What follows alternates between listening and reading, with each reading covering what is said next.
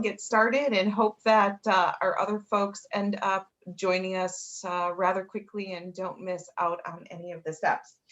So good morning, everybody. I hope you have come back refreshed and excited about the rest of the build. I know we are very excited.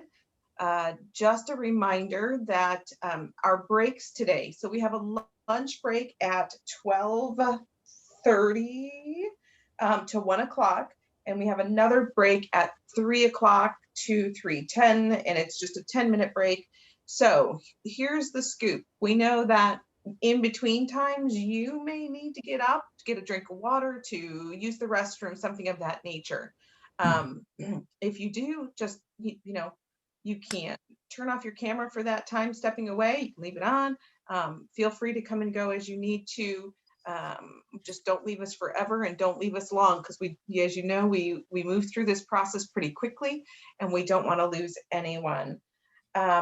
With that being said, don't forget you're going to start with new gloves, because we're going to start epoxying right away. So make sure you do have those ready to go. And I don't think we have much at one point, but I think that'll be this afternoon, so we're good there. Yeah, I think we're good to go and ready to start the day. So welcome everybody, welcome back, and let's get going.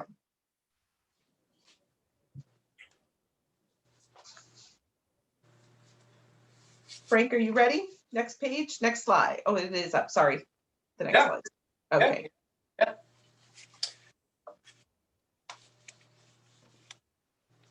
Okay, we're going to do the dry fit bulk plate inside the coupler, ensuring it fits. I think we did that yesterday.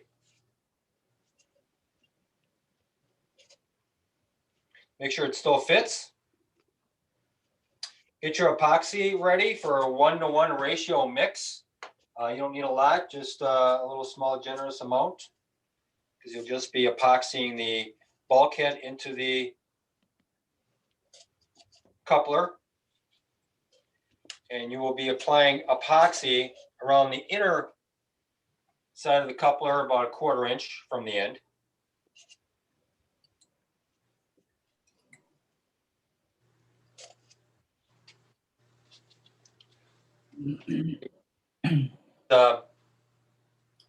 We got Kevin highlighted here. Yes, she does.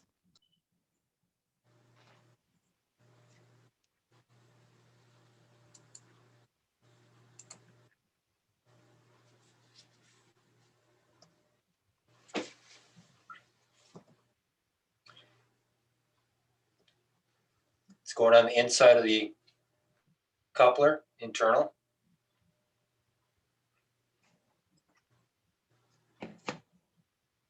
Epoxy before we put the nuts and washers on them? Yeah, apparently before you put it on, you'll have to put a little dab on the threads of the nut before you insert the bulkhead.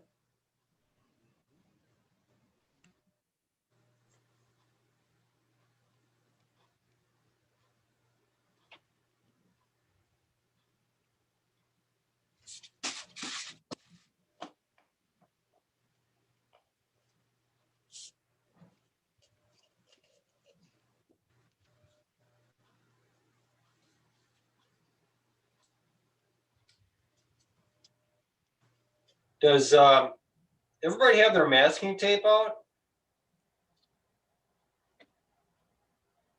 Yes.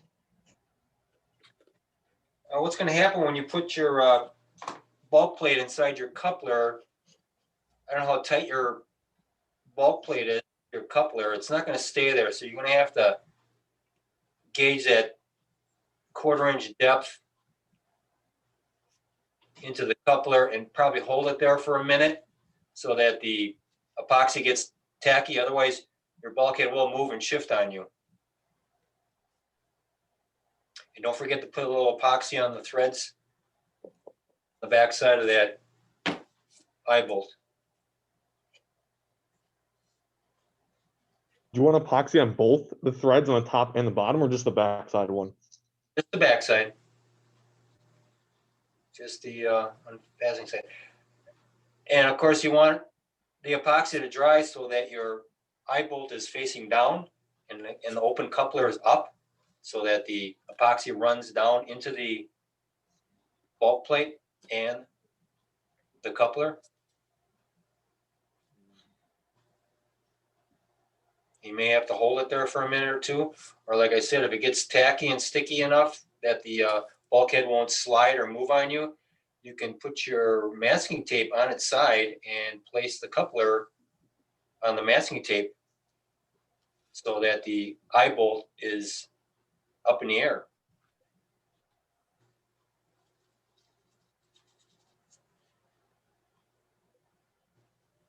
Yeah, just like that, Kevin. Good job. I would maybe every 30 or 40 seconds, I'd lift it up and check the depth of it, make sure it's almost a 1/4 inch in.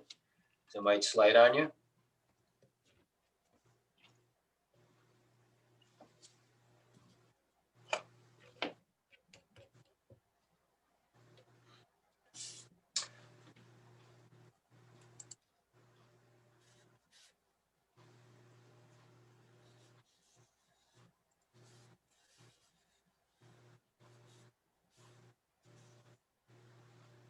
Hi, Trent. Hi, Jane. I didn't say hi to you guys. Hey, Frank, good to see you. Hey, Frank. And while you guys are working on this step, I was remiss and forgot to ask you if anybody had any questions from day one. So feel free, if you did have questions, go ahead and ask them and we can answer them while you're making sure that bulk plate stays in place. Because that glue should start getting tacky in about probably a minute and a half from now. And once you have it propped up on your, if it's still tacky and it won't move and run, you can lay it on its side too. If it's if the epoxy is stiff enough, it won't run. It sets up pretty quick.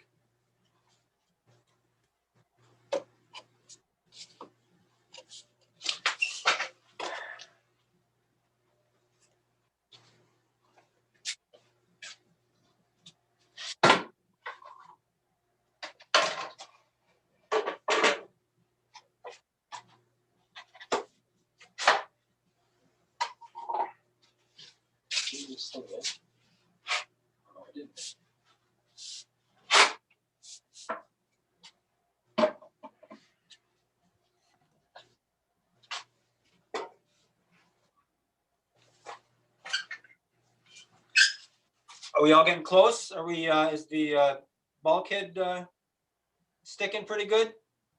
How you doing, Elizabeth? Okay.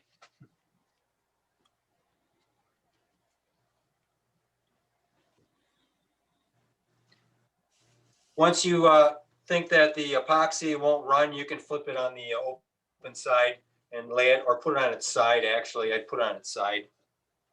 Make sure it doesn't roll off the table.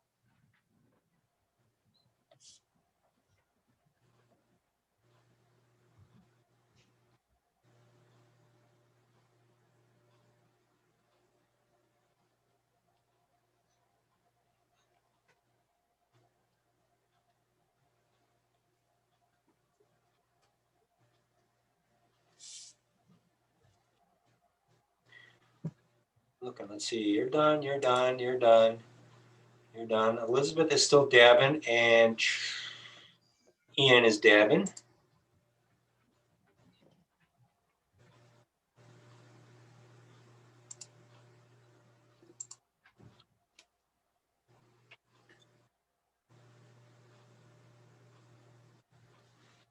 Next slide, please.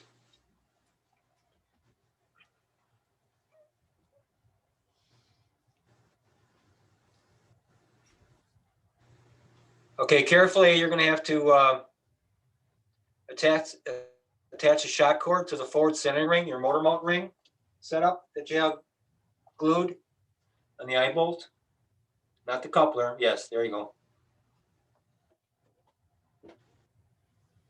Use your quick link in the shot cord loop of the eye bolt. You have one quick link. You might have two quick links. Everybody got 2 quick links in their kit, I hope. I know I stuck an extra one in there.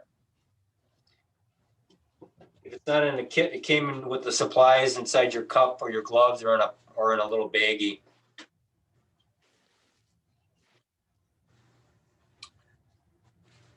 I can't see you there, Kevin. There you are. There you go. See how Kevin has the quick link hooked into the loop? Open up your loop. Or open up the quick link and hook it on your eye bolt of your motor mount, forward motor mount.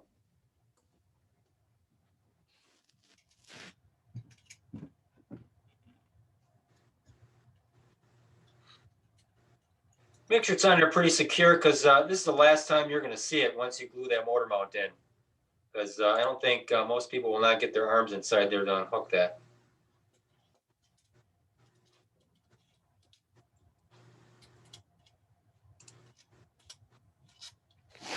Got a little epoxy left. Should I put some epoxy on those threads on the quick link? It's not necessary.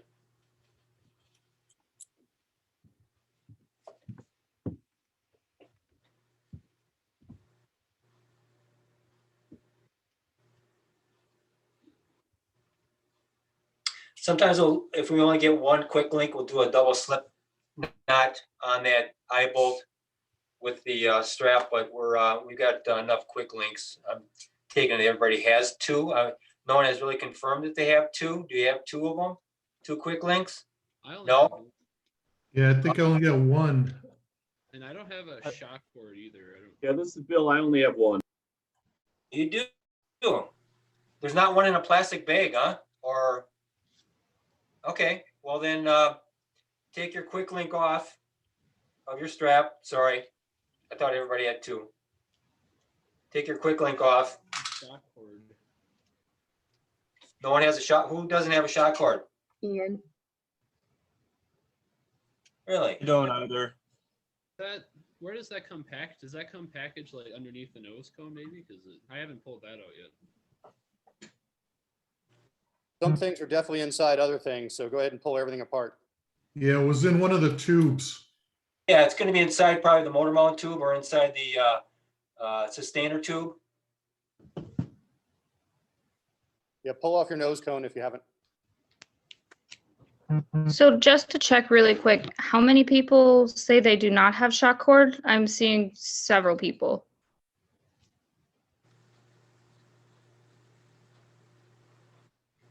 Yeah, I don't. Is that Ian? Andrew and Ian. Really? You should either have a. Tearing everything apart right now. I'm not seeing it. Thought I already went through everything. Yeah, I don't think I have one. Not inside the motor tube either. No, I've got the parachute and the orange flag that was inside of the motor mount, but I didn't have a shock cord.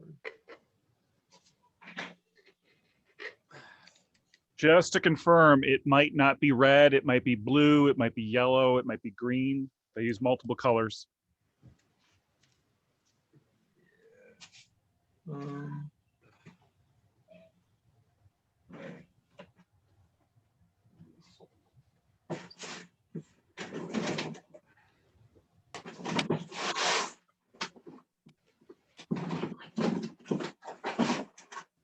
Oh, got a shock cord?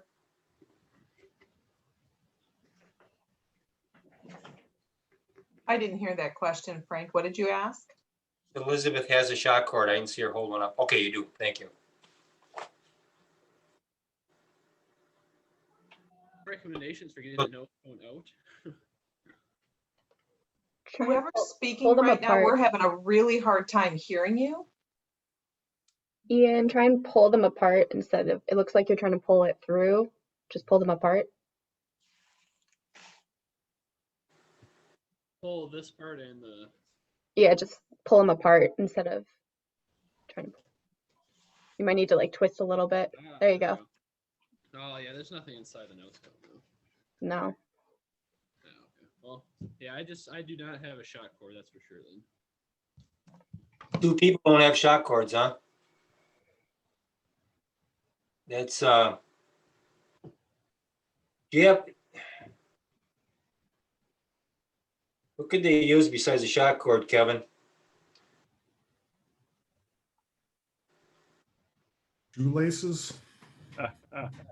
Right. You got any paracord? I do have paracord. You do? I can go grab some quick. Yeah, I just have it upstairs. I can go grab some quick. How many feet do you think you have? Probably 100. Let's call it 4 yards and we'll be more than good. All right, sounds good. I'll be right back. Ian, do you have anything? I do have a shoelace. I wouldn't use a shoelace, but if you have any nylon webbing, like you'd use for a backpack strap, any spare backpack straps. Sometimes people have a belt, nylon belts. And you have a roof rack on your car that you strap anything down with, you know, the come-alongs or something like that, the webbing for those. Oh, you know, I do actually have I have webbing for like a hammock, but it might be a little too thick. I don't know. It's also true that if we just have about 4 feet of it today, we can, you know, join it to something else later. Right. We just got to be able to get it to the front of the rocket, and then we can make it longer later. Right. Because you got to attach it to that motor mount tube, and you'll never be able to get your hand in there to hook anything up in it. I know I can't. I got skinny arms. I can't get in there. Okay. The All right, other alternative is you could run something called fish tape, which electricians use. You might be able to do it, but that's still a trick. Yeah, that's a little. Oh, I see what you mean. Well, one more option we can do, if he could use that shoelace and run it through there, and then couldn't we attach single strand webbing through there and have the whole strand be just an O when it's all finished off? You know what I'm saying? You're right. Get a shoelace in there for a tag line. Yeah. And once he gets here, he can. But that's the. There you go. Yeah, Ian, that's good. Another idea, which is a little bit more extreme, is if we can 3D or not 3D print, laser cut a air vent, and we can epoxy it higher up and then attach shock cord when we have shock cord for whoever doesn't attach it to there instead of at the motor mount. I had to do that for my level 2, I remember. All right, that should be good. Yeah, Ian, that's just tie a knot onto the forward eye bolt. Unless it has a loop. Does it have a loop at all on the end? No. Oh, yeah, it's got a loop. Oh, there you go. Put a slip knot through that eye bolt. Yeah. How long is that about? I'd say it's a good 4 yards for sure. There you go. Shit. Sorry, guys. You know, I'll have to talk to Mr. Locke. I'm seeing them on Monday. Hey, Frank, while we're in a semi-pause, did we finish page 60 with the airframe?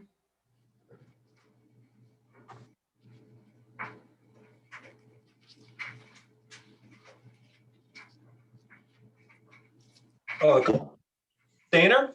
Yeah. Did I not hear you go through that, or did we skip that? I didn't even see it on the. Maybe I missed it on the last step before, because we were waiting for the Epoxy to cure? Yeah. Okay, once you have a slip knot in your forward eye bolt of your motor mount, Recoil the shock cord in a loop, in loops, 10 inches long in length, and secure the loop in the middle with masking tape. Because what we're gonna end up stuffing that cord inside the motor mount tube, and we got to stuff it inside there. So when we glue the motor mount into the airframe, the cord doesn't get any epoxy on it.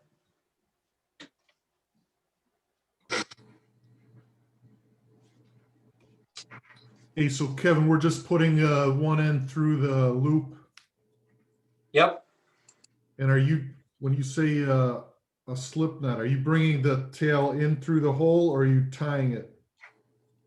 You're putting the loop through the hole. Got it. And one end through. Yep. Let me back off a little bit. Can you see that okay? Yep.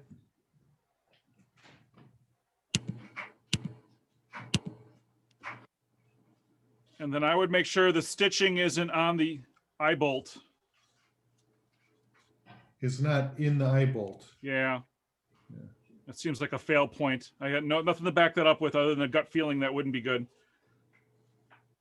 Hey, then where did you put the tape? I haven't gotten there yet. We're gonna make a. You have to coil up your shock cord or your recovery cord.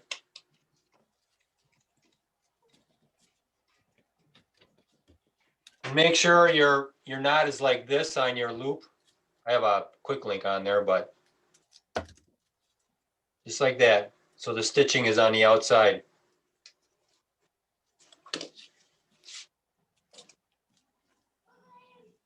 And of course, loop up your cord like in a 4-inch diameter circle, enough that you can pinch it in the middle.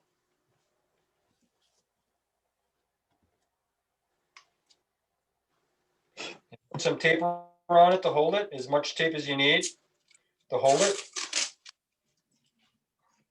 together in a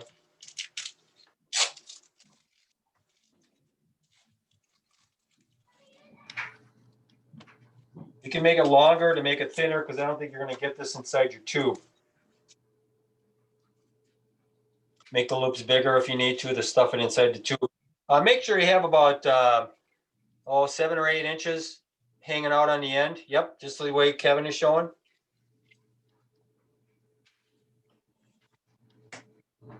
And then stuff that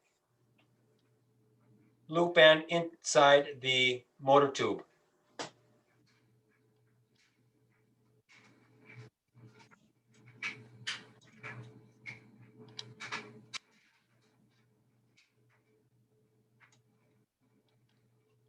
There you go.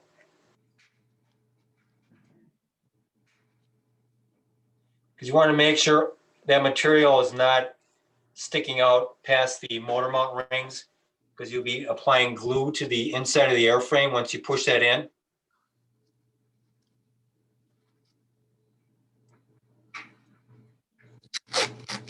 Okay.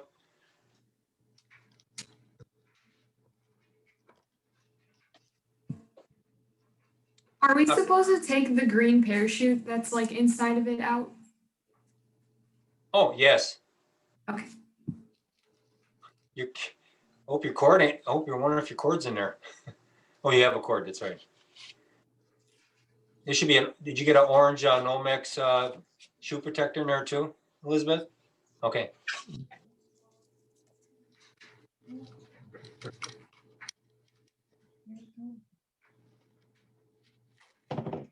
Frank, Yes. were we supposed to put fillets on the aft side of the centering rings too? Yes. Okay. I guess I forgot to do that. Or I missed it or something. Just on the yeah, they should be just on the bottom side, the aft end of the Anybody, well, you don't have any epoxy set. You know what we're gonna do? Can you go back one slide, please? Yeah, okay, we're gonna have to put our, this is all again. Set coupler aside. Oh, it doesn't say put the coupler into the sustainer, Kevin. Oh, sorry, I'm looking at page 60 in the book and it has that. Yeah, we Yeah. made a last minute adjustment for time to make sure that the epoxy could fully cure on the bulk plate before we started messing with the sustainer part. I would suggest on putting a fillet of epoxy on the forward motor mount ring on the aft end of it before we stick it in. Yep. Can we put this coupler on the sustainer too, as long as they have their epoxy mixing up? That'd be okay? Or are we out of order? It is Sure. out of order. It's not until slide 39. Okay. We were just letting time for it to dry. We wanted to get that bulk plate fully cured before we start trying to put it into the sustainer. Okay. Okay, go ahead and mix a little epoxy and put a fillet on your forward motor mount ring on the aft end of it. Do not do the center ring at all, because that's already done on one side. We don't want to do the back side of that centering ring, because when you install your fins, the epoxy will be in the way and your fin will be kind of crooked.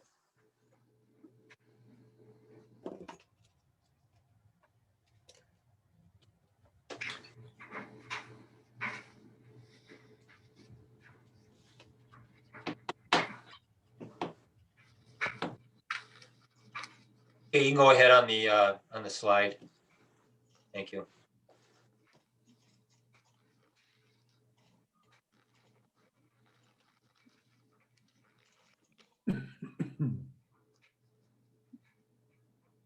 Yeah, just a little small fillet on the back side of that forward motor mount ring, just as Kevin is showing you.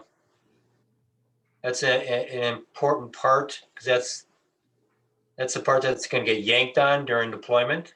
So we need to secure that to the motor tube. Load bearing centering ring. Yep. Adding extra to kind of reinforce it right now. 30.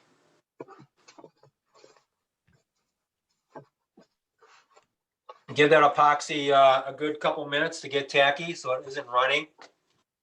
You don't need to put a ton on, just a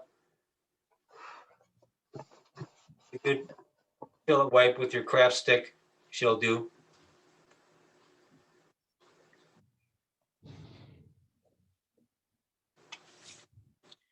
Let's see. Diego's got it. You all done there, Dr. Farrell?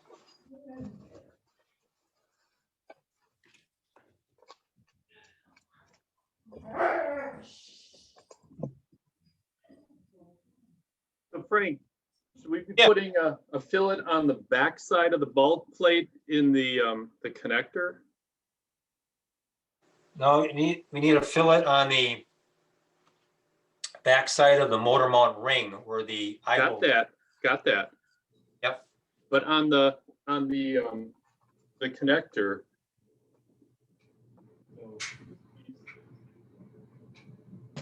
Moving here. Want to put any kind of a fillet on the inside of that?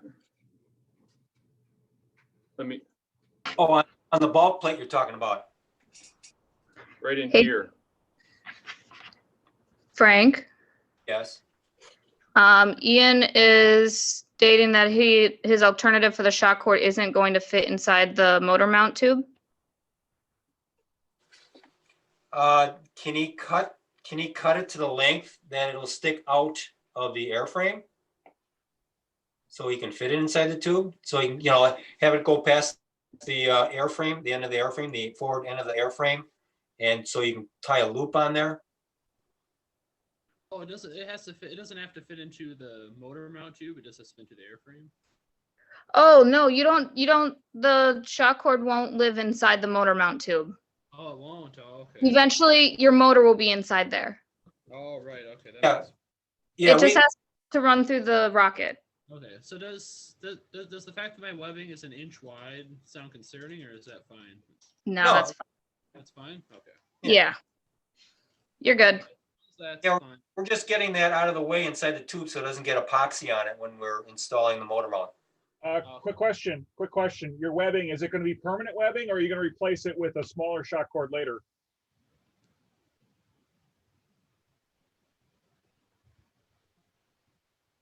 Basically, Ian, do you want to have that, whatever you're webbing right now, do you want that back at any point, or can it live in your rocket permanently?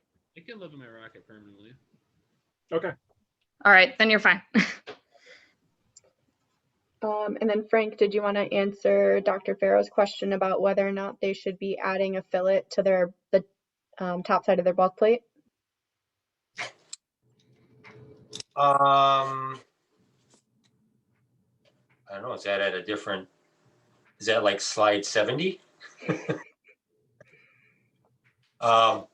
If you have enough epoxy laying around, sure, go ahead and put a fillet on the end of the bulk plate, on the coupler, on the aft end of the bulk plate where the eye bolt is on your coupler. Are we referring to this here? Yeah. Yep.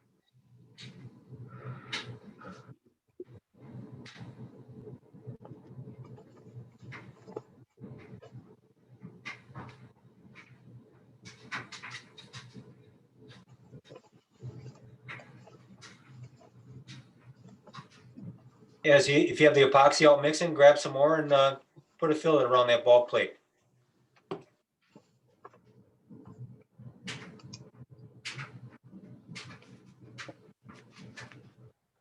Matthew, how you doing?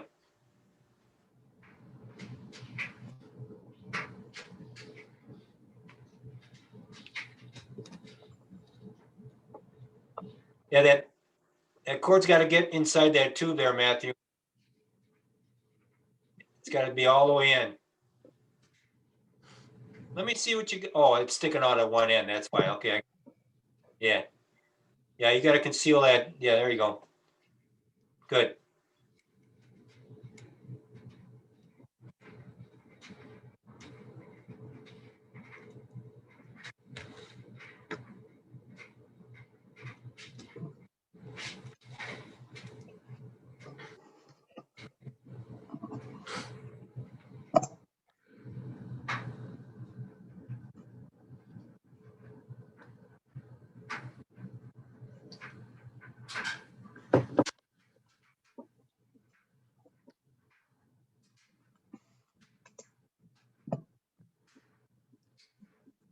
Are we putting a fillet on the bulkhead? Everybody busy doing that? Yeah, Elizabeth, you're doing good. Max, cool. Addison, how you doing? Okay.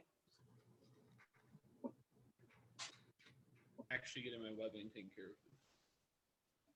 Drag is doing good. Andrew, you're on it. And for what it's worth, Ian's webbing could go all the way out the rear end of the rocket, couldn't it? And just hang out like a tail for now? No, because you're going to end up putting epoxy on that and sooner or later, sometime. Yeah, but once he gets the front side epoxied in, then he can turn around and tuck it back through and then put it on the back side, right? I don't know if Sure. there's enough time between those steps, but Sure. There should be.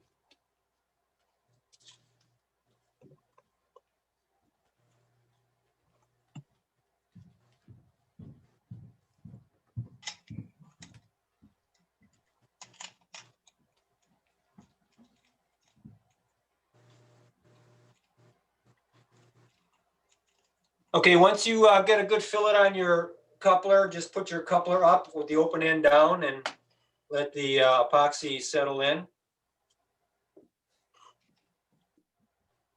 Is everybody's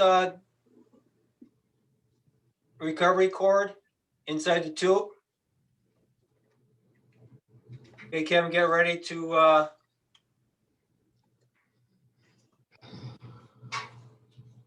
here we go. Leave enough. Let's try and dry fit our motor mount inside of our airframe and make sure that the center motor mount ring stops at the top of the fin slots.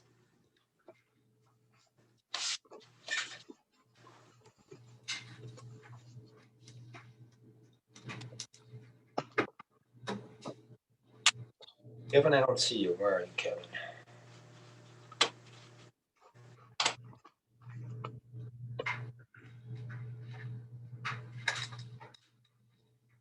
You may have to twist or put the motor mount at maybe a 30-degree angle before you put it in. And while you're doing this, try not to mushroom the end of the airframe with the centering ring, because the more you mushroom that, the more you got to sand it. Should be an easy insertion. And the tube, the center motor mount tube should fit kind of snug.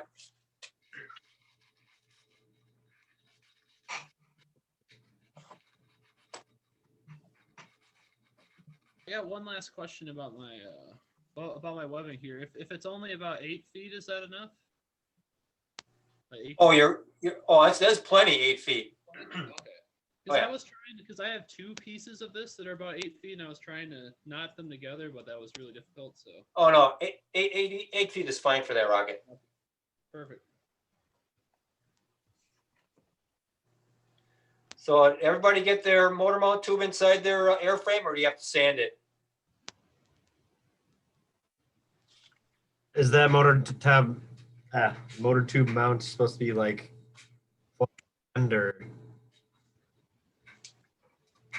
You were broke up. What'd you say? Is it supposed to stop at the end of the airframe or? Yes. Well, just as long as that center motor mount ring is on top of, above, just past the fin slats. Okay. Right? I can just set the aft centering ring back. I'm just worried about the retainer. We're not really concerned about. I gotta take mine off. Just as long as. One second, I got you, Frank. No matter how it is. Okay.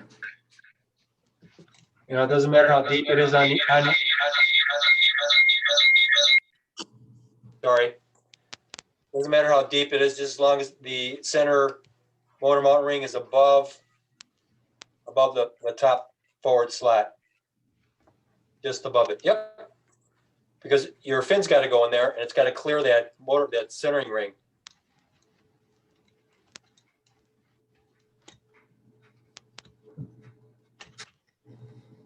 Their aft part of your motor tube will be almost flush with the airframe, almost. Of course, I have my centering ring, my aft centering ring in there that doesn't need to belong in there right now for you people. Just who you have. Look at Kevin's example. It's hard to see, but if you follow my finger as it goes up the slot, the centering ring should stop right about there. It should disappear just above it. Yep.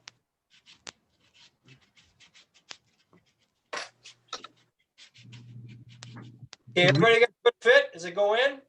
There you go. Okay, Greg's got it. How you doing, James? Good. I just got my aft ring stuck in there. Frank, you want us to put the aft ring on? No, it stays off. Aft ring stays off.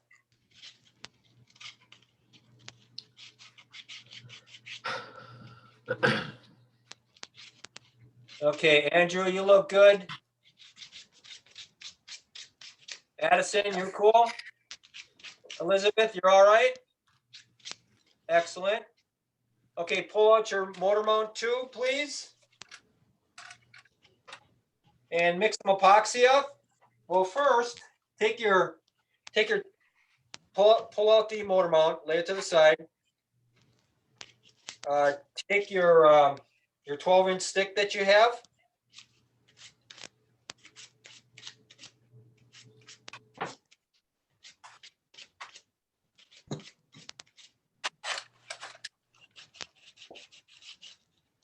What I would do is, I don't know where I'm at here. Camera. go. You got your 12-inch stick and you have your mortar mount tube here. If you're looking at the camera, I'm looking at, what are you doing there, Kevin? Okay, cool. I'd line up the motor mount tube with your airframe on the side.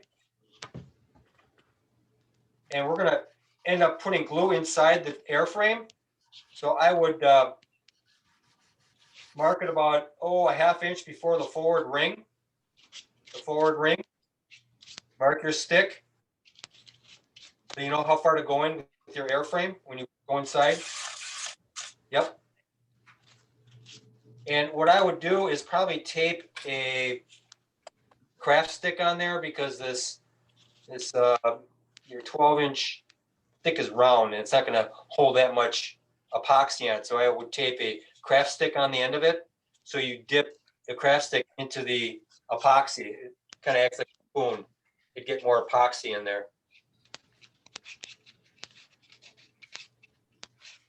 Only going as far as where you mark that stick to put that epoxy. You want to make sure when you push it in that forward motor mount ring gets caught up in the epoxy and has a nice fillet on the forward when you push it in. So it needs to be a little bit shorter than. Yes, about a half inch before. Yes.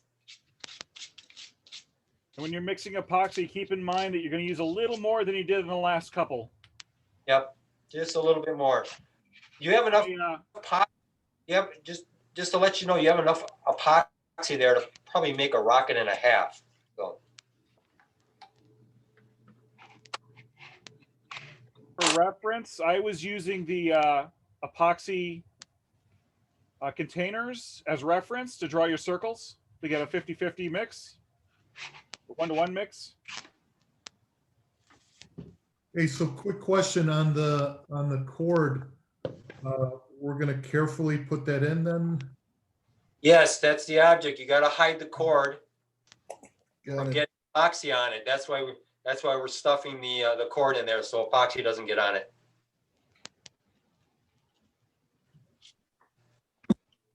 Okay, so stuff the cord in the motor mount tube for now. Mm-hmm. Just as Kevin's showing you right there. Conceal the recovery cord inside the tube. It's temporary just to keep it clean. That's right.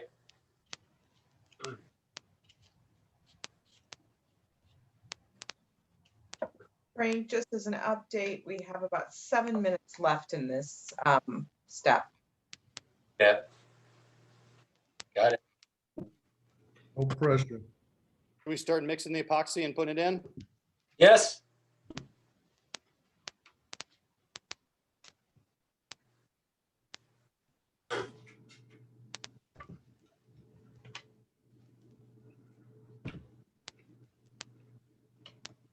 Just wipe, like once you get the epoxy in there, wipe it for about 2 inches. Rotate the airframe. Grab some more epoxy. Do the same thing. Rotate the airframe. Put some more epoxy on it. There you go.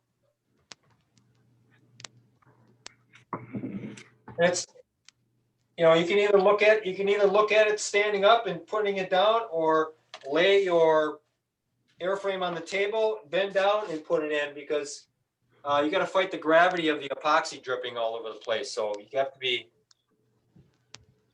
smooth and a good transition inside the tube.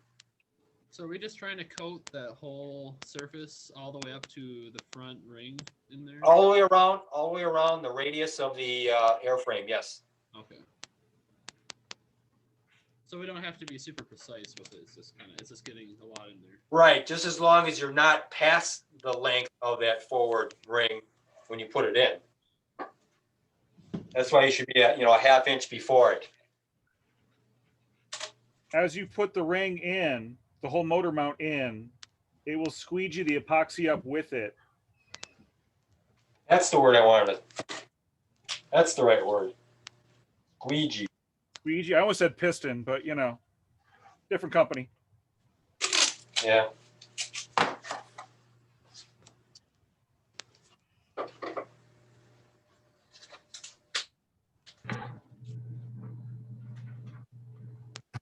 Hey, once you get enough epoxy on the around the inside of the airframe, you can push in your motor mount assembly into the airframe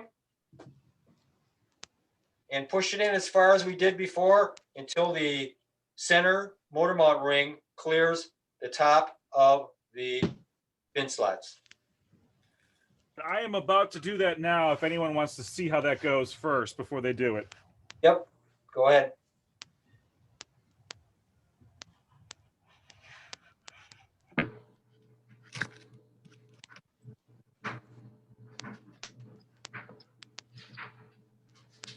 And as you start getting close, you're going to feel the friction from the epoxy in the tube. You're gonna feel the ooze. You feel the viscosity. Yes.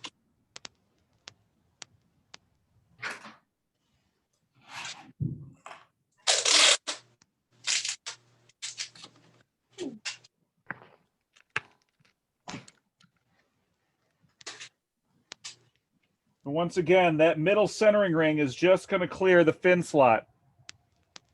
So it gives you double confirmation as to where you're going to be.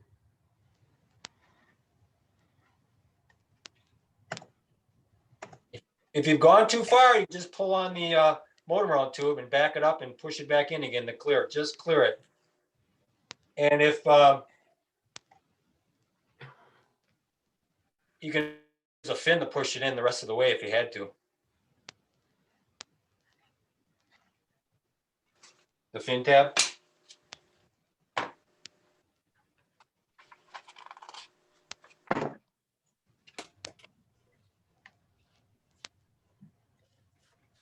Or just epoxying the forward centering ring, correct? Correct.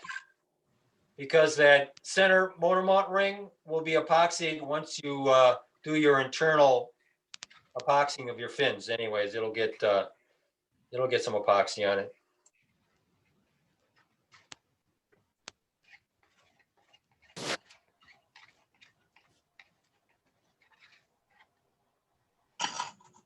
I see a question from Glenn. Is it worth trying to spin it as it gets, oh gosh, on a good day, viscous on the way up? I think the only time it matters is when the centering ring is in contact with the epoxy. So if you spin a little bit just as it's getting into place, that's probably more than fine.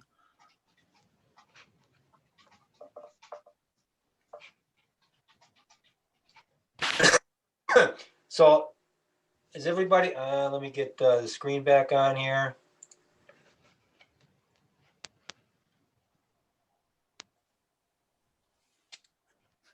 Okay, Drag, you look good, right? Let me see the back end of your rocket. Let me see the aft end. Okay, that's cool.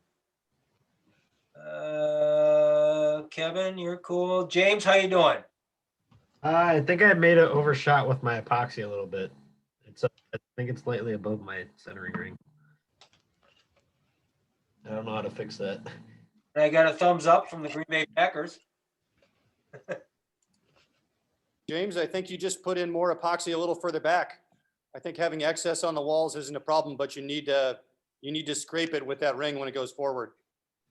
I push it forward and then pull it back, or would that be sufficient? Or No, I'm saying put in a whole nother round of epoxy farther back so that when you push it in, you're scraping epoxy forward. Okay. Now, the epoxy is still viscous. If you didn't go too far forward, it will slide back into the tube if you put the tube upright. Yep. Always put the part you glued up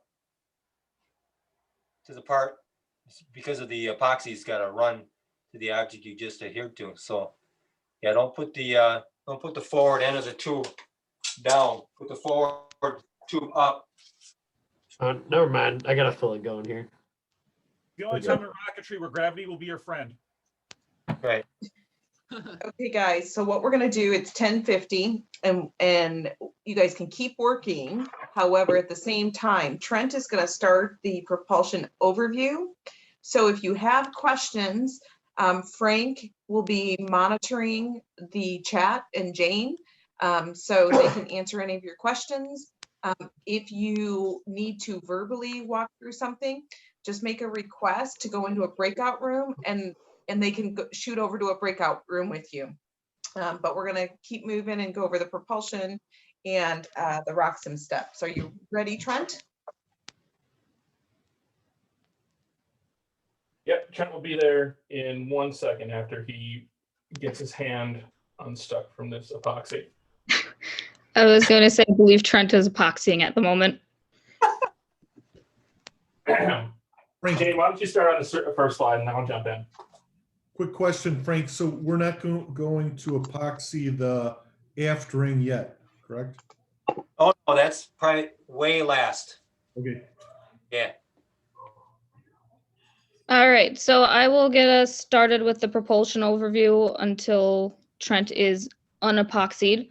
So with high power rocketry, definition is based on propulsion. So when you're going to be if you use a motor with more than 160 Newton seconds of total impulse, or what we call an H or larger motor, that altogether will exceed 320 Newton seconds. That is your high power definition.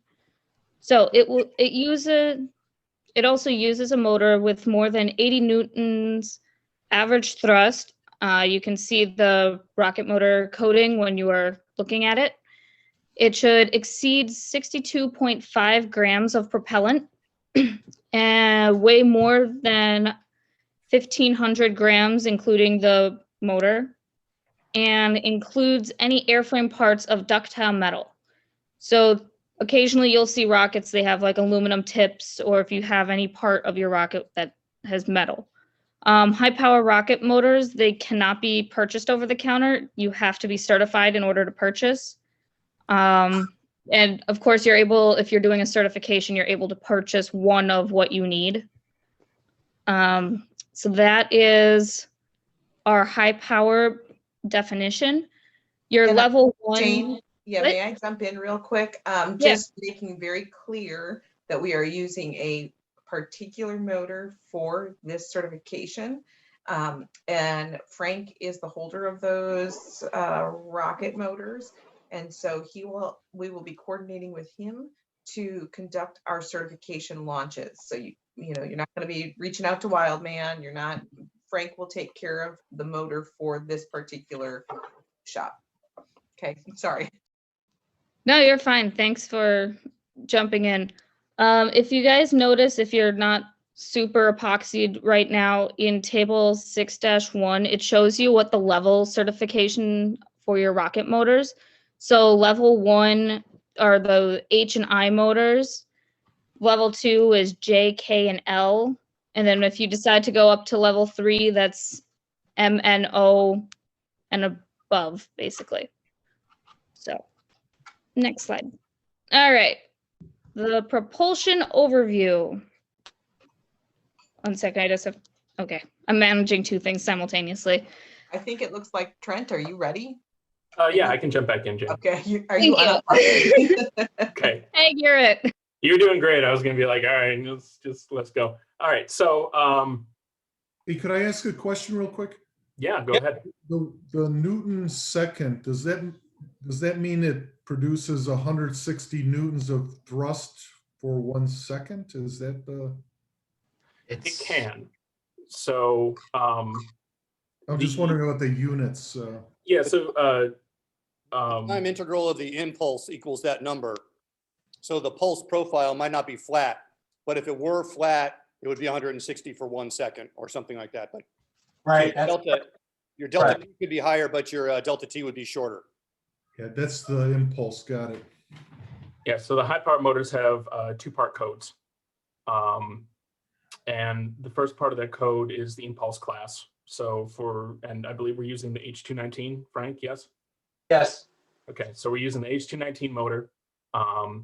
The letter gives you that impulse class. So based off of the chart, that's 160 to about 320 Newton seconds. And those are the units behind impulse, by the way, which is not commonly used. in most engineering, actually. But impulse classes are very useful for motors because it allows us to kind of grab together a bunch of different motors that may have different performance characteristics in terms of how much thrust they provide over how much time, and then kind of combine them into groups which have similar ability to impart momentum onto the rocket, which is why those impulse classes exist. And then the more useful part for everyday use is then the numbers that follow afterwards. So for an H219 motor, it gives you the impulse class. You can work out some math with that impulse class based off of the data that you have available, but then 219 is your average thrust. No motor gives you a nice square wave. So average thrust is usually the best thing to work with. Your peak thrust will certainly be much higher, but average thrust is most important, and that's what also you should base your thrust to weight ratio on. Right. Average reference, yeah. Yeah. So here we have, well, let's start by saying again that you're required for working with WSGC to be using commercially manufactured motors. Some of the more popular motors are made by companies such as Aerotech and Cesaroni. Our particular motor is going to be an Aerotech. And the cross section you see above is an Aerotech motor.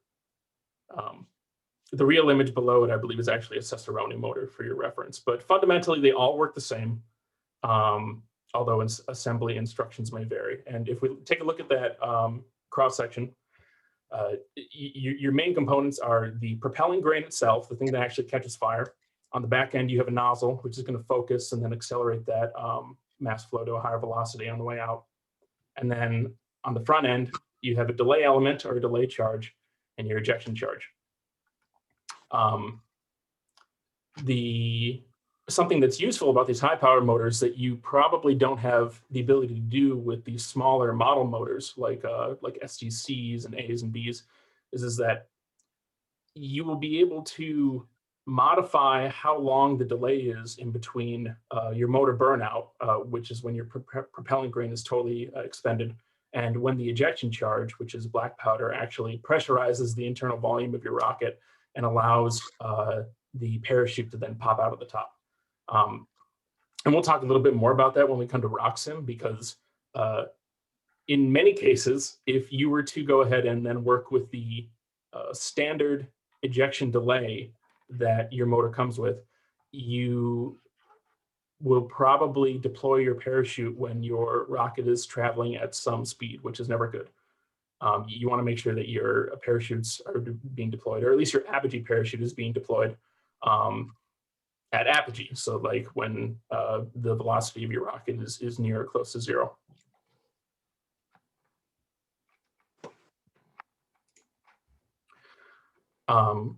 Jumping back to what we were saying before, so not jumping back in slides, sorry, Danielle. Safety is critical, always. And one of the things that we need to make sure that your rocket is doing is it's providing a thrust to weight ratio of at least 5 to 1. So for the case if your rocket weighed 10 pounds, which yours definitely doesn't, your motor would need to produce at least 50 pounds of average thrust in order for your flight to be safe. And the reason for this, I'm sorry, go ahead. Did somebody say something? No, okay. The reason for this is because of the way that your rocket is stabilized. You know, if you're looking at a SpaceX or a NASA launch, you know, clearly these rockets are not like screaming off the pad, you know, in the blink of an eye. But they use dynamic stabilization systems like thrust vectoring and gimbaling in order to make sure that this candlestick stays upright. We are using the much more simple but also effective method of fins. So, you know, effectively your rocket is flying straight for the same reason that a dart flies straight at a dartboard, because you have some drag mass at the back of the rocket, which then makes sure that the rocket is pulled upright. And making sure that you have a large thrust to weight ratio on your rocket, make sure that you are at a sufficient speed when you leave the pad or leave the launch rail, so that drag forces can make sure that the back of your rocket stays at the back and the front of your rocket stays at the front, and everything's hunky-dory as you go flying. The image that you see on this slide is from a fantastic website called Thrust Curve. And this is another database for amateur and high power rocketeers where you can go ahead and take a look in depth at what the thrust profile looks like for your various engines. So we're looking right now at a J354. That's not very important. A little bit later on today, we'll actually go out to Thrust Curve because I believe for your install of RockSim, I do not think that you have the specific motor that you're going to be using on this rocket already in RockSim's database. So we're going to actually go out to RockSim and we're going to download it and we're going to, import it into the program and then see what that looks like. Just one thing before Frank gets started on the build assembly. I feel like this is a pretty self-explanatory thing, but when in the previous slide, Danielle, can you go back one more? That one.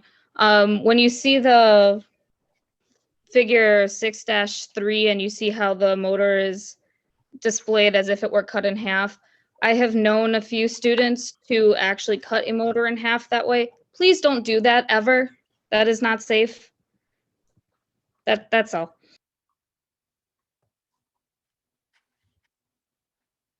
Okay, before we do move on to the next slide, because we're just a little bit of ahead of schedule, does anybody have any questions about the last step? Did everybody get it completed, the motor mount assembly? To make sure I have it done correctly, it should just be that front ring that's epoxy down.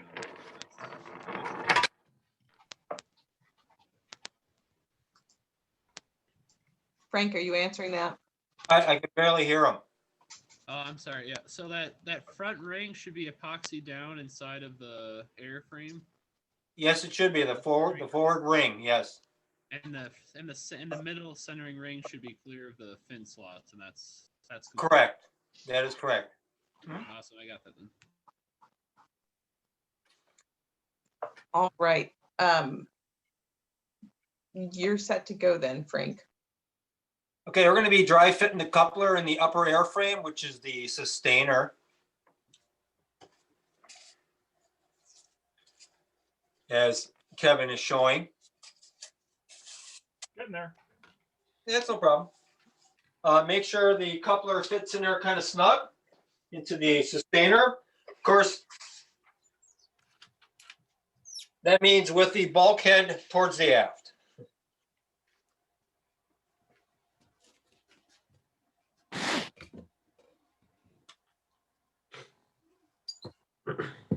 Okay, pull your coupler out and measure your coupler with your ruler that we supplied. And the coupler should be approximately 6 inches long. Mark the center of that, which would be 3 inches. In principle, I have a quick question. In principle, there's no, the sustainer at this point does not have a front and an aft side, right? I don't have to pay attention to any winding or anything. This is your aft side. I believe the sustainer doesn't have a fore or an aft. I get to pick it. I'm trying to talk here. Hold on. Yeah. If you look at your sustainer, one end is laser cut. Can you see it's kind of dark? And one end was sawed off. See that? Use the laser cut end to put in your coupler. It goes in a lot better. Use the laser end to put your coupler in. The one that's the dark side that got laser cut. It slides in. If you try going the other side, it's really tough. You'll end up mushrooming the tube. So measure the length of your coupler, which is 6 inches long, and mark it in the middle, which is 3 inches, and just put a couple 3 marks on the radius of the tube, because that's going to go into your sustainer at that mark, 3 inches in. Once you have it marked, mix some epoxy and apply it inside the sustainer section where the laser cut is. Make sure it's where the laser cut is. Make sure you put it on the end where the coupler went in and out very easy. And apply a generous amount of epoxy on the inside of the sustainer. And once you get that applied on there, insert the coupler, and you may use a twisting motion to cover the complete circumference of the coupler inside the sustainer. Once you get it there, either hold on to the piece, or we can go on to the next step, or you can put a piece of tape across there, a little small piece of tape across there to hold it so it doesn't slide down, because it will until that epoxy gets tacky. Your choice.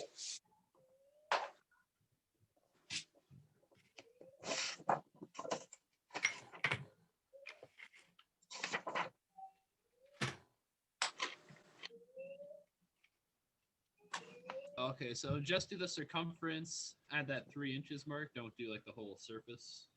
You know what I mean? Just like the circumference of the where it's 3 inches. Correct. Inside the air tube, or inside the sustainer tube.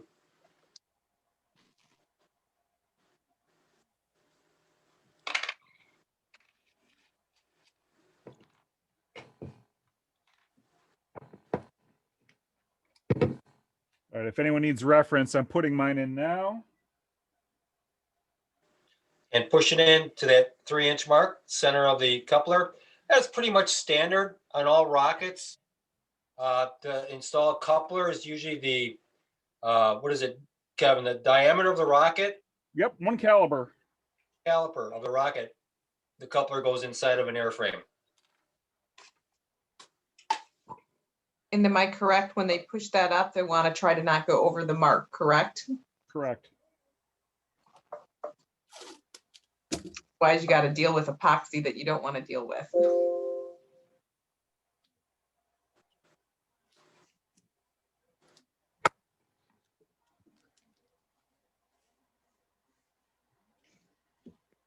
Once you get your coupler inside the sustainer, set it off to the side to dry.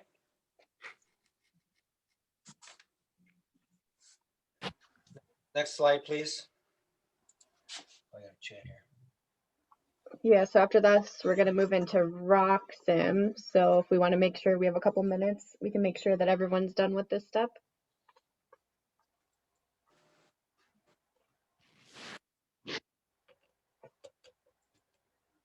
I'll be ready in like a minute. Hey, Jim, were you just dry fitting your fins in your rocket? You're not gluing them in, are you? Yeah, no, I was just making sure they fit. Thank you. I had to make some adjustments to my slots. No problem. So if you've completed this step, you can go ahead and get your rock sim opened up. And make sure you have the rocket loaded in still from yesterday. Yeah, we're going to be working from the kit that we downloaded yesterday as reference for this section.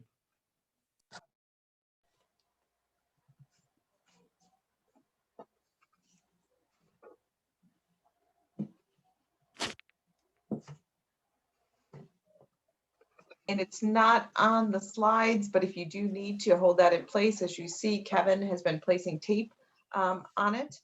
And again, gravity is not always your friend, I don't believe. So Kevin, you're laying yours flat, correct, and not upright? Just giving it a turn every now and again. Okay, so because I see a few folks have stood theirs up, so I would recommend laying that on the table. That's no problem. You've already squeegeed the epoxy into the tube and the airframe, so it's pretty stable. And truthfully, if you're upright, vertical, it's Right. impossible to see on here, but the epoxy that got squeegeed forward would fall back into that area, that seam. Right.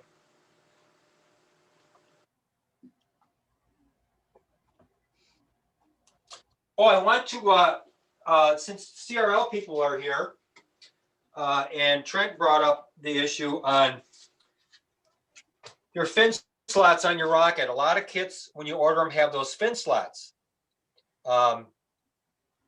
And this is the way we're going to show you how to do this level 1 build with the fin slots. When you get a little better and you go on to other avenues of level 2 or even your own project for the competition, you're probably going to end up doing it this way, cutting the fin slots to the end of the airframe so you can slide. So you can slide.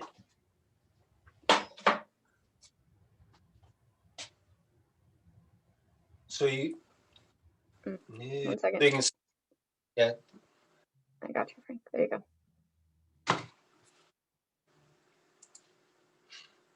So you can slide.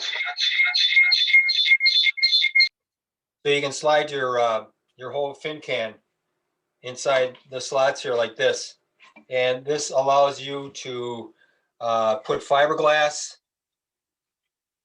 and your microfiber material against your motor mount and your fins for a real good adhesion. That's when you get a little bit of a bigger rocket and stronger rocket. It's very strong, to put it this way. But we're going to be doing a kind of an internal fin fillets onto your motor mount. And we can go over that more if you have questions about that when we get to the fin installation. At this time, Trent, are you ready to go ahead and start the RockSim overview? Yeah, I'm ready to go. Perfect, thank you. Okay, I'll share my screen now. I'll just give you time, Trent. I appreciate that, Frank. Needed to change out the gloves. Okay, I'll share my screen. And by the way, if anybody is having difficulty, number one, if I'm going through something too quickly, please just yell at me to slow down. And also, if you can't see something on my screen that you want to take a closer look at, I can enlarge it on request. So I'm starting from a blank slate right now, and I'm just going to open up RockSim again.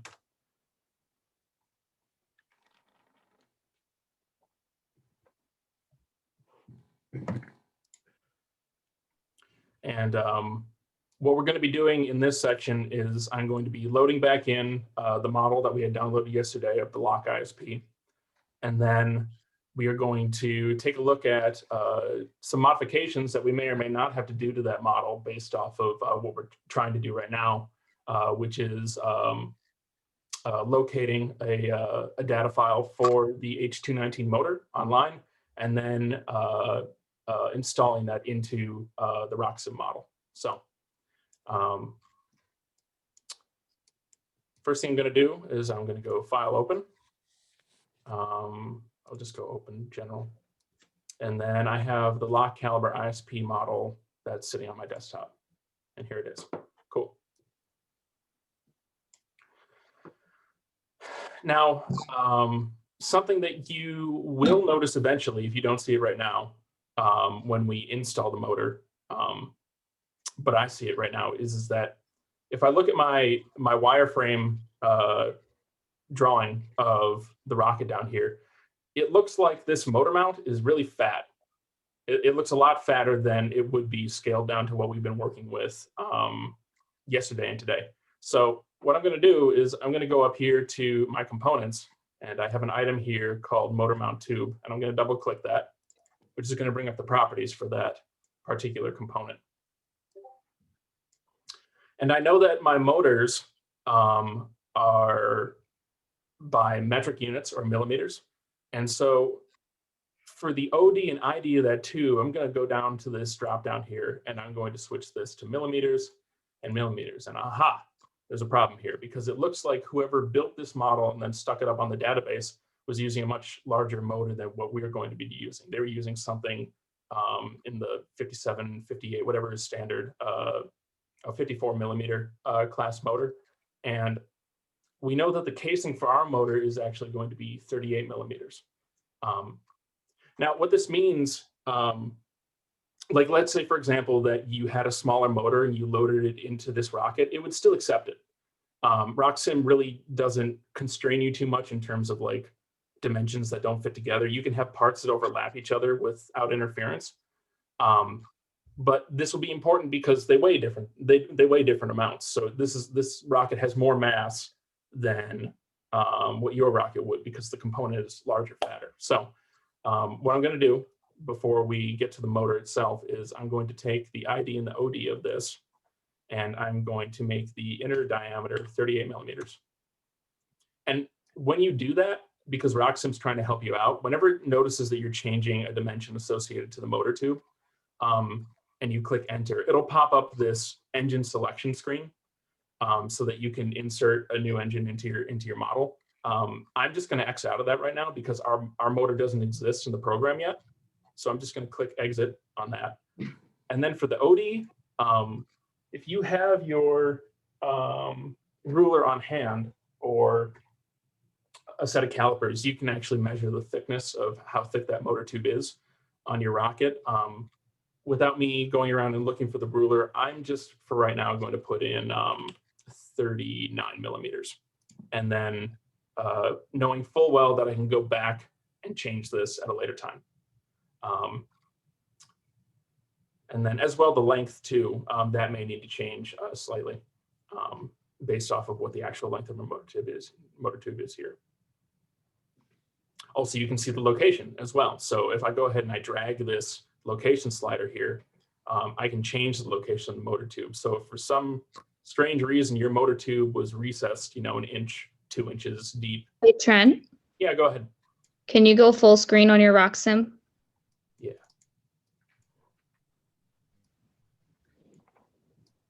Thanks. Hopefully that's a little bit better. Unfortunately, it doesn't make the text much larger. But if your motor tube is recessed in some way, then you could go ahead and drag this slider like so. And it'll even allow you to toggle. If I click on this drop down here, this drop down menu here is for the location. So you can measure that location. You can set your zero value to being the front or the back of the part, or even from the nose tip. So really depends on how you want to configure everything. If you want to have a master coordinate system that says that the tip of your rocket's nose is 0 and everything is measured from there, you can do that. Or you can do it a little bit more organically based off of, you know, what component is sandwiched into what component. Just stuff to know. And I'll just set that from base of owning part, and that's set 0. Okay. You can also go ahead and you can load an engine by clicking this button right here. Okay, so I'll click OK to that. Now, what else am I noticing right away here? Well, I noticed back on the, I have a question back on the material. We have, mine says paper is the default. Does that apply? We had it looked like some kind of cardboard or yeah, that's a good question. So, and Frank can jump in on this if he wants, but I would define the material that we're currently using for both the motor tube as well as the airframe tubes as craft phenolic. So a craft paper that's impregnated with some type of like phenolic resin. And that's a good point as well. So like when you're going through the various components here, the changes in mass will be slight, but of course the rocket itself is not that massive anyways. So, you know, small tweaks will affect, you know, the characteristics of the rocket. So I could click craft phenolic right here. That's a good question. You're right on that, Trent. You got it. Okay. What else am I noticing right here about this rocket? Well, I am seeing that there are currently 2 centering rings associated to this particular motor mount tube. And well, we just finished gluing ours together, so we know that we currently have 3. And that's a big difference because, you know, centering rings, neglecting those, that does change the mass by an appreciable amount. We're not going to go through adding that additional centering ring right now. You can see the forward and aft centering rings listed here on the component section. I'm not sure if you can do a direct copy paste of one of those or if you have to manually create it yourself, but we'll deal with that a little bit later. The other thing that I wanted to talk about, more specific to the motor mount tube, is that, and I wish I could zoom in a little bit closer. I might be able to actually. Here we go. Let's try this. Okay, cool. We have these fins and we have these fin tabs. Because we changed the diameter of our motor mount tube, these fin tabs no longer reach and connect to the motor tube. And there's a really slick feature that we can use to deal with this problem without knowing how many more millimeters or inches we need to extend those fin tubes or doing the subtraction. If I go up to my components and I double click the fin set, And again, fins are probably one of the more tricky things to deal with in RockSim just because there's so many parameters that you can mess with.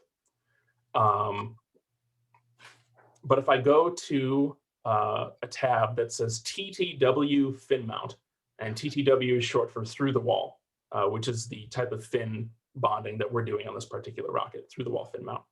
I click that. There's a button here that says calculate the fin tab depth for me. And I love this button because I just click it and wait, I'm going to zoom in on this. I like it too. Boom, done. Awesome. So you just click that button, and then whatever distance it needs to, whatever delta it needs to get to, it just finds where to bottom it out, and you're set. I really like that button.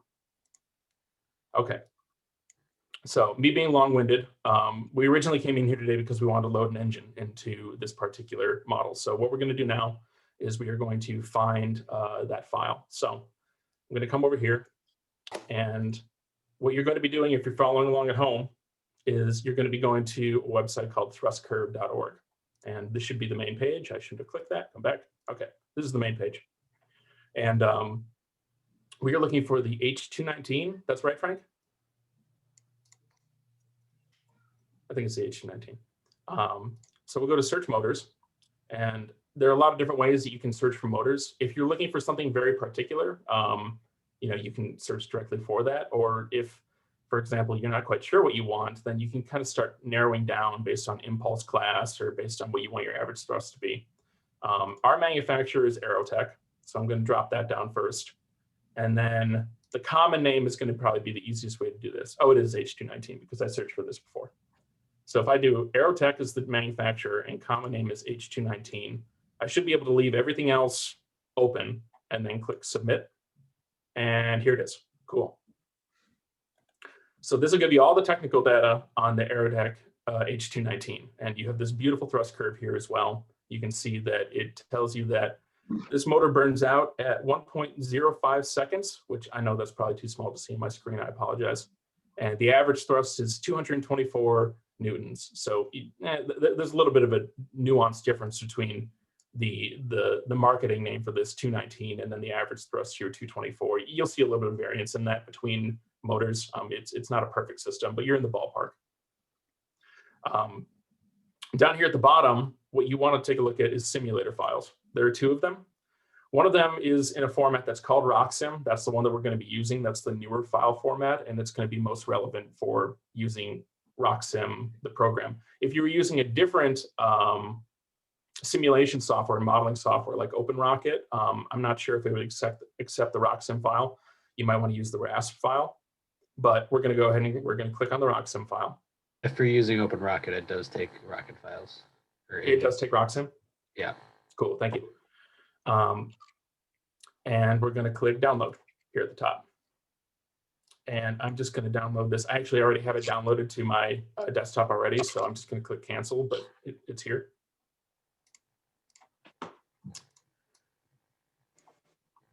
And then coming back to, I'm going to zoom out again. Actually, no, I'll stay zoomed in so we can take a close look at the side here.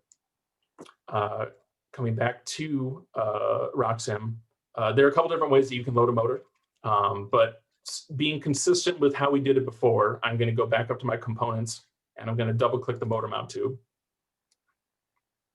And I'm going to click load an engine. Wait, let me stop because this is assuming that you guys have imported it already, and I don't believe that you've done that. So I'm going to back up. Well, how did you import it again? Say that again, please. How'd you download that? What was the button? Is the link at the bottom? No, it's hidden up at the top of the screen, underneath. Okay. It says data file up there. Thank you. Yeah, I had trouble with that too. So once that's downloaded to your desktop, before you try to load it into your Rocket, because you have not imported it yet into RockSim. So you're going to go to File, Import, Engine Files. You're going to find that particular motor, which for me, I put onto my desktop. Click Open. And a little blurb will come up and say that, okay, you've done the thing that you tried to do, and click OK. When you come to this RockSim engine data selection screen that pops up afterwards, you're going to take a look at what available engine files are not already currently in the system. In this case, it's the Aerotech. And then you're going to click this button that says Add. So now it shows up on the selected engine file screen over here. And I'm going to click OK. All right. Everybody with me so far? Can you slow down just a hair? Yeah, of course. So you pulled the Aerotech motor from that website? Did I miss that part? I think it was. Yes. So let me back up here. And are you far enough where you were sitting on the thrust curve website? Yeah. And then we download it using the download hyperlink that's next to data file up here in the corner. Am I the only one that's slow here? I mean, I'm slow. No, I missed that too. I had to pull the file down and then get it in the right folder, and so I missed how to grab it in RockSim.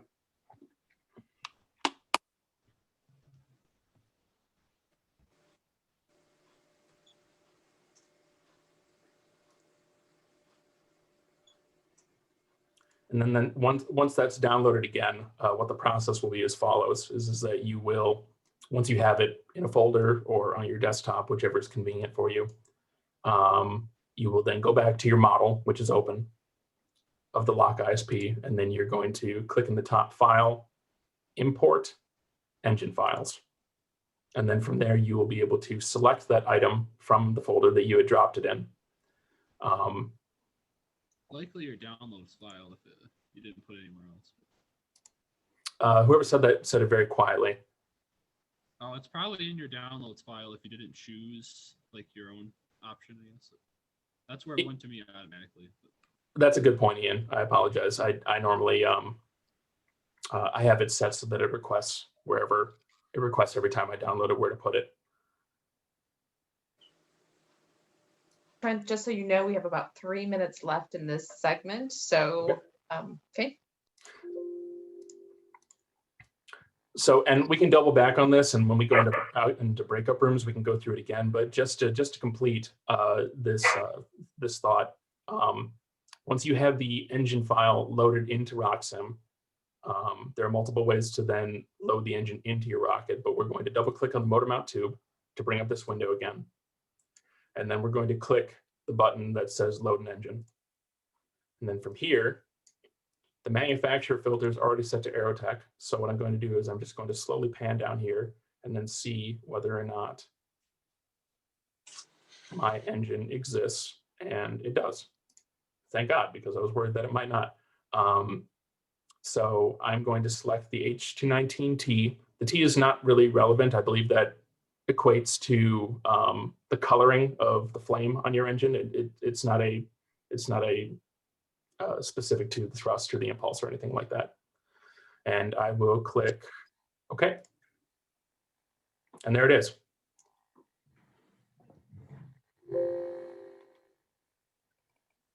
And then why is my motor sticking out the butt of my rocket by an inch, it looks like? It's a good question. My simpleton answer for that is because that's where RockSim chose to put it. And that probably has something to do based on, it probably is thinking in mind about whatever your retainment system may or may not be for that motor. But I believe that we should be able to, and I'm thinking on the fly right now because I have not tried to move that yet.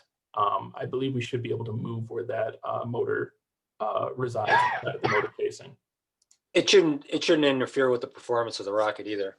No, it won't. And as a final note before I give it back over to you, Christine, that is kind of one of the beautiful things about this program is that, you know, aside from perhaps a slight change in the center of gravity for the start of your rocket, RockSim really doesn't care about if all of the components are mechanically bonded together properly.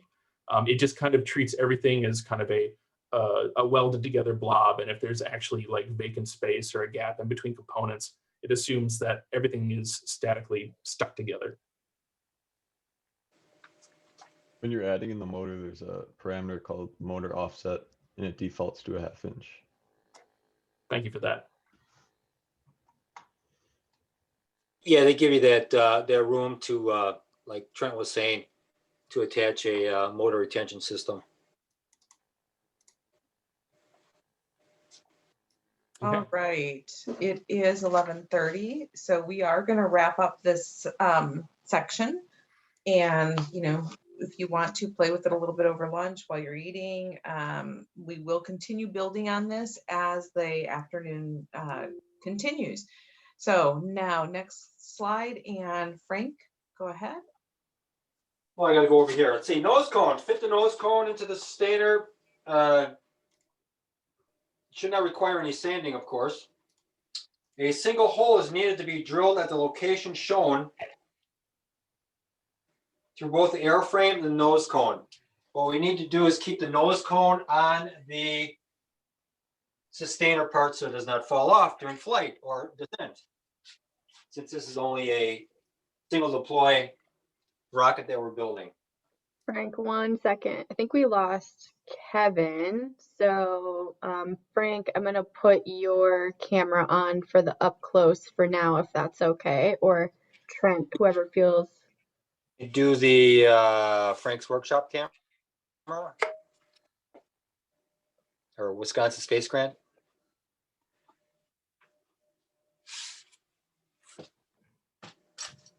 You'll have to turn the video on first for me to be able to spotlight it. Oh yeah. There you go.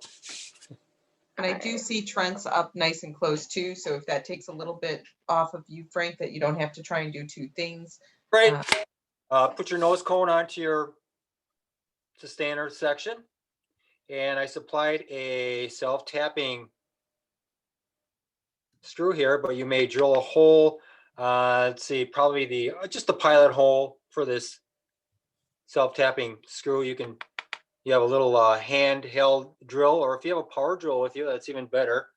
I drill at a good ½ inch below the shoulder of the nose cone. This is called the shoulder, this part here that sticks inside the airframe. That's called the shoulder of the nose cone.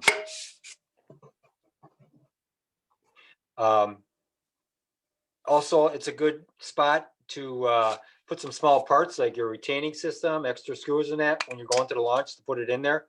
Keep it handy.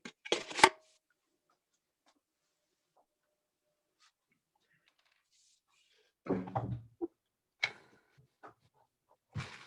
you know where that self-tapping screw was in with? It might be in a little plastic bag. It's not in with the rocket kit. It's with the probably the supplies you got, possibly.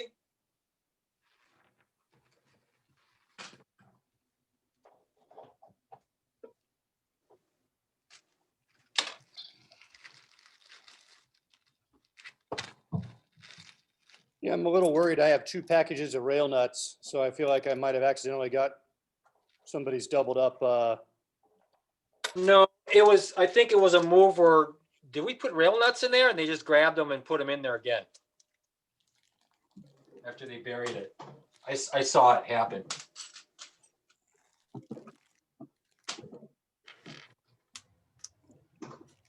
If you got a clip like this, did you get a clip like this too? Yeah, I found it. Yeah, you should have at least 2 of these self-tapping screws. Those are the screws we're using? Yes. Like a number 6. Yeah, number 8 maybe. It's not the screws that come with the rail buttons. It's a separate screw that's if you don't have the separate screw rolling around somewhere, you can use the wood screws with the rail buttons if you have to, because the rail buttons come with a nut and bolt or a wood screw. So does everybody find this self-tapping wood screw? See the self-tapper blade on there?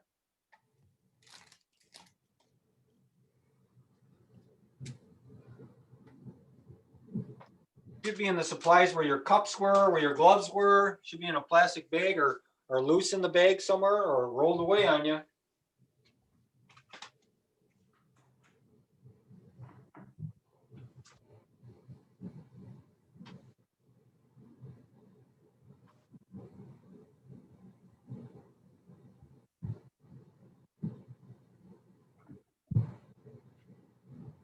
Hey, Drake, we're putting the nose cone on and using the self-tapping screw to secure it down, if you missed it. No, I just grabbed the drill real quick. Oh, okay. Very good.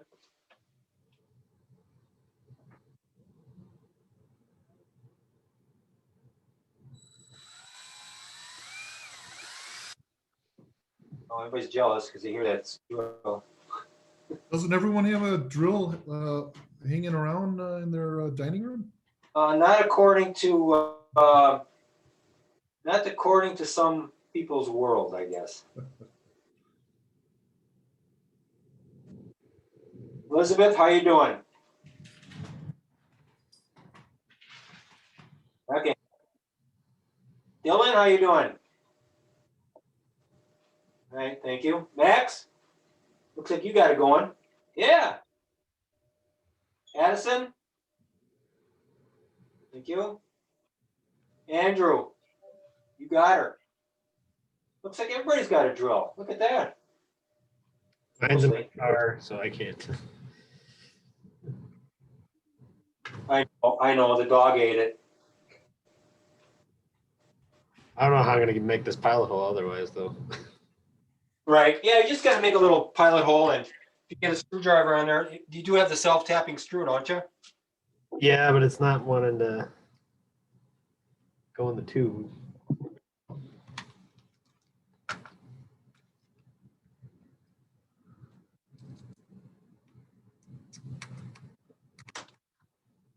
Didn't everyone get a mini drill?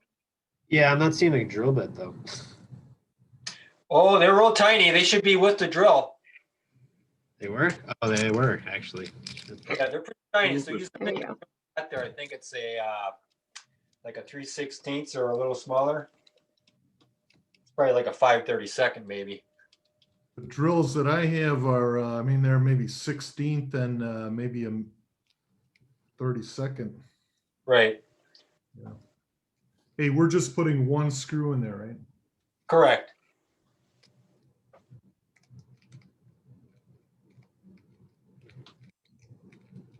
What'd I miss? Welcome back, Kevin. Yeah, it was a trip. We're just on slide 42. We're just attaching the nose cone to the sustainer. I caught the bit about drill bits. What size are we using?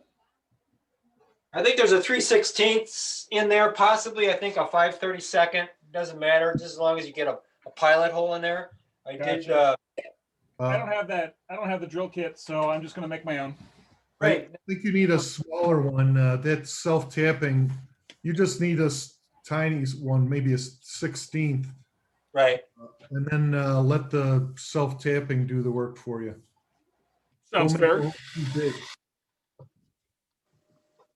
Hey, someone worked at Milwaukee Tool. Exactly.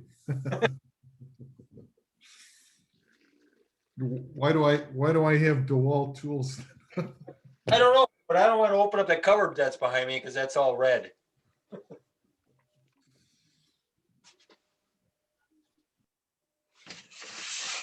Also, as you're trying to screw the self-tapping screw into the nose cone, if you like, you can do it now or later. You can sand the seam of the nose cone if you wish. I would prefer a finer grit of sandpaper because it gets a little scratchy with the 100 grit, or I don't know if someone has 120 grit with them. I know there are two different grits we used. Sandpaper. Because once you paint this, it really shows up. I mean, if you want a good paint job on your rocket, you can sand that. And I think you need about a 300, something, maybe 320 or something.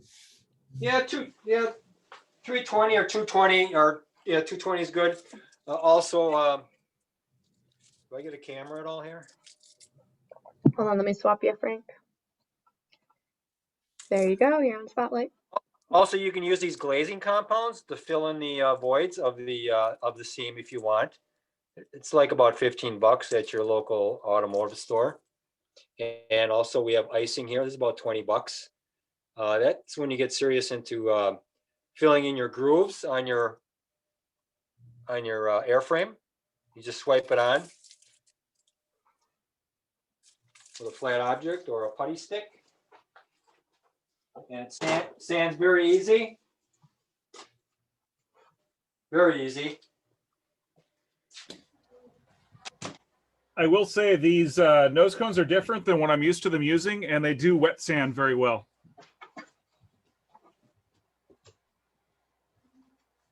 I'm having a hard time getting this screw in. Even with the drill. Everybody get their nose cone on? Nope.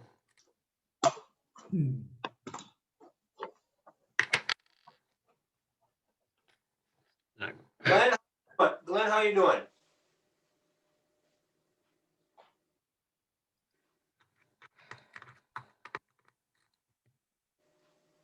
Not cooperating at all. I'm following along.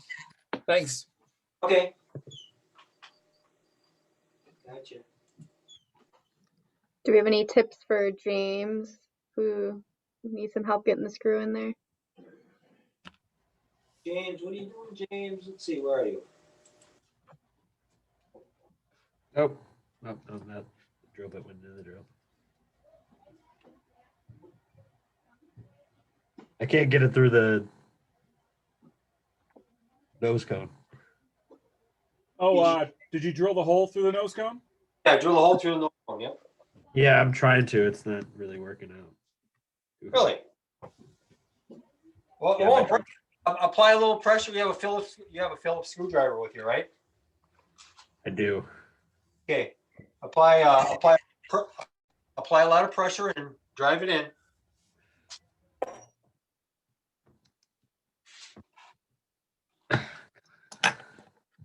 Don't hurt yourself though.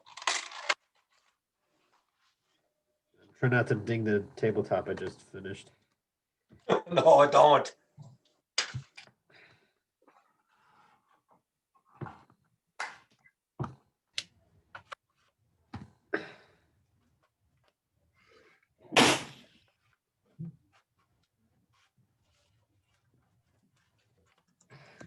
Jesus. You did drill a pilot hole, correct? I'm trying to drill a hole, but it's not really working out. Did anybody have problems using the drill at all? I know it's a manual thing. Come on, Jimmy, we're gonna have to kick you off the team if you can't do that. I'm gonna resort to the X-Acto knife.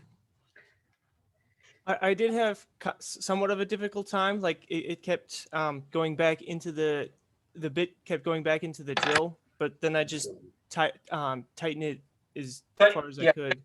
Right, tighten the chuck down pretty good. I just used my X-Acto knife, and I think that fixed my problem. Okay.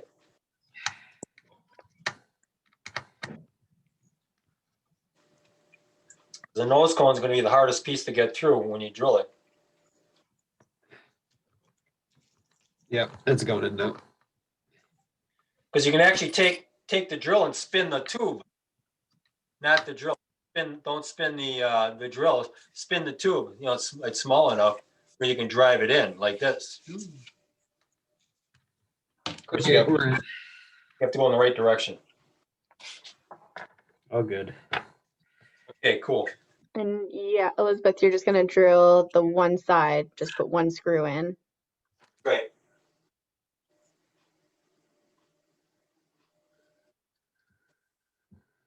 How you doing there, Ian? Okay? Just finished the pilot hole now. Great.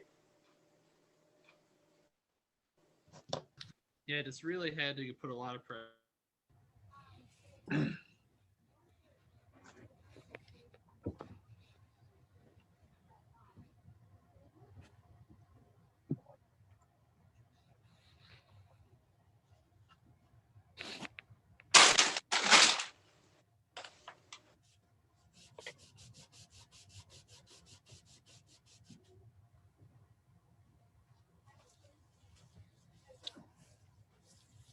Get your rail ready there, Kevin.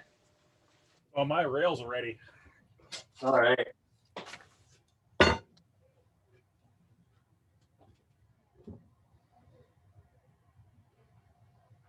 Okay, everybody got your nose cone secured? Oh. Great. On to the next slide, please.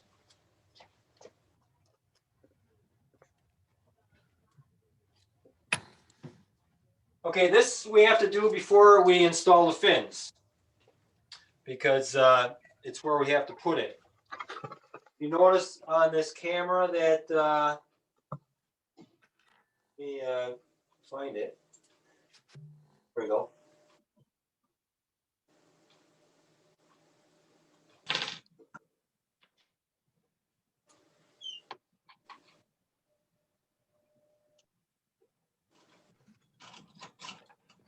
What I use for a straight edge to mark your rail buttons, you have to use a straight object, either a right angled long piece of metal, and Kevin will show you how to measure the center between the fins. Give him the, there you go. He takes generally a piece of paper or the sandpaper you have, and put it around the airframe by the fin slots. In fact, let me move the camera a little closer. Yep. I realize it's white on white. It's hard to see. And if you want, I have the video. If you want to use the video instead, it's up to you. The video might be better detail, but let me know if you guys can see this or not. And start at the inside fin slot with one side of the paper, and then roll it to the other side, make sure it stays there, and mark the other inside of the fin slot. Got it, guys and ladies? Yep, Post-it note works really good for it. There you go. Yep. It sticks through then, yeah. Fold that piece of paper in half to the mark you just made on it. And then line it back up, inside fin slot to inside fin slot. And where the crease is on the paper, that's the center of your airframe to mount your rail button alignment. And you could mark one on the bottom and mark one on the top of the fin slots. Just kind of give you a straight reference.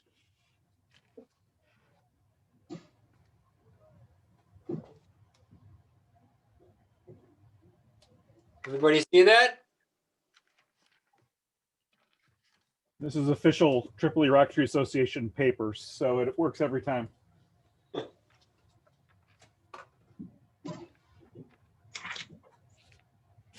give you another minute to get situated on your measurement and marking.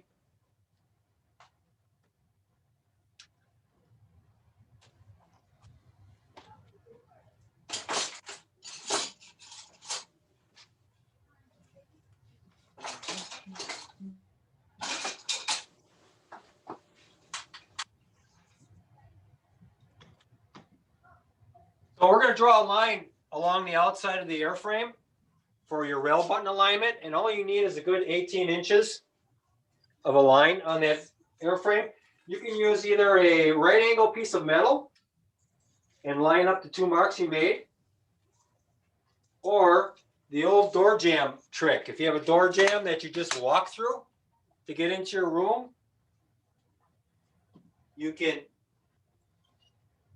put it up against the door jamb just the way I have it taped up like that, and make sure it's all level and straight on the door jamb, on the door stop. So 1 second, Frank, I'm spotlighting Kevin real quick so they can see if they have a piece of right angle metal. You can use it the way Kevin is. Right. Or let me switch over to Frank. And now you can see the way Frank is doing it too with the door jamb.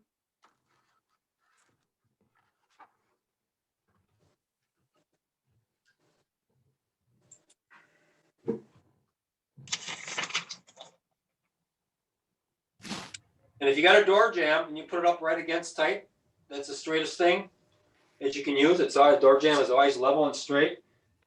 And where you made your mark on the bottom and the top, line it up to the edge of the door jamb stop.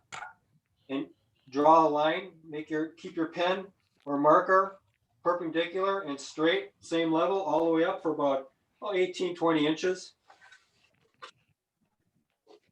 And you should have a straight line. What do you do if your door jambs aren't level? Stop slamming your door. Time to move.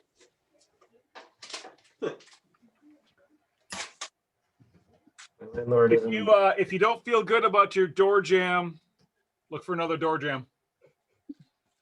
You can use the outside of the door jam or inside door jam. One or the other should be pretty straight. Or use the left side of the door jam where the door hangs on too. Outside, inside. They're always pretty straight. Foolproof. Everybody get that? Just line up your marks like this. Hold the R frame in the middle with one hand. Line up your mark against the door jamb. It's kind of hard to see. It'll be tight. Engage your pencil how thick it is and draw your line. There it is. Aiden, I'll be on break in just a minute. It's okay. You got to do that before you put your fins on. In this instant. It's one of the few things you'll forget to do once you put your fin on, especially when you're going to be doing your competition rocket. You go, oh, I forgot rail buttons on. There's other ways of doing it, drawing a straight line, right angle piece of metal, eyeballing it, or just get a rail and line it up.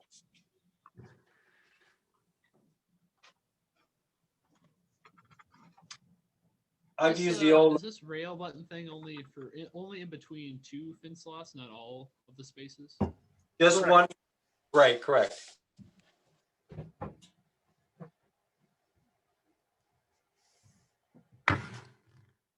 I've also used when I got in a little trouble and I forgot to mark the fin slot. I'll take a piece of string, stretchy string, tape it in the middle here, and then put it at the top and line it up and kind of make a kind of like a snap chalk line, so you know you're straight.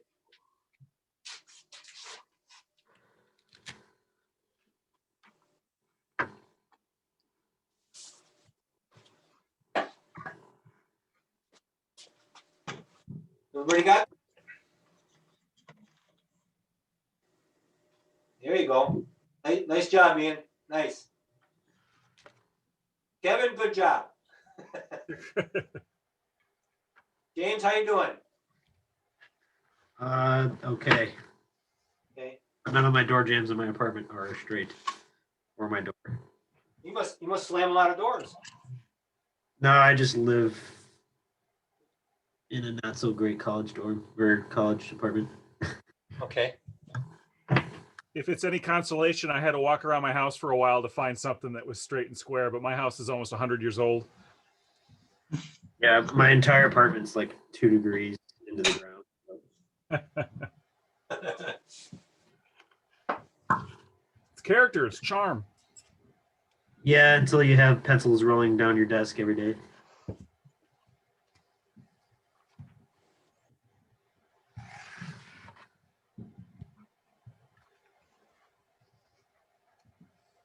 I'm attempting at a ruler now.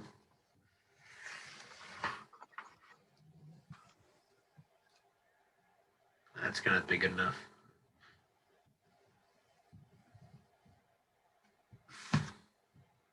Okay, the rail buttons we use are they call them a 1010.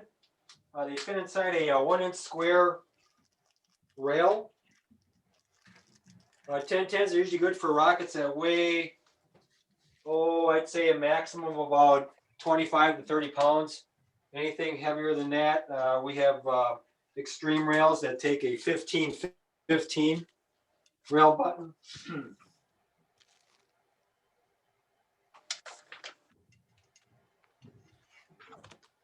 Some people will claim that the 1010 is good for like 40 pounds, but I've seen many rail buttons snap off when they're mounting it on the rail. Right, Kevin? I might be guilty of that.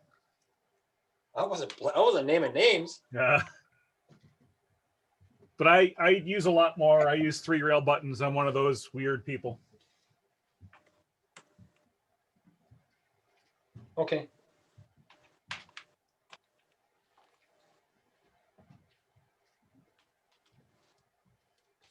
Wheat. Where you got their alignment on the rail buttons marked? How far do you need them? 18, 20 inches. The object is, I don't have it in right now. The object is when we secure the rail buttons, we're going to put one in the aft motor mount ring. Well, we're not going to do that now. In the aft and the forward motor mount ring. Generally, they say, oh, where should I put the second rail button? Well, it's generally a caliper to or before the CP location. That's generally a reference spot to put it.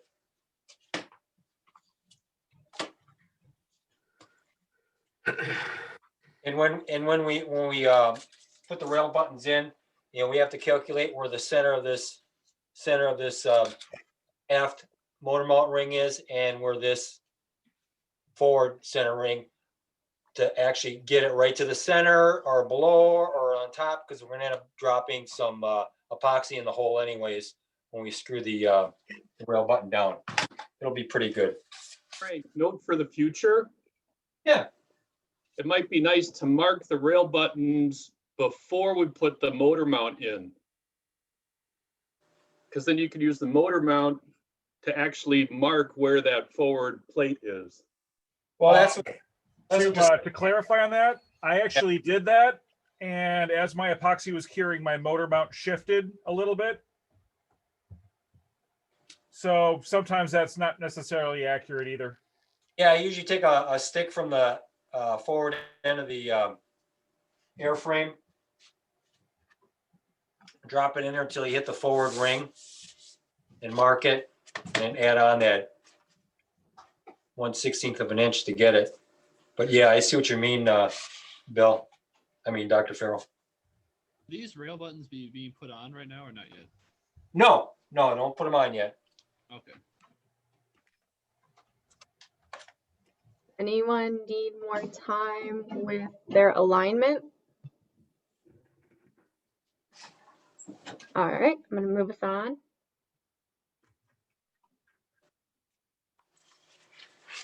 Okay, we got to put some vent holes in the rocket because the pressure changes as the rocket ascends.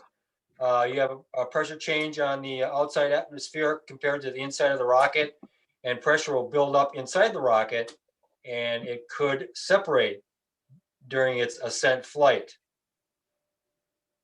So what we got to do is take the largest drill you have with the kit, or a 1/8 or a 1/4 inch diameter. I'd stick with the 3/16 or 1/8 hole. 1/4 inch is kind of big for a vent hole. You don't want to make the vent hole so big where the ejection gas depletes inside the airframe when it's time to eject. And to put that hole, you put it at the approximately just maybe a couple inches above your aft motor mount ring, approximately. Not specific, but just above it, so that this chamber here where your parachute is in has equal pressurized pressure as it goes up from the outside to the inside. The same thing goes for the sustainer section. Drill a hole into that in between the nose cone and the coupler. Drill a vent hole in that too. And it's very helpful too if you got your motor in and you got your cellulose in there, and you put your parachute in there, and you go and put your rocket together. You can feel the pressure in the air that it wants to push out all the time. So if the air escapes through the coupler, and once that rocket takes off, I guarantee that rocket will separate. That's why we have the holes in the airframe to equalize the pressure from the outside.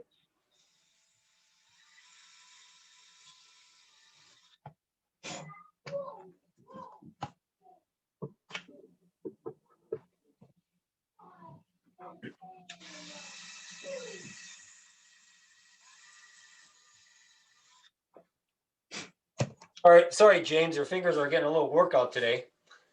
That's all right. Ready to go down to my car.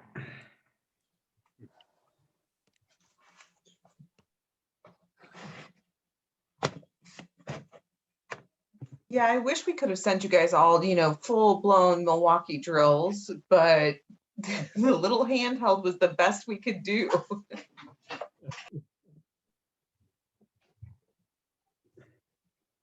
You just don't get a lot of leverage with these things.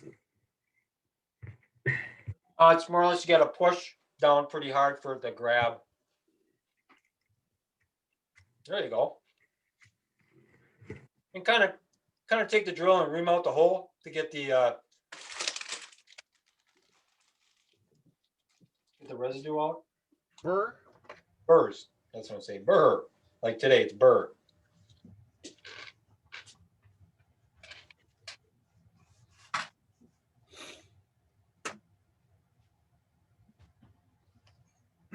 You guys have a solution for other than this is not really relevant now, but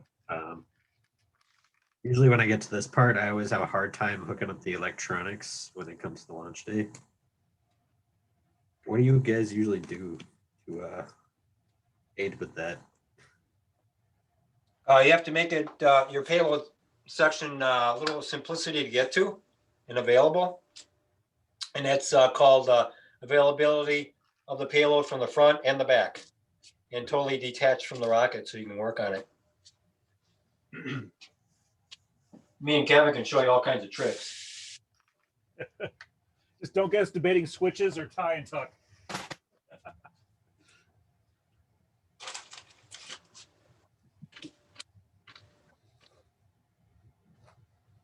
Five 30-second hole or 5 30-seconds of an inch hole. Like, will that probably be enough venting, or maybe we? Oh yeah. Do like 2 holes. That'll be fine. Okay. It'll be plenty.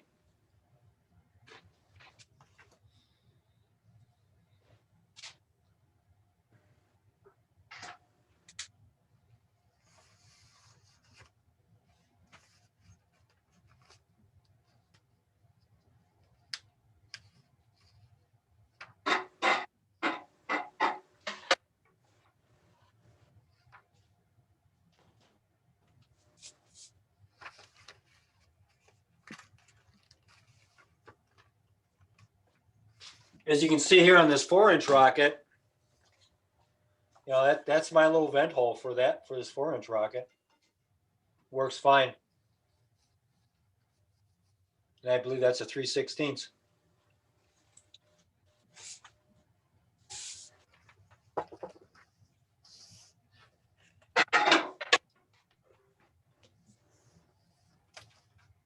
Is there a formula for the holes? Probably somewhere, but I'm sure it changes from climate to climate, altitude.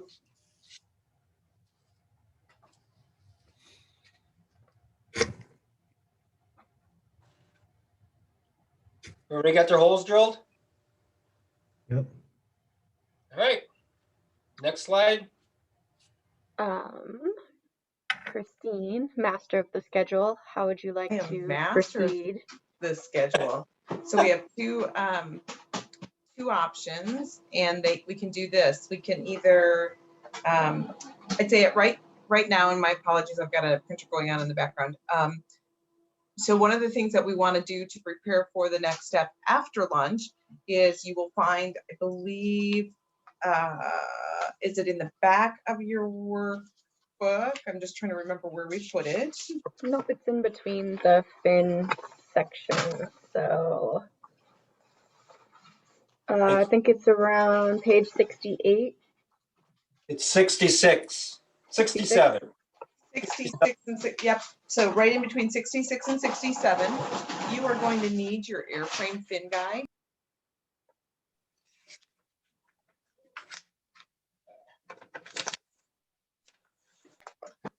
So you'll want to have that out and ready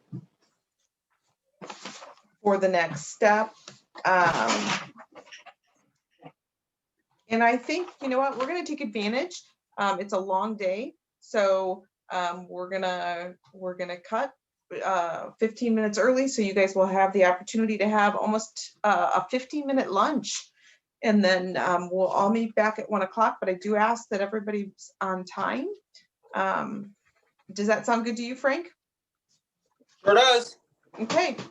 Then, you know, if anybody has any last minute questions, we can stay on for just a couple minutes. Right. But we'll all be signing off at right about 10 after. You're so we can go get welcome. lunch. What's Yeah, that? you're welcome to leave your Zoom up and running so that, you know, just turn off your microphone, turn off your camera. We'll leave the Zoom room open. We'll stop recording. But if you have any like questions, you know, I'm still going to be in my room, so you can, you know, pitch in and ask a question, and I'll be in the area. So whatever you guys need during this time.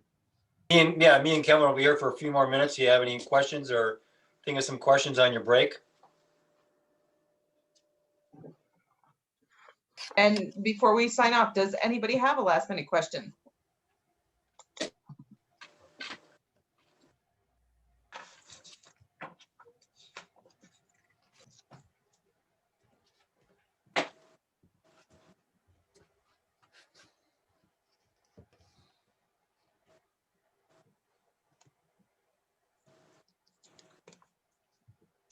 Okay, everybody, it is 1 o'clock and we are going to go ahead and get started to keep us on track for the rest of the afternoon. So hopefully everybody got some good lunch.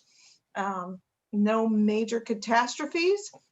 I was just chatting with Danielle saying I lost all power to my computer over the break. So getting everything, I don't know where my power cord is. It's just disappeared. So lots of fun.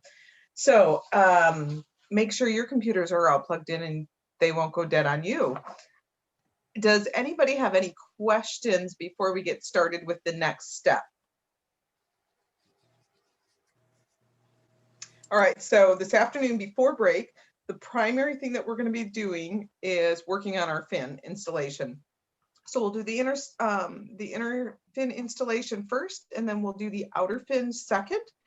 We'll have a stability overview and then rock sim.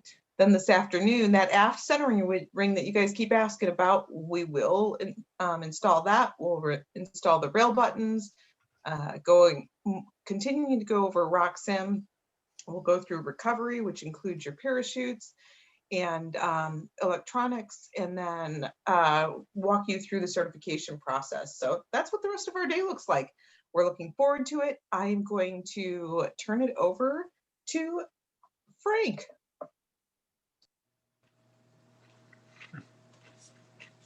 Hi, everybody. Welcome back. Hope you had a great lunch. I'm still enjoying mine. Okay, we're going to dry fit and tack the fins to the airframe. If you haven't done that already, I know a couple of people were playing around by inserting your fins onto your fin slots. Make sure they all fit. Nothing's blocking the way for full insertion. That the fin tab hits and touches the motor mount tube. Does everybody have their fin installation guide, the template handy? The best place to put that is something below your knees or on the floor, because you have to look at your rocket from top of the tube down. It's a better, accurate alignment. And if you want, you can tape it to the floor or just leave it there if you want. And when you put the rocket down, I would put a mark on the tube or the fin that you're lining up. Put like a number 1 on there and put a number 1 on your template that you are going to stay on that fin. So just in case the rocket rotates for some reason or moves or you knock it over, your alignment might be off. So you want to make sure that fin is associated with that mark on the paper. Just put a 1 on one of the lines, one of the 90-degree alignment marks, and then mark your fin or your body tube next to that fin.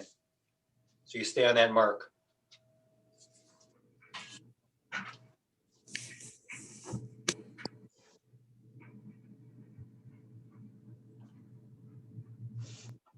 Let's see, retrieving symbiote.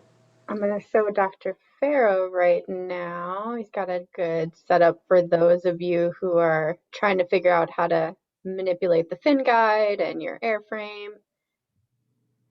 But if some of you that have been in the competition in the past, and if you have a rigid fin guide alignment tool, go ahead and use it. We just have this template here just for a quick reference, and it works very well.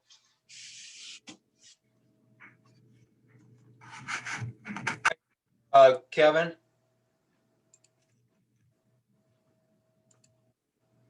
Yes. You.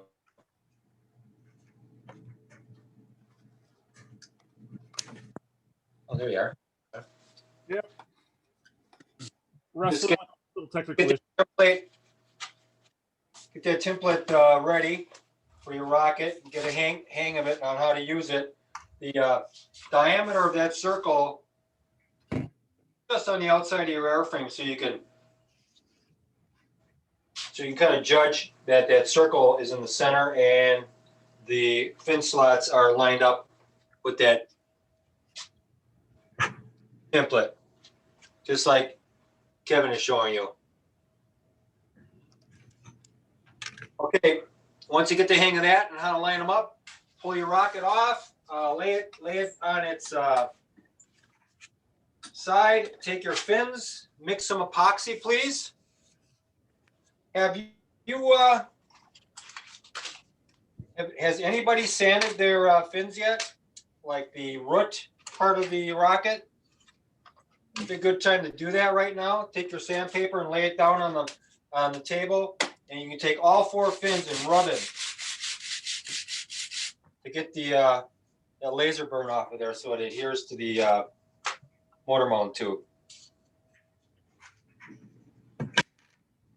You can take all 4 fins together and sand it on the piece of paper on top of the table. Just a couple Ian, do you have a question? Worth about 5 or 6 times. What's that? I think, Ian, did you have a question? Oh yeah. So does it matter where on the template you mark fin number 1, or does it you just choose this? Just make sure it's this consistent. Correct. Okay. Also, Frank, on our slideshow, I believe we have it marked as tang, and you might have used the word root, one and the same, correct? I said tab. Oh, I thought you said root. Okay. So the tang, which is labeled on your on the slide, is what you are wanting to sand. If you had not.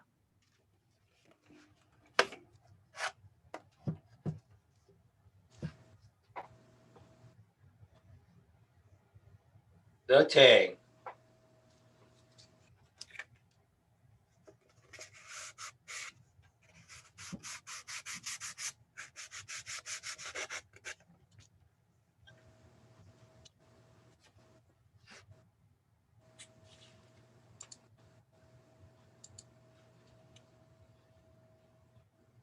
Okay, looks like everybody seems like they might have their stuff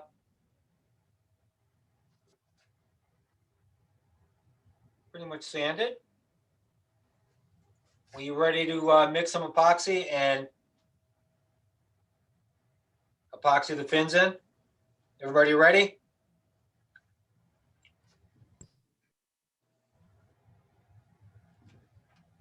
Let's mix a small, generous amount of epoxy.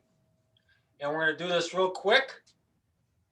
So what we're gonna do, we're just gonna apply epoxy to the tang end of the fin. We're just gonna butter the end of it. That's all we're gonna do. Just butter the end of it. Just put some, what we're gonna be doing, we're gonna be tacking the fin to the airframe, or to the motor mount actually, through the fin. So, see what Kevin's doing? Just put, you know, small amount of epoxy on there, and then insert it into the fin slot.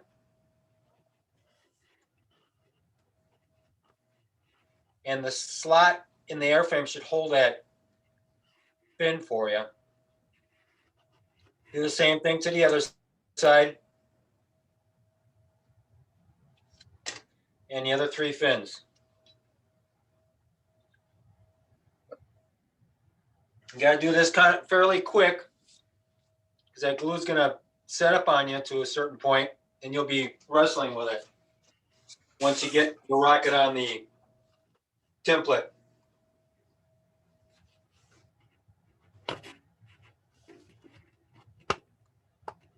Like I say, the template's got to be below your knee to line it up, so your face is above the airframe to line up the fins more accurately.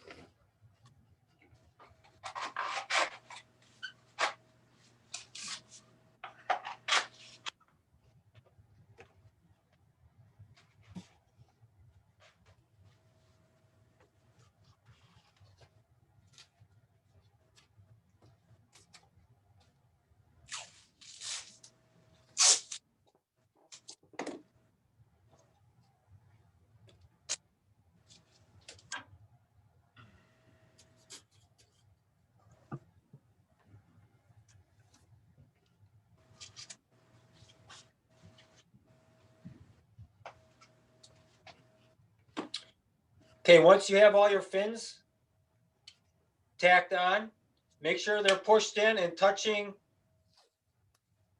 the motor mount tube, and make sure that there's no gaps in between the root of the fin against the airframe. There might be a little gap, but that's the part where we have to sand if needed.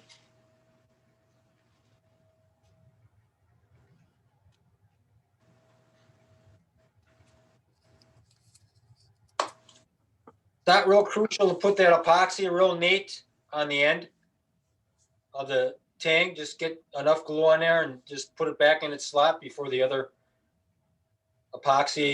remaining epoxy sets up on the other 2 or 3 fins you've already done.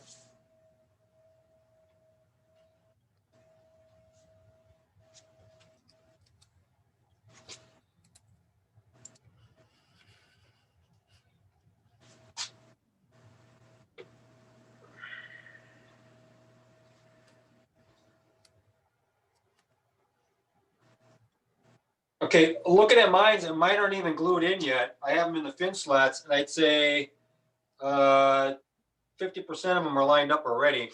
But to line them up, look at the picture that Kevin's showing you. Tape the fin up close against the airframe and pull on either the left piece of tape or the right piece of tape to shift the fin over to line it up on your template. And you have to look at it frequently, because for some reason the fin fairy comes along and moves them.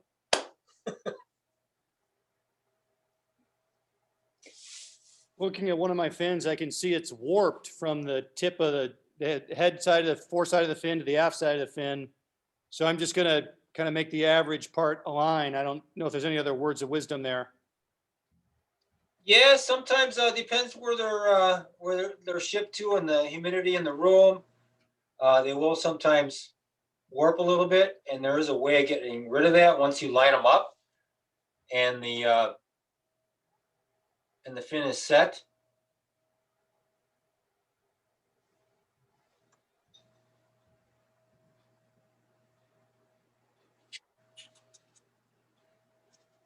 And keep observing the alignment and pulling and tugging on the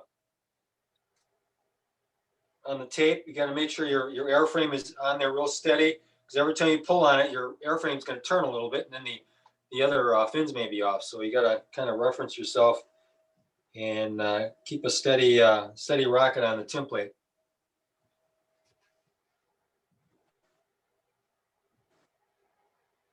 Glenn, did you get your rocket yet? No, I didn't get a return email either. I checked around my house to make sure it's not stuck in the snow somewhere, but still hasn't shown up as of 10 minutes ago. Okay.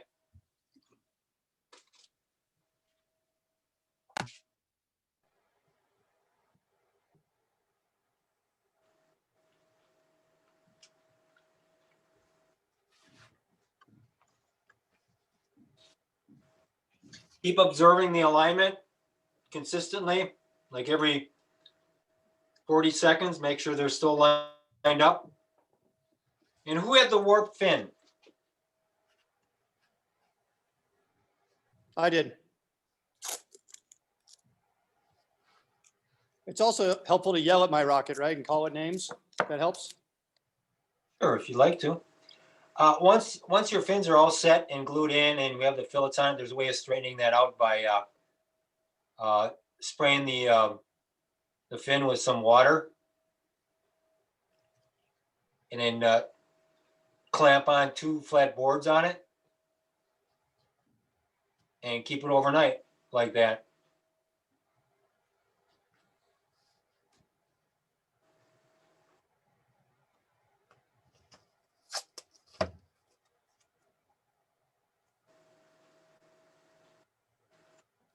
I know this is the longest part.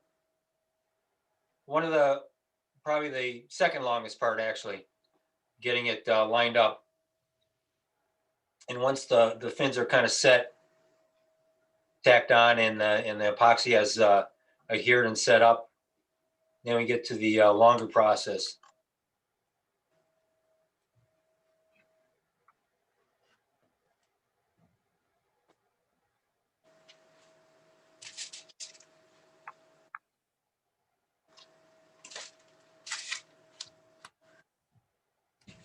On the website, there are links to making fin jig alignment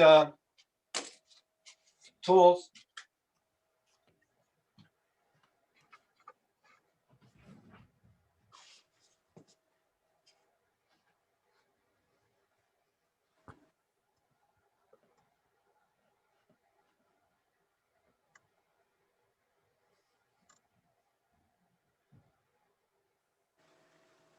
Yeah, I can see how you can make a real easy and quick tool just with the miter saw. Or just cut slots. Yeah. But every rocket fin design is different for every different type of jig you got to use. And of course, you have different size airframes too that has to fit into. So that has to be adjustable too.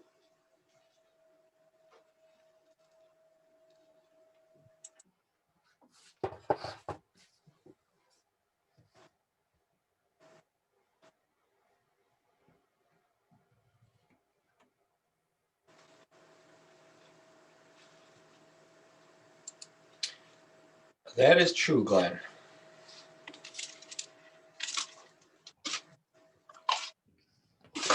But I've had some warp fins before, and clamping it on 2 flat pieces of wood, spraying it with water first, and then clamping it real tight.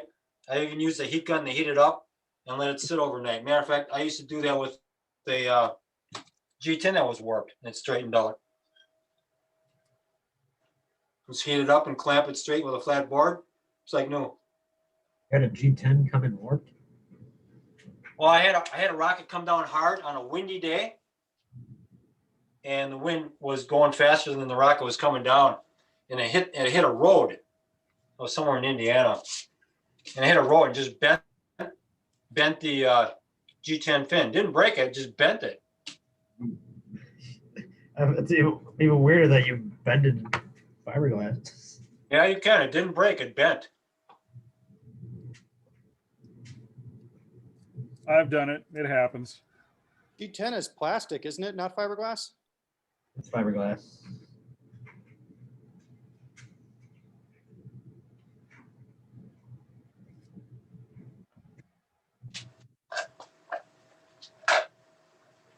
Pretty tough stuff. I'm surprised it got bent.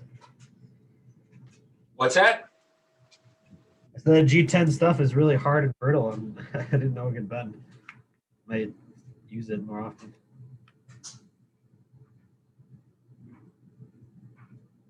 There's always a way.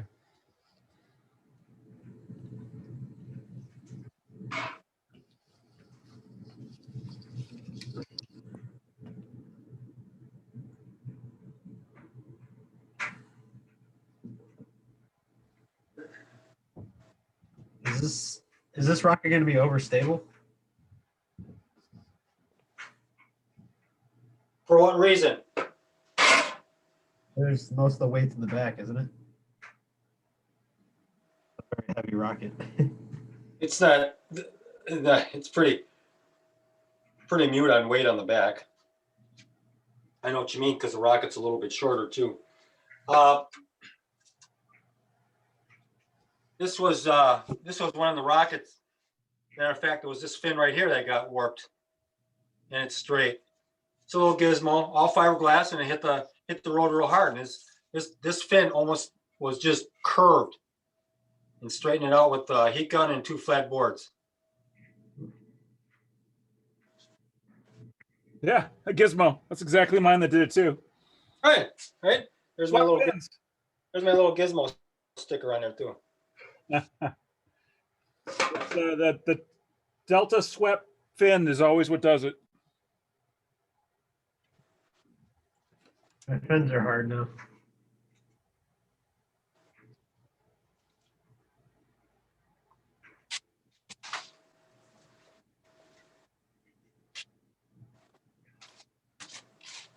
Okay, are we all happy with the alignment of our fins? Yep. If we are, let's go on to the next slide.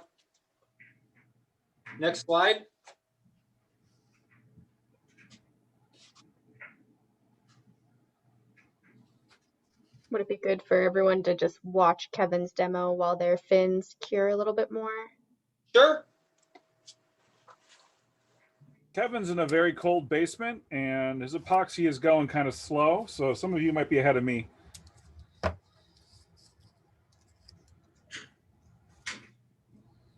Actually, I think epoxy sets up quicker in cooler temperatures, not cold temperatures. I hope that's the case. You're not cold, are you? Just a little on the cool side? I'm always cold. I've never been on the cool side. Dad joke.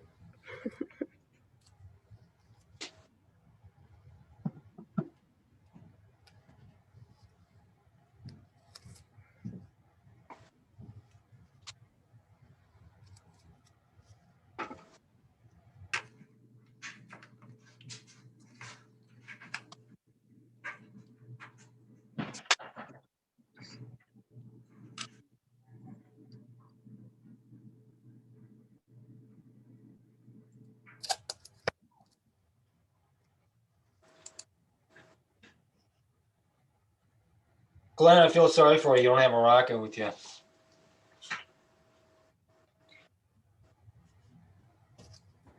I'll get one eventually. Do you fly rockets at North Branch ever? I have, yes. Okay. We're a lot closer to North Branch than Bong. Right.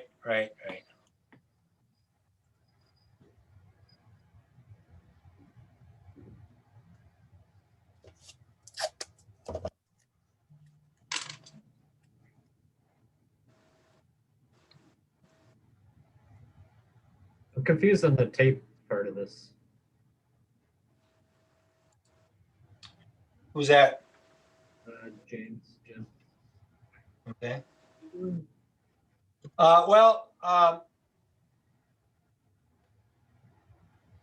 Kevin's got pretty much tape on those fins. You could probably fly that rocket right now, but but you only need one strip of tape possibly just to line it up, and you have to like make the tape tight either on one side or the other when you tape it to the airframe to shift the fin over.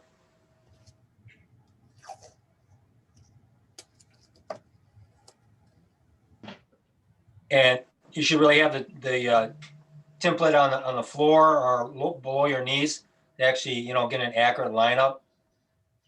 I will admit that mine's on the table just so you guys can see it through the camera. Right.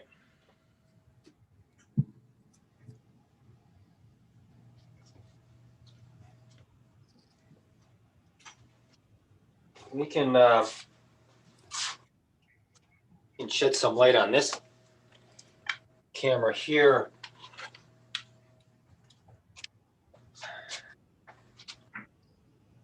Kind of like that. It should be looking like.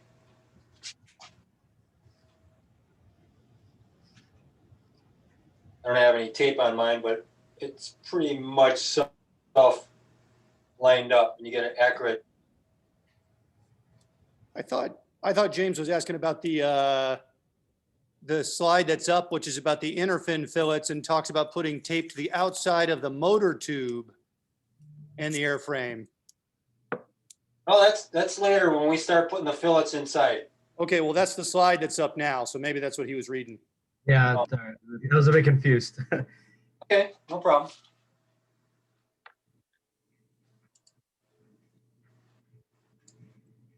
So are we actually on the slide before still, Frank, as they're securing their? Yes. Okay. we should All right, probably you had back up. asked, yeah, you had asked me to move forward, so I did. Yeah. So the whole purpose of what you guys are doing now is you're trying to create that stability so the fins do not move as they dry, that they stay on the crosshairs which are on the piece of paper. Right. We're trying to get those fins set. So when you do put your rocket on its side, to put the fillet, internal fillets on the motor mount, I want to make sure you don't like bump the fins or lay the fins on the table. When we're going to do the inside fillets, you got to position your airframe on the table so your fins are hanging over. The fins are hanging over the. Let me grab this. Yeah, like this. Yep. So your fins are hanging over the table. You don't want your fins resting on the table. They'll start doing the old spread eagle on you. So what you're going to do is put your fins at a 45-degree angle, like so. Position your rocket like this.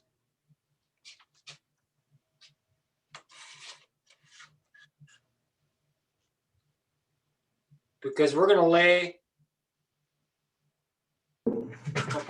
between the fin and the motor mount, or the motor tube, on both ends to start off until the epoxy kind of semi sets up. Then you can rotate it again and do the other two right away. And both fins ought to be at a 45-degree angle in such a way so the epoxy does not run. But don't do this yet. We got some more detailing to tell you about this. To keep your rocket from rolling, don't use the fins to stop it because you will spread your fins.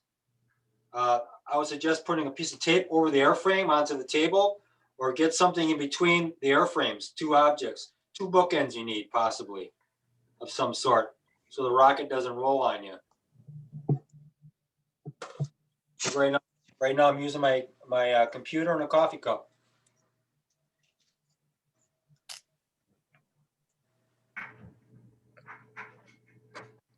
And before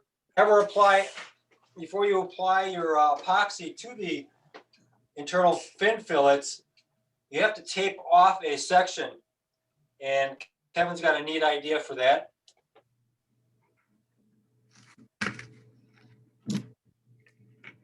I think what we're going to do is, because you do not want to get, I got to get in the light here.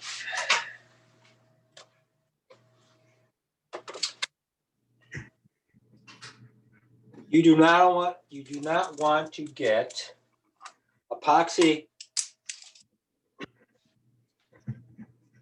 on the motor tube here or inside the motor tube. So we have to tape off some sections. Watch the wiggles.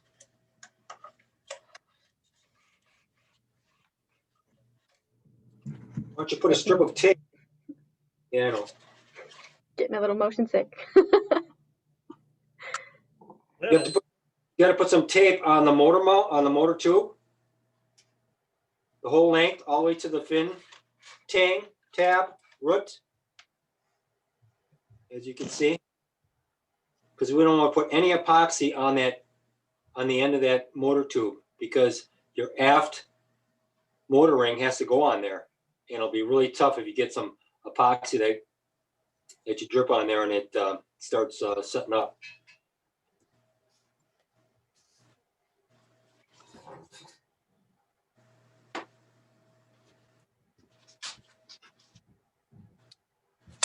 So I believe we can use a standard. Nope, you have to tape your tape a craft stick onto your long stick and use that to apply epoxy inside the internal fin attachment to the motor mount. And you have to get the whole length of that fin tab coated between the motor mount and the fin. All right, and just to clarify, should they be doing this right now, or should they be waiting a little bit more for their fins to cure? You can wait for their fins to cure. I'm just kind of reviewing because I know I'm going to have to say it again. Right. I think most of them are doing this right now, so that's what I'm asking. Okay. Frank? Yes. So when we do the roots of the fins, put in those fillets, are we doing between two fins, or are we doing on both sides of one fin at a time? One side of the fin at a time. You can do two at a time, but just one side. So like what? So if the fins are sitting at a V, yep, we're gonna do those two fillets that are facing up. Correct.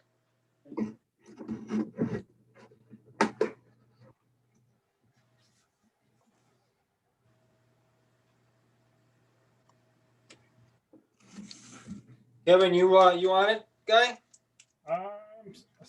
Just a tick behind you guys. Don't forget to use the tape and cover the motor mount tube so you don't get any epoxy on it. And do not get any epoxy on the internal airframe tube either, because the aft motor mount ring has to go slide on that too. So if you want to tape the bottom of it as you're going around applying your epoxy, you can cover that internal airframe tube also with a piece of tape like so.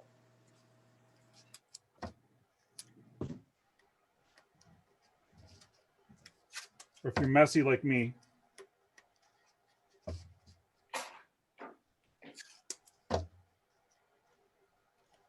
Yeah, Kevin's covering the whole tube, which is fine, which is great. I just like the smell of masking tape.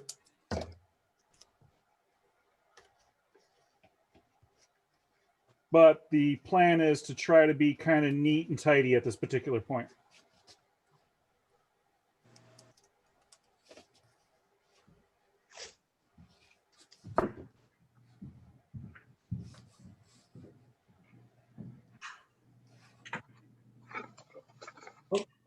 see the slide.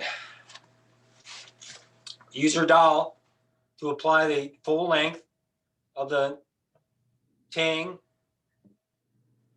on the mortar mount to apply your epoxy.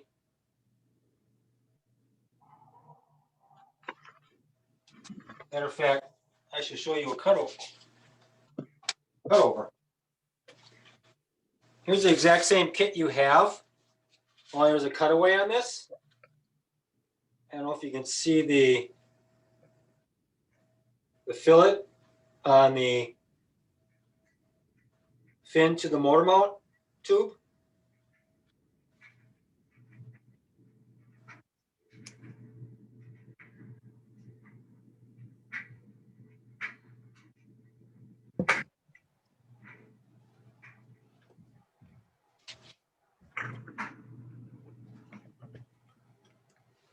And again, just to clarify, once you feel like your fins are pretty structurally sound, you can lay your rocket on the side like most of you have.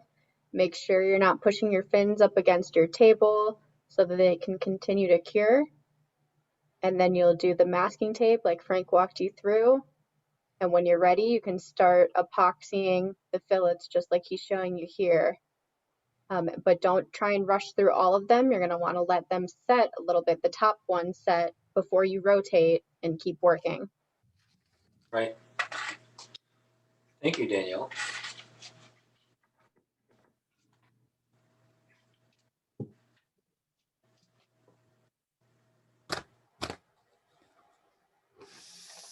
Epoxy is going along the tube, just where the fins are attached, right? Is that another way of saying it? Or that's what the fillets are. Yep, so right where the tang of the fin, if I go back one slide, where that tang touches your motor mount tube, you're going to want to create the fillet there.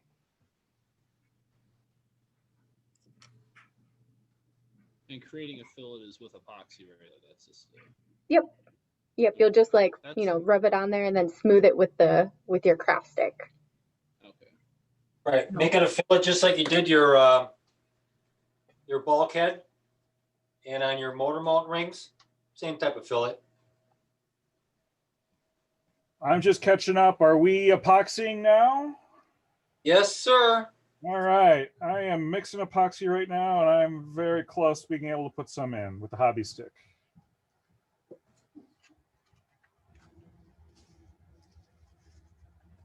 I'm going to go back to this side here.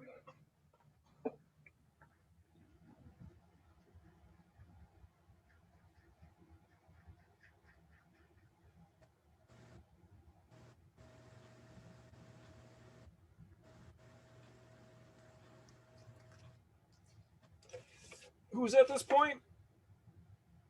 Everybody. Sweet. Feel like I've made it then. Yeah, Or at least caught up. looks like everyone is either mixing epoxy or putting their epoxy in. So just, you know, jump out if you have questions or need any clarification.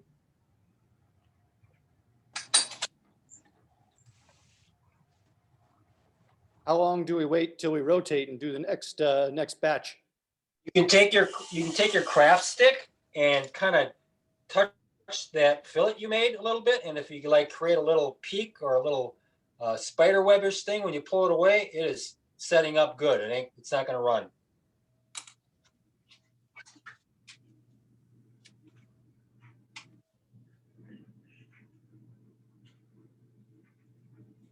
I do not have steady hands. It's hard with that long wooden dowel too. Gets harder to control.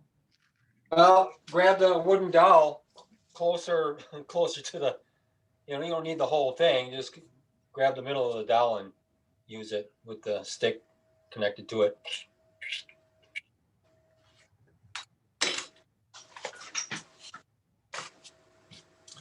You know, kind of like pretend you're eating at a Chinese restaurant.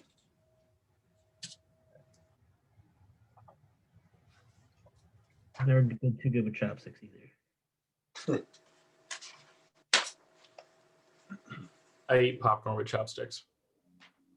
No, it's probably not a bad idea.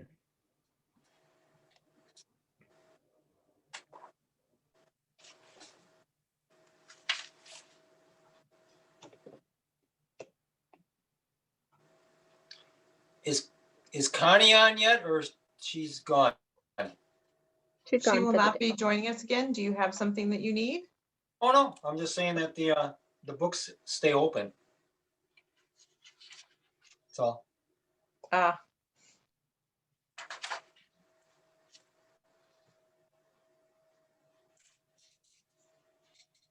Did you have to take her son to pole vaulting lesson?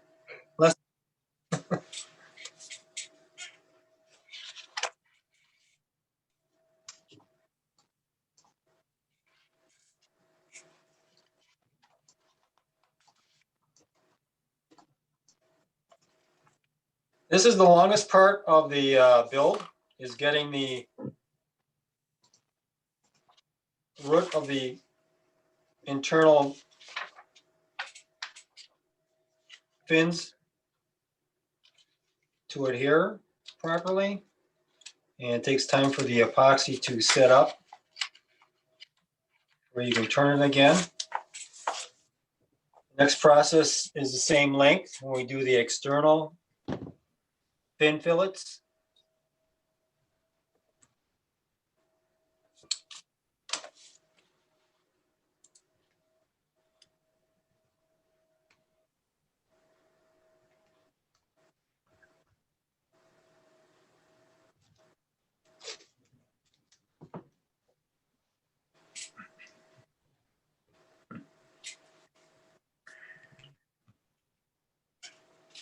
Do you know the order? That's loud.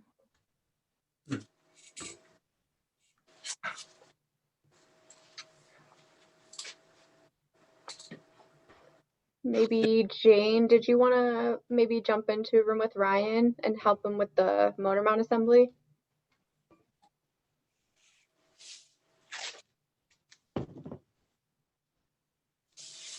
What was that?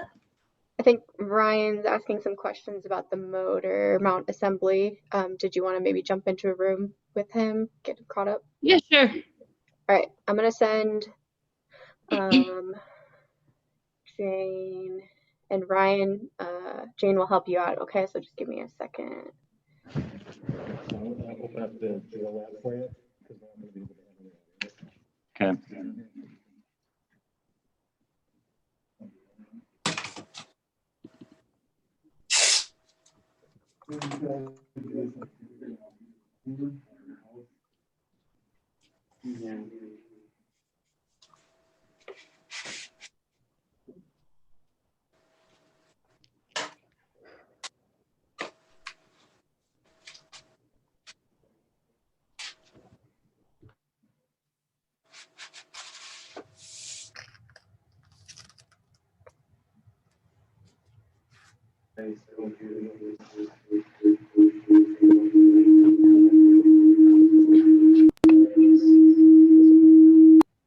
Hey, Trent,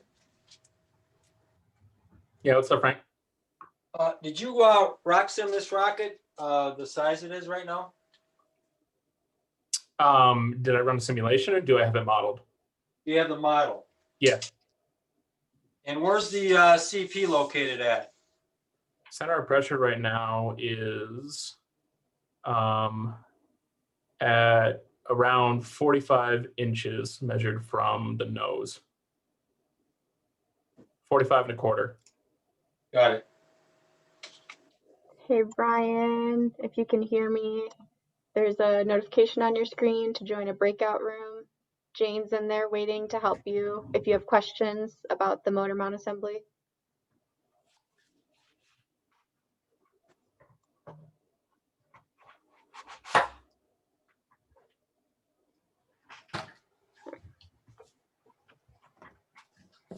He's just getting set up right now. Ryan. Gotcha, thank you.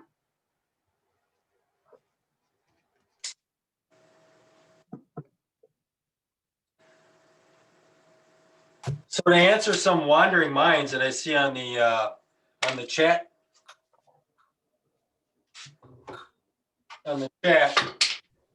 right now with the motor, the biggest motor you can use for an H on this, the H550, you're only 2 calipers. And that's with a heavy motor. So if you're going to go one down with that H214, then you're going to be like 1.5 calipers, or a little like 1 3/4, which is perfect.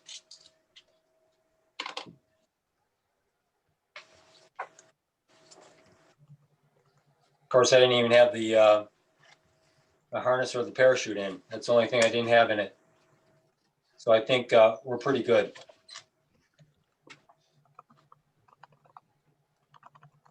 So you're not suggesting a J570? Well, I'd have to put something, a little weight in there then.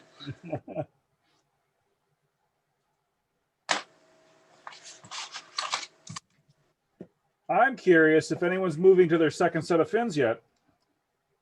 I'm about to right now. It just started. Not a race. Just curious because my eyes aren't on the computer. Jackie. I think James doing pretty good. And just so you know, we are scheduled for about 5 more minutes in this section.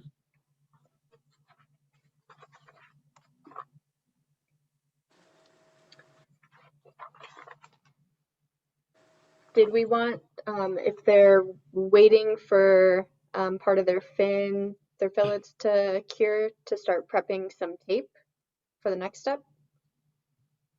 Just while they're waiting? Yeah, they can go ahead and every person can take a piece of tape that's probably a little bit longer than the length of your fin. And I believe you're going to need 8 total, if my memory serves me correctly. And go ahead and just pull those off, get those ready, stick them to the side of your table so that they're ready to use when the time comes. So yep, Andrew, you're doing it exactly right. You can go a little bit longer, that's fine.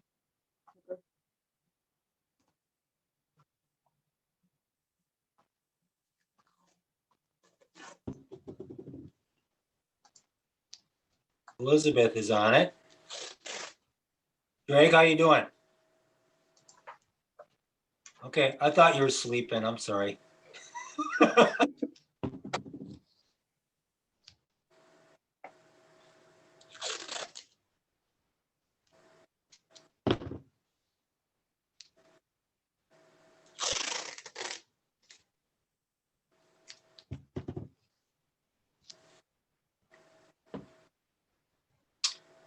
James, I see you got your rocket on an angle. Is any of that epoxy running down into your motor tube at all? Nope. It's a little higher than it usually is. I don't know, kind of. Oh, you got the camera on the bottom. Okay. Yeah. Okay. I got a weird bezel. Okay, no problem.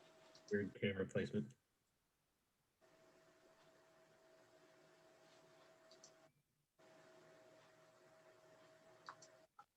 And Dr. Farrell looks like the rocket is swallowing a sword.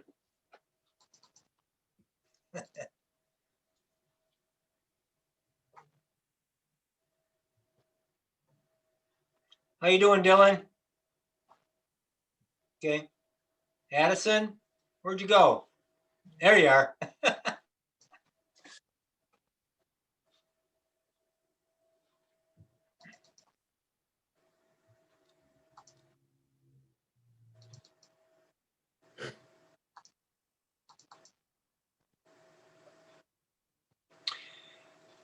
Just a note, if you're using the paper plate for mixing your epoxy, just be careful you don't roll your rocket on there or put your elbow in it. That's what I did this morning. Using the cup will be a little handier because you can pick up the cup and go to the aft end of the rocket real close and dip your epoxy and then go in and spread it. There you go. Yeah, don't be afraid to lift up the plate and get it to the spot you want to do. Of course, that requires 2 hands.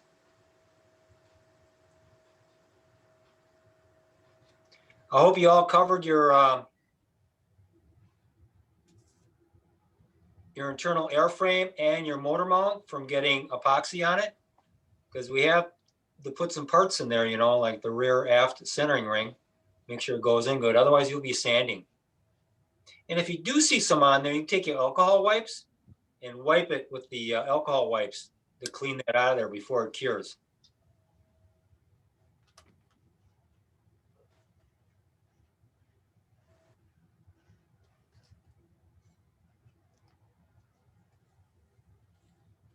Max, are you with us? Oh, there you are.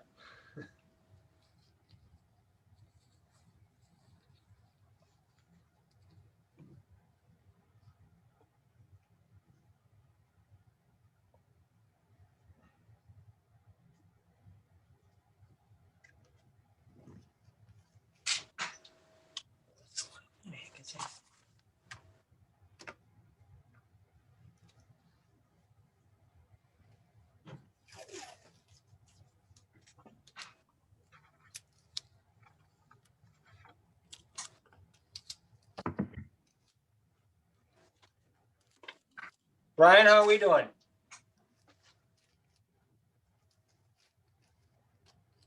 I have 2 of my internal V's done.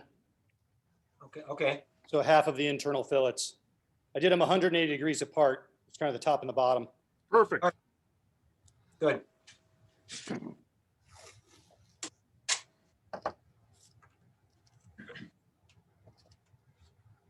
I epoxied my booklet to my sandpaper.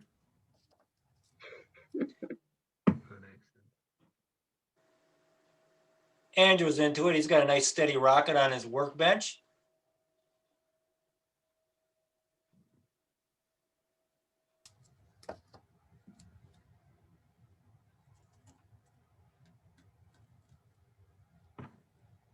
And look at Dr. Farrell. It's like he never built a rocket before, but look at all the equipment he has.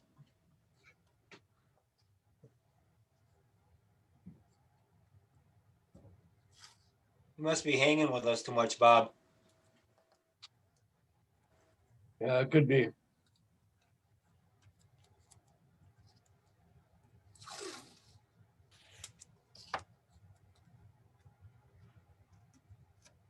You implying we're junk collectors?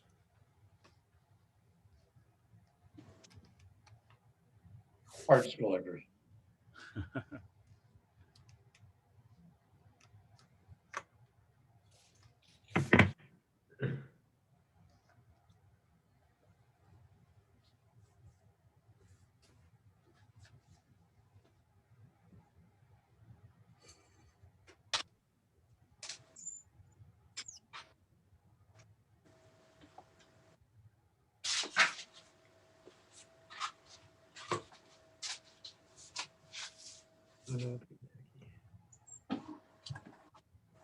If you're done with your inner fin fillets, could you either like do a thumbs up reaction on your screen or drop an R in the chat? Whatever's easier for you. Can't they put a hands up on their picture? Yep, you can do a clapping, some sort of reaction. I was kind Or of waiting between. I've got 2 of them done. But I still got to do the other 2. It seems that stuff is drying pretty slowly. I've been pretty generous with it, but maybe that's my problem. It's drying slowly. No problem.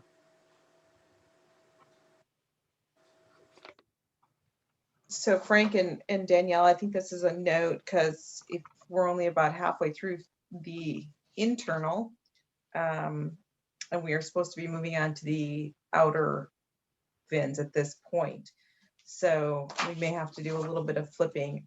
Trent, we may need to have you do a little bit of filler now while they're finishing up this point. Sure. Should I be pulling filler from a particular slide, or should I talk about my day? I think you should, at this point, why don't we talk a little bit about slide 58, which is the stability overview. Do you want to talk about that a little bit while they're still working? Sure, yeah. So rocket stability, we touched on this a little bit earlier today, but and this is where, again, having a simulation software, a modeling software really shines, because it takes a little bit or a lot of the guesswork out of finding these parameters, and even doing some calculations, albeit the calculations are just basic, division, subtraction, multiplication. It just saves you some time. So the three things that RockSim shows you visually and then also numerically is the location of your center of gravity, also known as the center of mass, the center of pressure, which can also be conceptually thought of as the center of area, and then the relationship between those, which we call the stability margin, or just the margin for short. In RockSim, there will be a blue dot on your model that shows you where the current center of gravity is. And where it sits currently on your model, and I was talking to a couple people in the chat about this too, may not reflect necessarily the reality of the model that's in front of you that you're building. Again, because we're relying on a model that was created by some other person who, from a long time ago, who may not be working with the specific things that Locke sent us today. But then also because they may not have the same parachutes, or, like we were missing a centering ring before too. So we'll talk later about how to mess with the center of gravity and make sure that it's accurate. The center of pressure, though, is something that is really useful to be using something like RockSim for, because you can calculate the centroid of any two-dimensional geometric shape, but it's a lot easier when you can just have a computer spit out that answer for you, and that is showed up by the red dot in RockSim. The stability margin is the difference, or the delta, the distance between your center of gravity and your center of pressure, divided by your caliber, or divided by the diameter of your rocket. And what has been found through much trial and error over the years is that in order for your rocket to have a stable flight, where you are reducing the chance of the rocket flipping head over tail or doing crazy things, is to make sure that that number is larger than 1. So you need a healthy distance. In our particular case, you need a distance greater than 3 inches between those two values. So with that in mind, you could say, well, Trent, I could always make my rocket super stable then. Like I could put 20 feet between my center of gravity and center of pressure as well. And although that may fly very inefficiently, because it'd be a very heavy rocket, it's also not a good idea to separate those numbers too much either, because then you end up with a condition referred to as being overstable. It'd be understable if it was less than a margin of 1, and then it's overstable if it's larger than that. And the reason for that is because of a phenomenon called weathercocking. And to explain that a little bit more, I guess I need to back up a second and talk about a little bit more about what the center of pressure means. Center of gravity is easy. It's the average location of all the mass. So if you were to be able to suck out all of the mass inside of your rocket and then locate all that mass at a single point, the average location of where all that mass used to be, that's your center of mass. And you can find that just by balancing it on your fingers. Or alternatively, you can find it by doing a hang test, which is where you wrap a string around the rocket and then let it balance. The center of pressure would be if I were to take a strong gust of wind and then blow it at the side of the rocket. If I collected the average location in which all of that wind would be acting and then focus that force on one single point, that is the center of pressure. And that's useful to know because it will tell you which way the rocket will want to naturally turn when it is subjected to a large gust of wind. That gust of wind can come from the velocity of the rocket launching forward, that gust of wind, and it can also come from a crosswind. And when that wind comes from a crosswind, it has the tendency to turn your rocket. And we want to make sure that your rocket does not cock into the wind significantly when it's going through its flight. Especially if you're trying to target a specific altitude, because wind variability is not something that you're going to have a significant amount of control over during your competition flights. And so by maintaining that margin around 1 or slightly higher than 1, what we're trying to maintain is making sure that the wind is acting enough on the rocket so that the tail remains at the tail and the nose remains at the nose location, but not enough so that if you're getting a hard crosswind, it's going to totally redirect the flight profile of the rocket. Any questions on that rambling? Do we want to move into rock sim updates, or are we ready to move on? I only see one person complete with their inner fins. We're gonna wait on the rock sim until we have all this, all of the fin stuff done. Okay, if you didn't see the chat, drop an R in the chat so we know you're ready to go.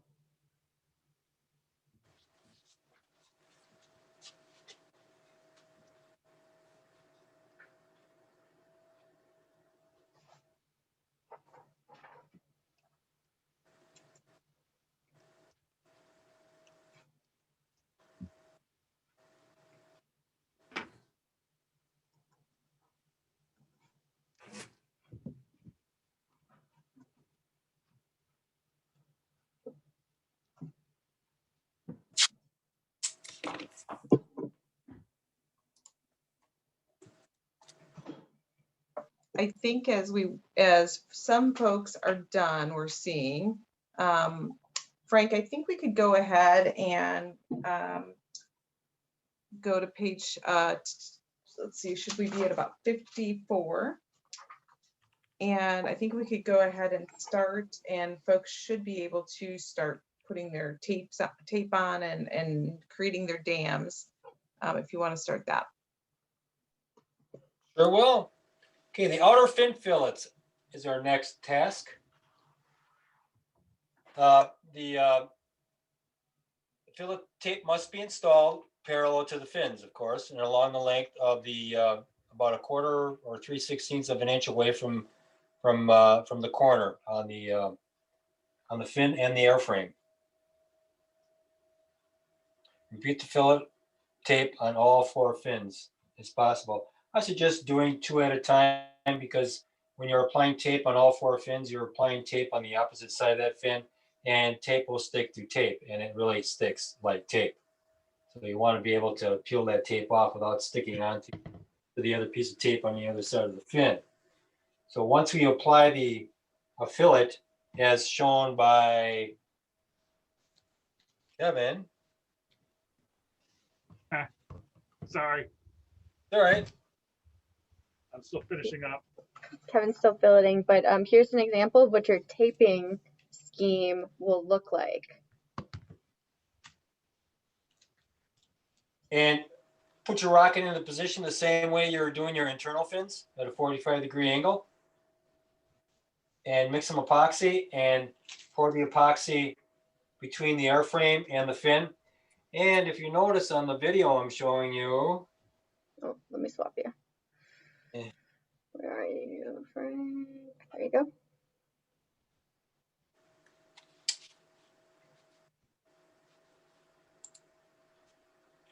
Let me get rid of this here in my way.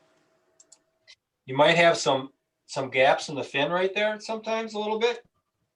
You gotta make sure you dam those up on the other side with some tape before you put the epoxy in, because it will seep through. So lay your epoxy all along that valley. Also, don't forget you have an opening right there in the back end too. You gotta put a little dam behind that too with some tape. Frank, do you? What is the purpose of the tape itself? Just to keep it off the rest of the fin and the body tube there? Okay, it's kind of like what Christine mentioned before, and I do the same thing when you are applying a bead of caulk in the shower or bathtub. You usually kind of tape the ends off, and then as soon as you apply the caulk or the epoxy, and when you're done, not until it dries, you almost pull it off. When you get done doing the fillets, you pull the tape off, so it makes a nice clean. I've never had to do that to get a nice clean edge. Well, okay, well then, I don't know, close your eyes and apply it.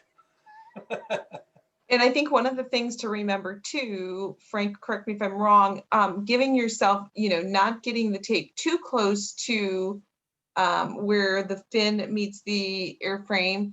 You want to give yourself about 1/4 of an inch, 1/8 to 1/4 of an inch, so that you get a good valley between the airframe and the fin. You want it to connect to both sides. Because I know sometimes we have some students have put the tape really, really close and not giving enough area for the epoxy to settle between the two pieces that we're trying to connect. And then do we have an example of what that dam looks like up close? Just want to make sure that everybody understands what you meant by a dam. I'm working on mine right now. Well, okay. Got one right here. The spot right here, so it doesn't run along the front of the fin, drops on the other side. And I've got one right here, so it doesn't drop on the aft part of the fin into the motor mount area.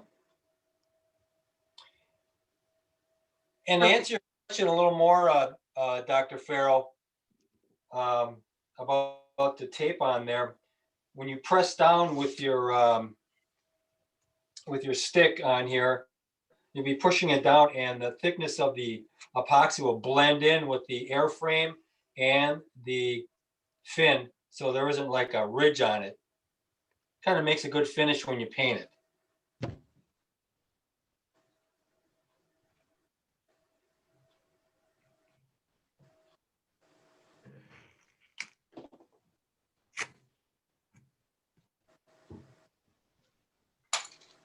Are you epoxying your fillet, Frank?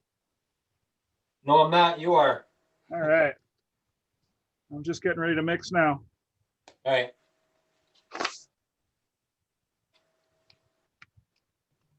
And if you're still confused about the setting up your dam or what that's for, just reference the presentation, the picture on the right, where you see that that blue tape is covering that gap that Frank showed us up close, and just making sure your tape is covering the whole gap. Yeah, wherever you pour epoxy and you think it's going to drip, dam it up.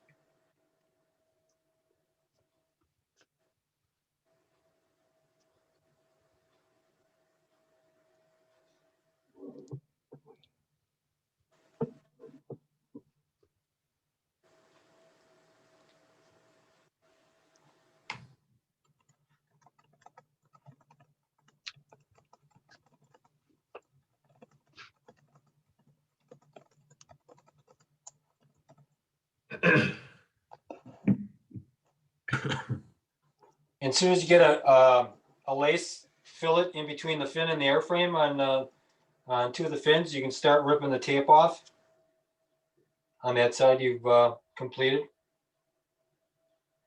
Once you're, and leave it like that until the epoxy sets up, that it doesn't drip on you or sag, because you don't want to pull the tape off either when it's set too much, because then all of a sudden the epoxy will stick to the tape. So you want to remove that tape the long strips of tape right after you get done smoothing out that fillet on both fins. Leave the dams on till that epoxy sets up kind of thick. Then you can remove it. Then rotate your rocket and do the other two sides.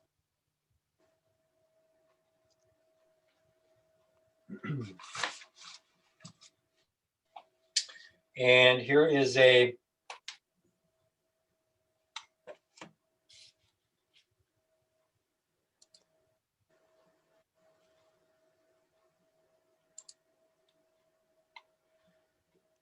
here's a picture of a fin fillet that was taped and everything. It's a nice smooth fillet. Let me get you a bigger picture here. Hold on a second.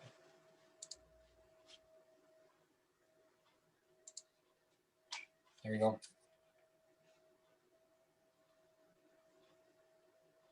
Doesn't have to be a big fillet, just enough to, you have two adhesion points, the exterior and interior for this type of rocket, which is fine.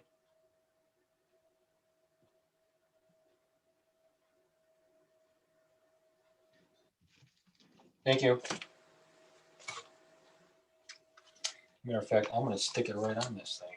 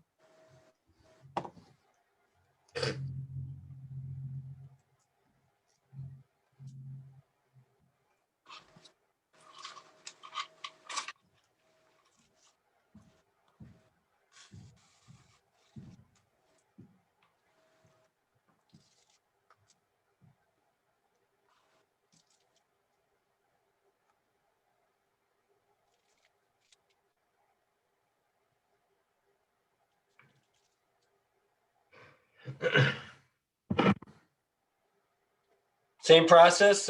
Give Danielle an R in the chat when you're done.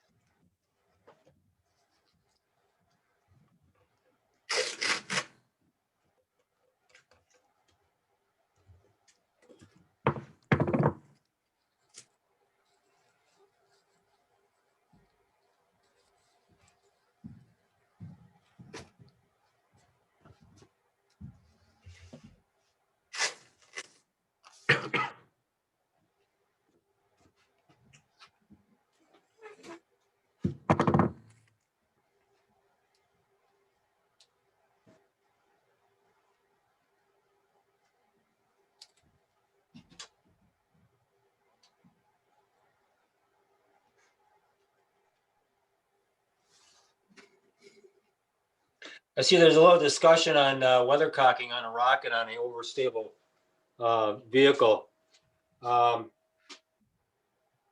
and gaining the ability of recovering your rocket like it's going to walk to you from the air. One suggestion, if your rocket marginally weathercocks a lot, especially a cardboard one, you're looking for easy zipper on your rocket, and a zipper is when the rocket is wind cocking marginally severely and it deploys at a high velocity. The recovery cord comes out and cuts your tube almost down to the motor mount tube, like a piece of floss. So you want to avoid a rocket from windcocking a lot. And I think Trent explained that. Higher impulse motors make your rocket go straighter in high winds. Slower and low velocity type motors will gradually, naturally cock into the wind. But if you have a severe weather cocking of more than like, as Trent said, 30 degrees, you're looking for some damage of your rocket, basically, if you have a craft phenolic or a craft cardboard rocket. I've seen it done a lot of times, especially when you want to certify. That annuls your certification if your rocket is zippered severely. Hey, Frank or Bob, what would you consider a dangerous value to be for overstability on the static margin? Anything that gets close to 3. Okay. Why do we have this model No, right now? and no less than 1.5.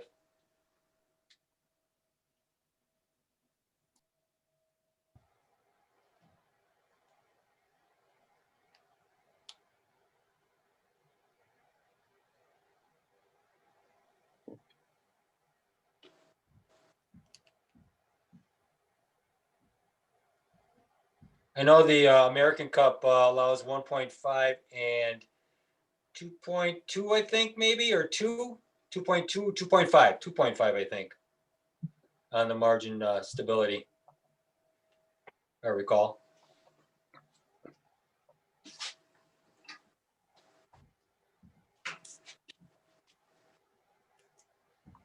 And that number is with the engine loaded? Yes. Oh, of course. Yes. Yeah, your margin stability means nothing when the rocket is not loaded. That's the full test when everything is loaded. Parachutes, shock cords, motor, deployment charges, altimeters. How long should you wait again before you take off the tape? You can take off the tape right away, but leave the dams up.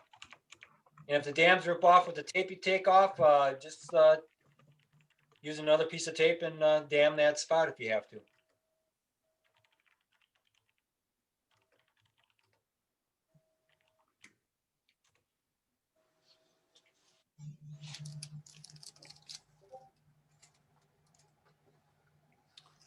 And yeah, there was a question in the chat as well about, and Frank just said it effectively, when you burn out your motor, so you're reducing your mass in the back end, then your center of gravity is going to slowly crawl up the length of your rocket. So that margin will increase as you dump mass out of the back of your rocket.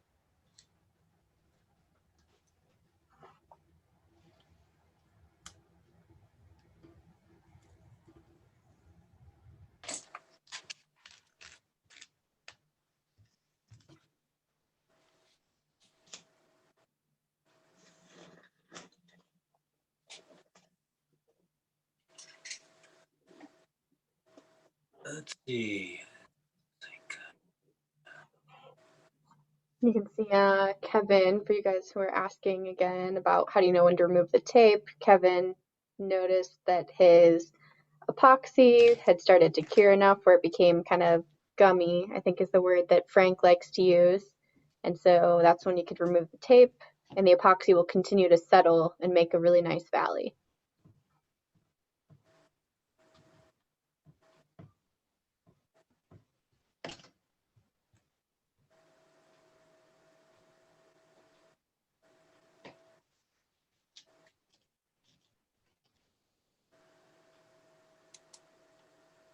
It definitely looks a lot better on the outside than it does on the inside. Yeah, no one sees that. Right. Or motor function. Function over form.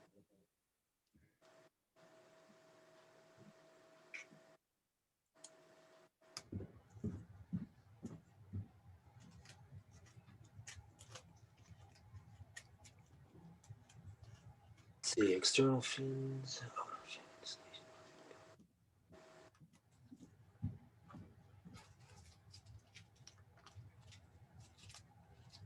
Make sure not to get any epoxy inside the internal airframe or the motor tube, please. And watch for drips.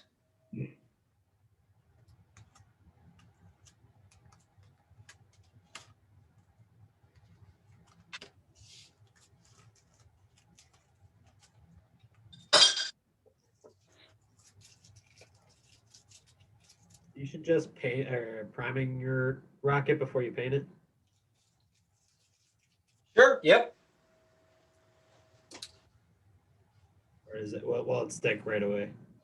You're better off priming because it'll fill up the voids and nooks and crannies. Sometimes if you buy a like kind of a nice primer like Rust-Oleum or automotive primer. And you must always scuff up the nose cone a little bit with that fine sandpaper, the whole nose cone. Okay. And you have to prime that, otherwise paint will not stick to it. I don't care what the can says. The paint is for plastic, it'll come off. You got to prime it.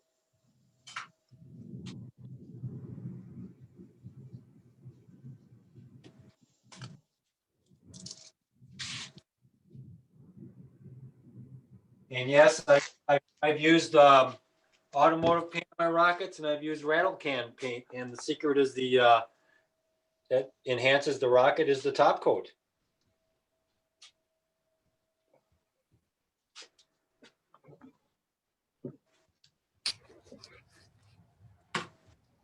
Oops.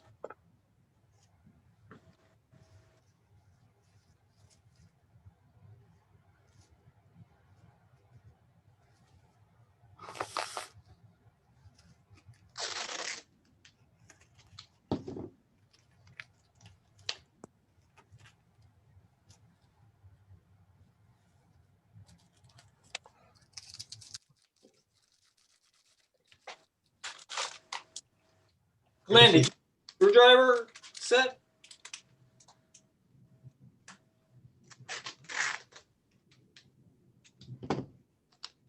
Yeah, he had said he got his screwdriver set, just not his rocket kit. Okay. Did anybody not get a parachute? Only Bob, right?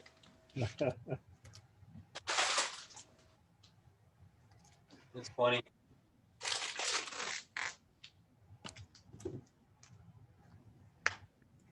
For timing at this point, you should probably be almost done with your top two outer fin fillets because we got 3 more sides to do. So you want to be about done with that one, letting it cure right now before you rotate the rocket.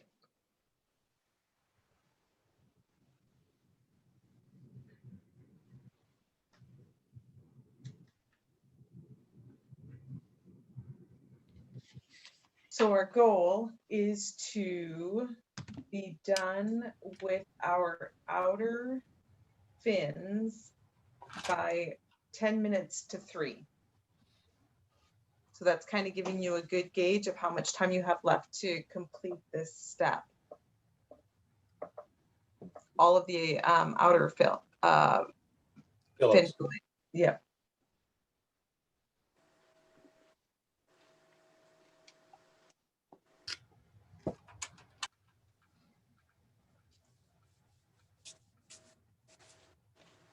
Ever see someone stain the fiberglass or for the plywood fins? Oh, sure. Like the sealer? Yeah, they put sealers on it. Sure. Got some leftover stain and poly. Yeah, it'll work. It'll keep it from warping.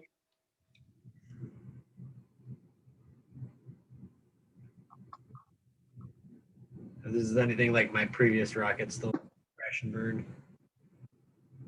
Hey. You guys are helping me out though, so maybe not.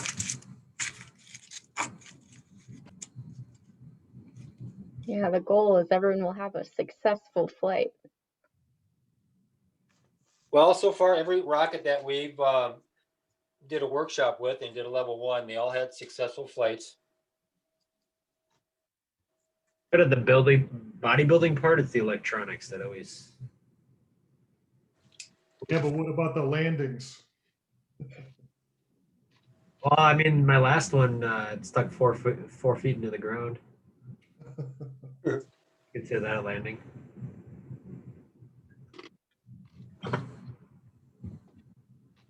Hey, is it, are we gonna be launching on our own then? Is that the? We're going to go over that at the end of this drag. We'll tell you like what the plan is and how we hope to have this all come together for you guys. Yeah, sounds good.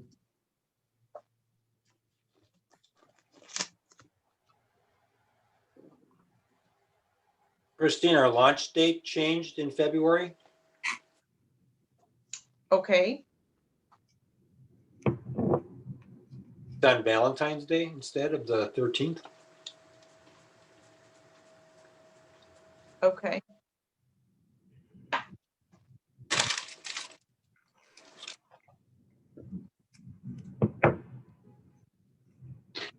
Are your launch days usually on the weekends? I'm sorry, say that again. Are your launch days in the weekends usually? Yes, they are.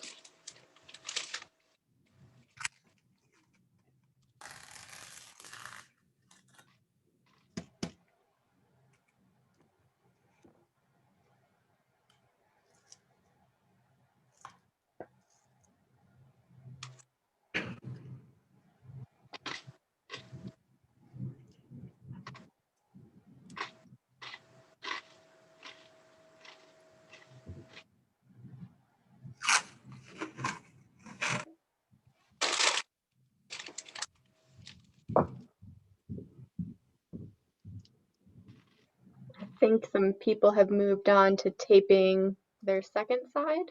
Is that true? I'm on my third side. Go off. Yeah, I was going to say overachiever. So if you're just moving on to your second side, you'll turn your rocket 180 degrees, rotate it, so that your side 2 is what you're focusing on. And you can see that on the slide, figure 1320. Side 1 and side 2 are labeled. So our next one is side 2. You'll do your taping just the way you did for side 1. And then you can make your epoxy again if you need to and start doing more fillets. How you doing, Ian? I messed up and only rotated 90 degrees.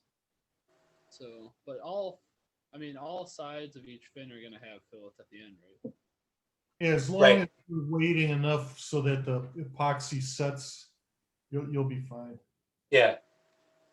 It doesn't have to cure just as long as the epoxy just sets so it's not dripping when you turn it. Oh yeah, that's not happening yet. Yeah. And the nice thing about rotating it 180 degrees the first time is that after you complete side 1 and 2, then you don't necessarily have to make the dams for sides 3 and 4 because they'll already be epoxied on the other side. So you save a little bit of work.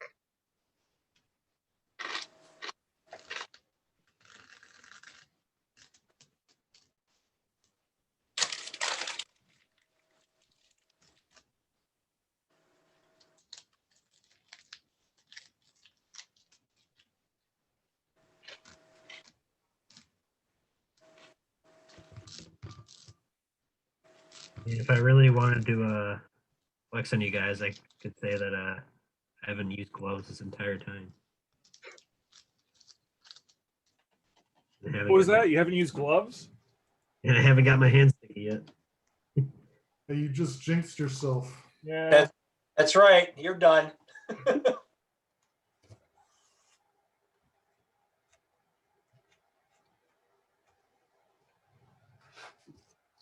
As the resident cancer kid, wear gloves.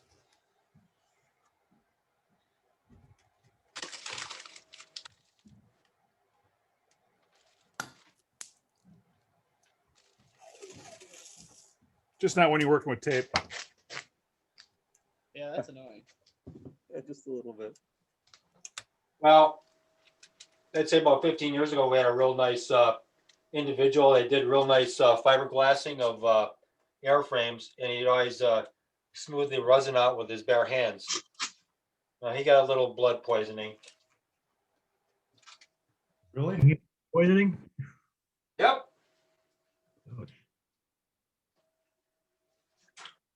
Kevin, you remember Craig Leonard? Vaguely. Okay. Have to worry about that with epoxy?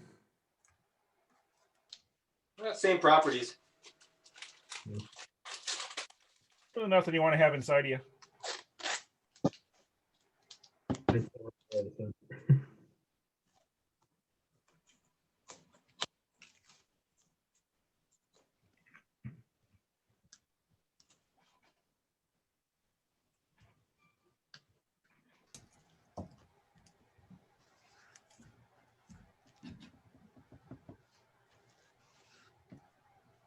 Yeah, I mean, if Like it. Got epoxy 20 can be participants. epoxy can be neutralized by alcohol, then yeah, I don't think I want it inside me. What about the alcohol on the? Well, like alcohol can neutralize epoxy, right? Like the epoxy will attack the hydrogens in the alcohol. So. Right, but it will. Yeah, it'll wipe it clean though. Saying we should have a Yeah, beer that's after what I this, want. or what are you trying to say? Acetone works the best. Yeah, it does. That's kind of wicked stuff though.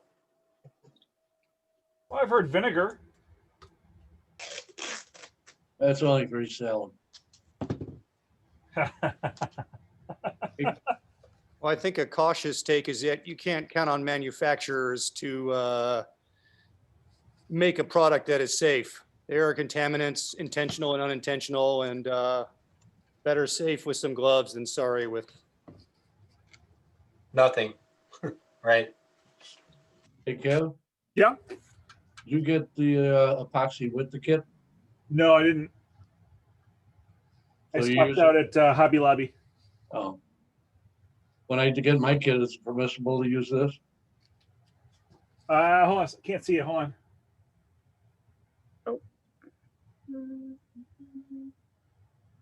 Well, yeah, you can use that. Show Level up.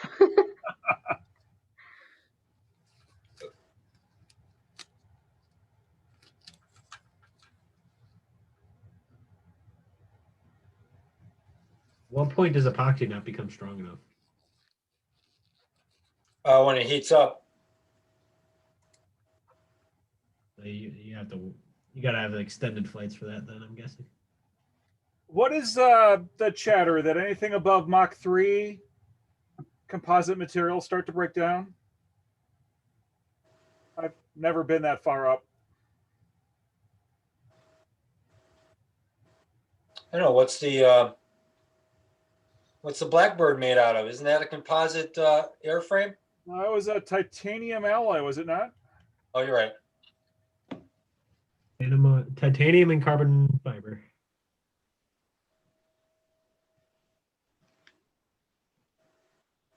Reading just recently on one of the forums that are popular with rocket folk that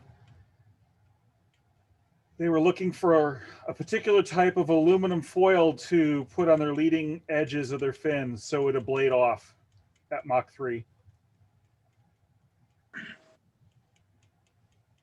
Why don't you just keep the whole fin aluminum? Yeah, right? Right. Sure.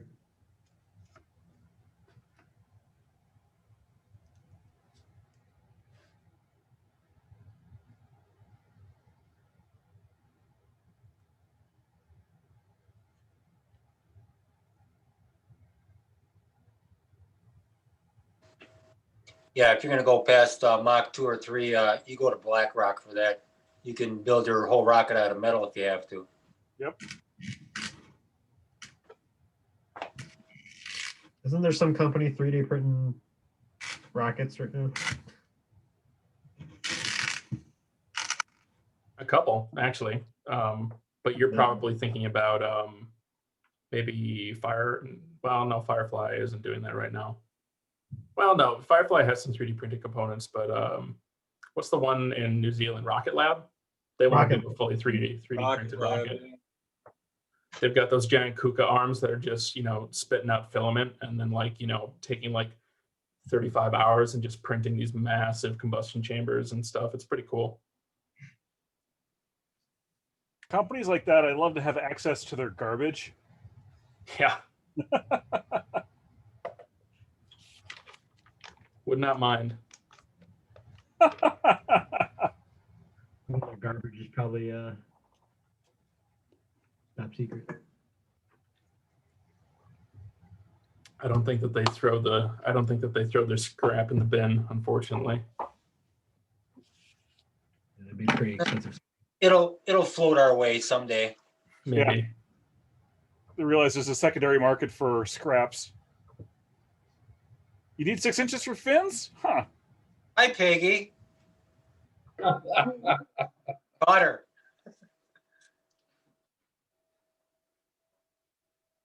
That's if they even produce any scrap. Well, they do because, not 90% of anything that they make is not for flight. So by that account, there's a lot of things that either have to sit on a shelf or have to be destroyed eventually. And a lot of times they sit on shelves, and then a company will just pay large amounts of overhead to, avoid the issue of how do we get rid of this material. We do a lot of that at my company. And then for the things that we do need to get rid of because there's no inventory space, there's a big red tape process by which, you need to scrap your materials and components so that none of the intellectual property ever gets leaked outside of the company. Max, are you done? Got 2 more to do. Okay. 3. Oh. For doing this Zoom presentation here, you guys look really busy and hardworking. And just for pacing, we have like 15 minutes left. So at the minimum, you should be wrapping up your second side. If you're ahead of that, great.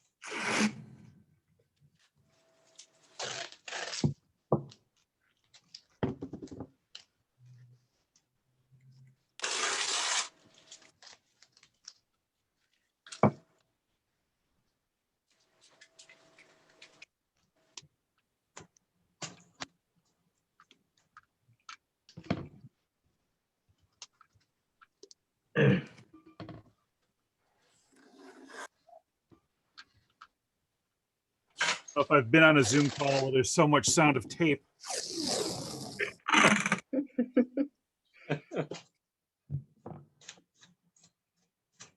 Pretty satisfying sound.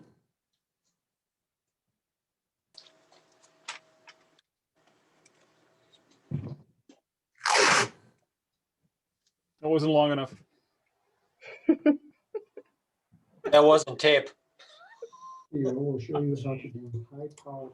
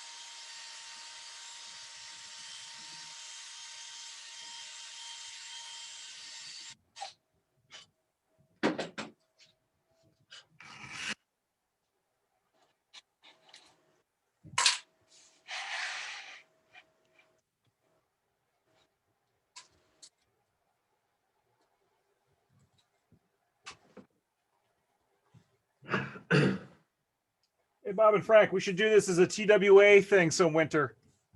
Let's all build a rocket together over Zoom. How about a little bit bigger one? Well, I've got that 18-footer I'm working on.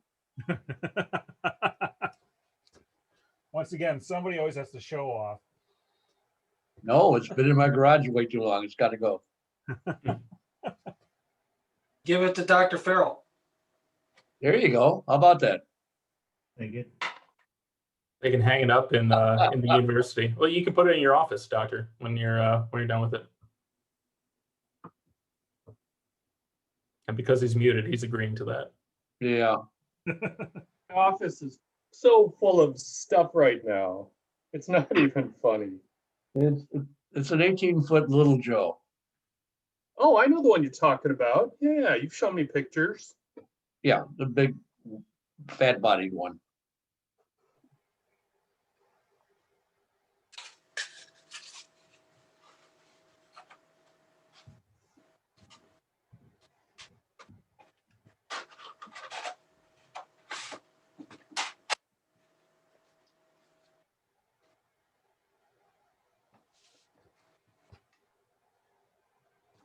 And hopefully at this point you're on your third fillets.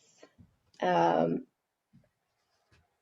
and plan in the next 8 minutes if possible to be done at least putting the epoxy in on your fourth fillet, because then during the break and during the rock sim, everything can cure and set longer.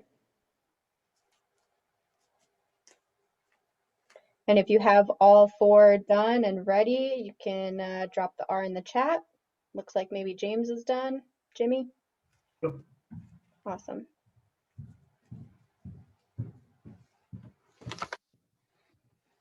Looks like Elizabeth is on the home stretch. Thank you. And if you are done, we'll be transitioning into rock sim after this. So hopefully you still have that pulled up.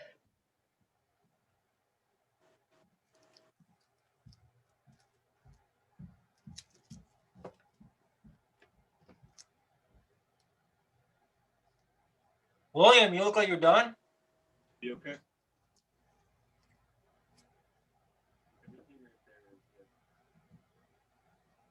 Matthew looks like he's down to the finish line.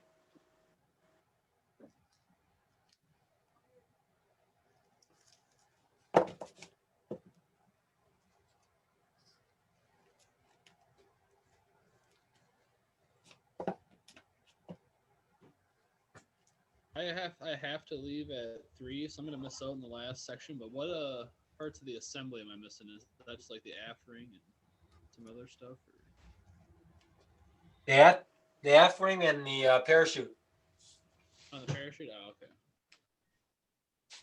Yep. Actually being recorded right now at all by any chance? I heard that it might not be able to be recorded, so.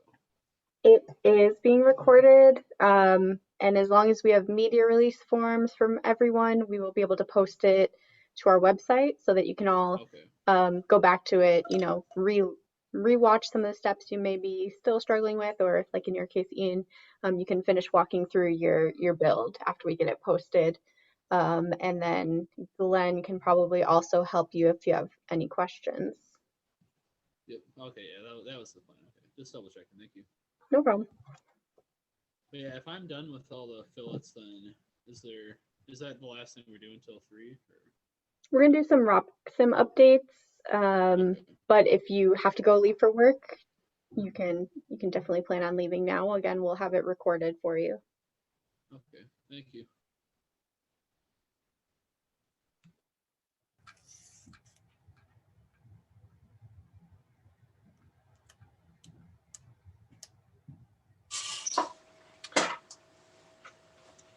Drake, you look like you're done.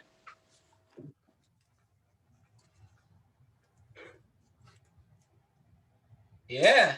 Yeah, I've been done for a while.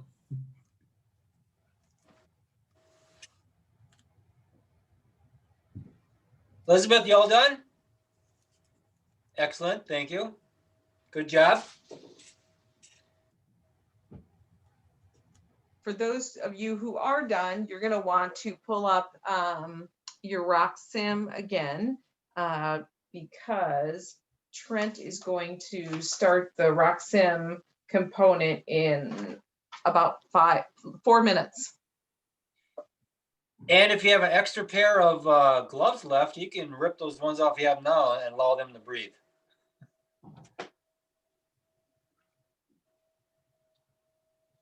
Because you only got one more part to epoxy, and that'd be the aft closure.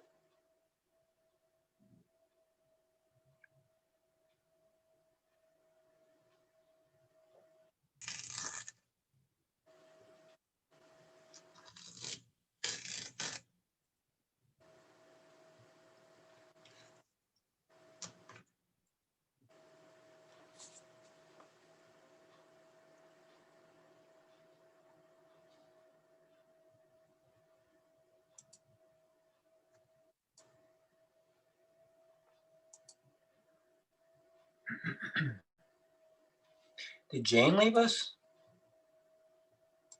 Jane is in a breakout room helping Ryan, helping him to get caught up to speed a little bit. Oh, okay. And so after the break, I'm going to ask either maybe Bob or Trent to, maybe pop in and out of that as well.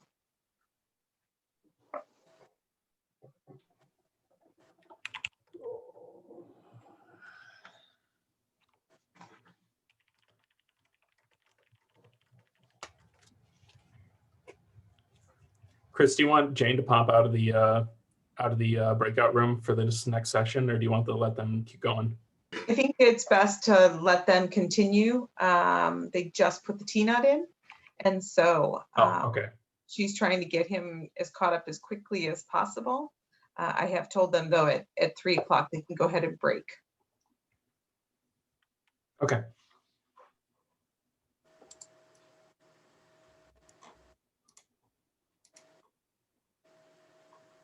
Okay, and about 2 minutes left. So hopefully you get your finishing touches on your last set of fin fillets.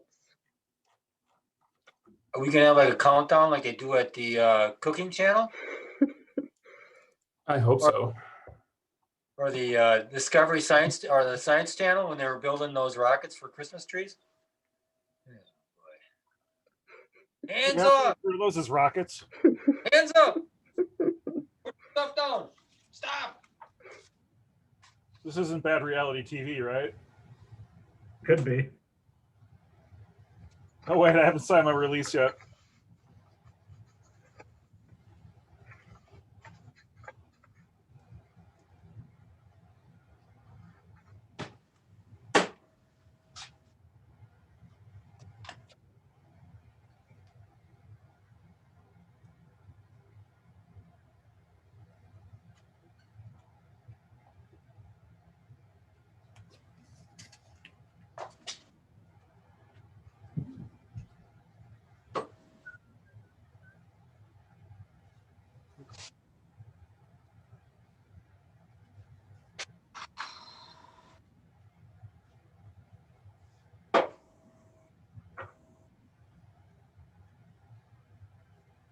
Is it snowing by anybody yet?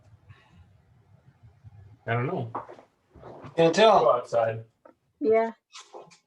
It's raining in Missouri I'll take the rain. and gloomy. Nothing in Kenosha right now. Nothing in Madison. I got some snow. I got some flurries in Kenosha.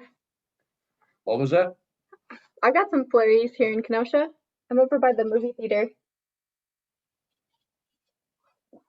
Oh, Nothing happening here. Nothing in Milwaukee. Remember, Bob, your eyesight isn't correct yet. That's true. It's his near sight though, not his far sight. Okay, at this point, if you are at a good stopping point, go ahead and let your rocket rest. Get your rock sim pulled up. Trent's gonna take it over for the next 10 minutes and then you guys get a break. Okay, cool. I'm gonna share my screen again. And again, if something doesn't look right with my screen, just yell at me, and we'll keep going here. So what I have pulled up here again is the vanilla file that we downloaded yesterday, and I'm just going to repeat a couple of steps here to make sure that I've got everybody caught up on what I've done so far on this. But I'm going to zoom in down here. So the two things that we did previously was we downloaded the correct engine file, and also we started looking at some of the things that we need to tweak about this model in order to get it so that it's more representative of the kits that you're all currently epoxying and building and stuff right now. And so the first thing that I noticed here was that this motor mount tube is too large. And so in order to modify any of the components that are shown down here in this wireframe view, we can find those components up here in this component tree. And so I motor mount tube, and I double click it, and that's just the default action that you take whenever you want to modify something over here. Over on the right side, you can add new components as well, but we have not done that yet. We will get to that in a minute. And what I want to do here is I want to look at the OD and the ID of this tube, and because our motor casings are done in metric, I'm going to toggle the drop down so it shows in millimeters. And I want the inner diameter of that motor mount tube to be 38 millimeters.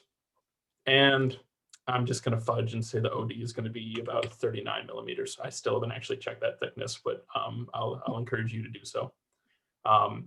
And like what was mentioned before, the material as well, and you'll find material inaccuracies throughout the components. So something else that you can do in order to better replicate the mass of your rocket is to go through each one of these components and actually check out, okay, well, you know, how much is the mass and what material is it made out of.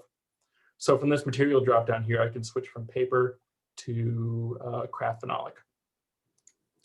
And I will then load an engine.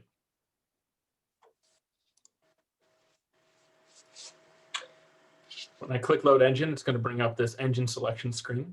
And so long as you were following along before and were able to download the engine correctly, you can filter by manufacturer. So I choose Aerotech.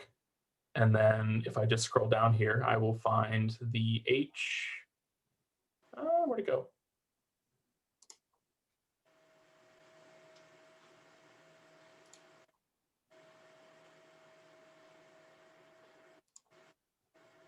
Huh. I think it's the last one.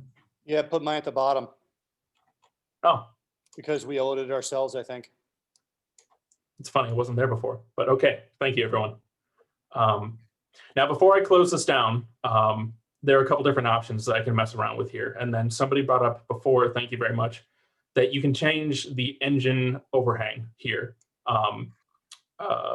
So what I'm going to do is I'm just going to set that to 0 because I'm not quite sure where my engine is going to lie with respect to the motor mount tube. It might be completely flush, it might be overhanged by a little bit, but this is something you can always go back in there and change at a later point in time.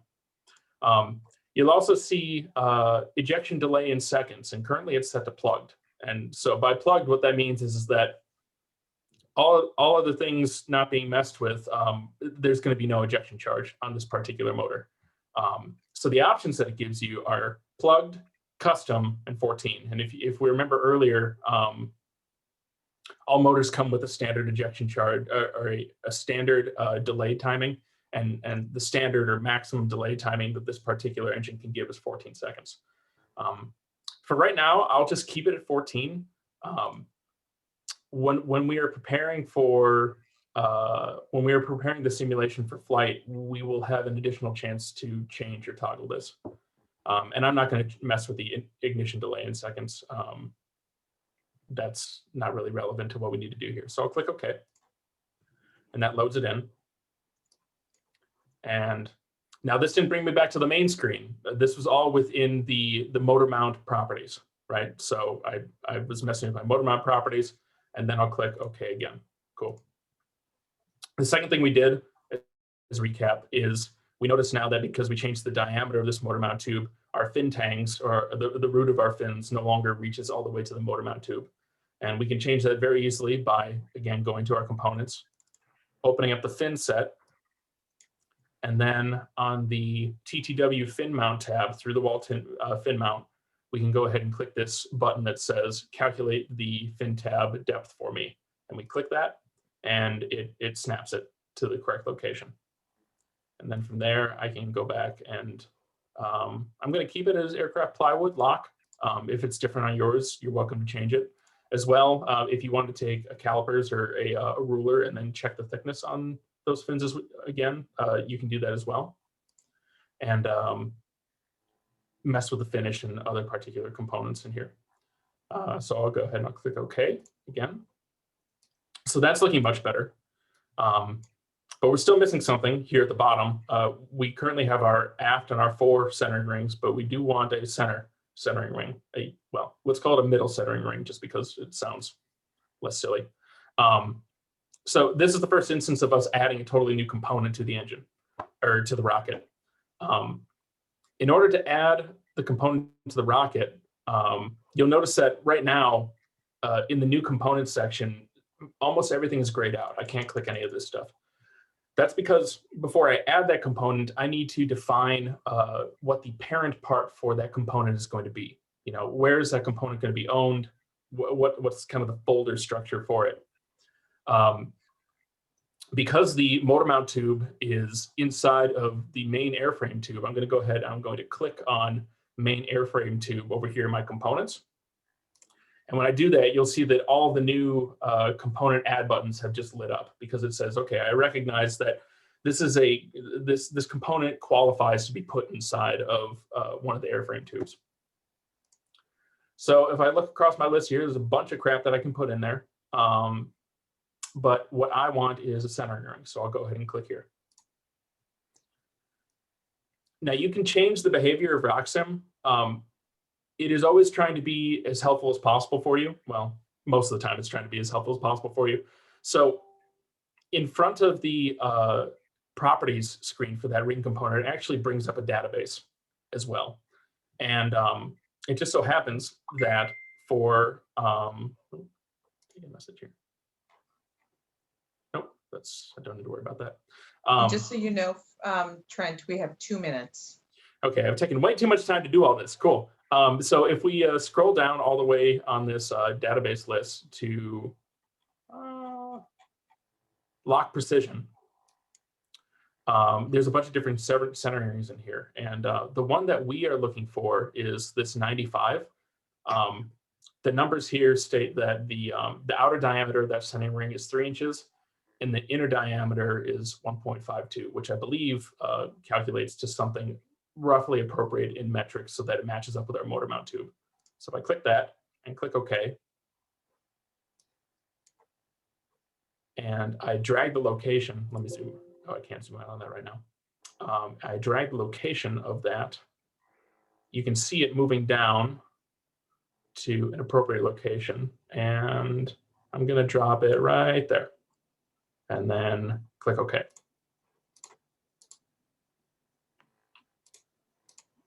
Okay, so now we have the appropriate motor mount, we've got the motor installed, and we have all 3 centering rings. And the next thing that's happening here is, and to clear the air, you know, the reason that we're going through all this right now, especially for a kit that you already have and exists and you're not designed from scratch, is because we want the simulation to tell us that our rocket is flying safely. So we're looking for where the center of gravity is, we're looking for where the center of pressure is, and we're looking for that stability margin. And right now you'll see, and some people have already noticed, that it seems as though this rocket is very overstable. And there are a couple different reasons for that. The big ones being that the individual component weights for everything in here probably is not correct. And there are 2 ways you can go about fixing this. The first one is that you go and weigh each individual component. Now, where we are in the build process, we've already glued some of these components together, so it's kind of difficult to go ahead and get an accurate representation of each component's mass individually. So another way that we can go ahead and determine where the center of gravity is for the rocket, so that we get that appropriate margin, is you can actually do a hang test of the completed rocket and then input that information into RockSim. And I'll pause there only because I think we might be out of time, Christine. Otherwise, You are absolutely correct. And if we have a chance, we can maybe add a little bit of that into the next RockSim update at 4:05. Okay. Okay. All right. So we have 10 minutes. Go ahead, use the restroom, get a drink, and we will all be back in now 9 minutes. And I will, Danielle, I'll go to the breakout room to make sure Jane gets a break as well. Okay, sounds good. You can do the same thing as before, just mute your mic, turn off your video, and come back at 3:10.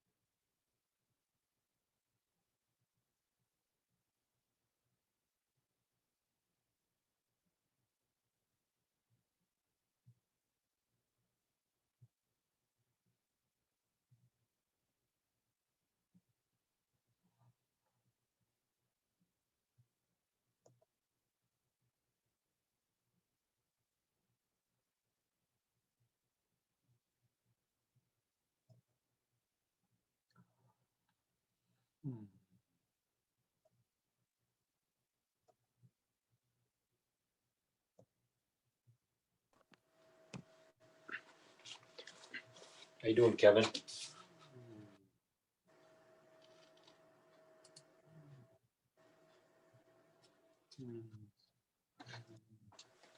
There we go. Mute. That's better. Yeah. Well, not really. Last piece of tape.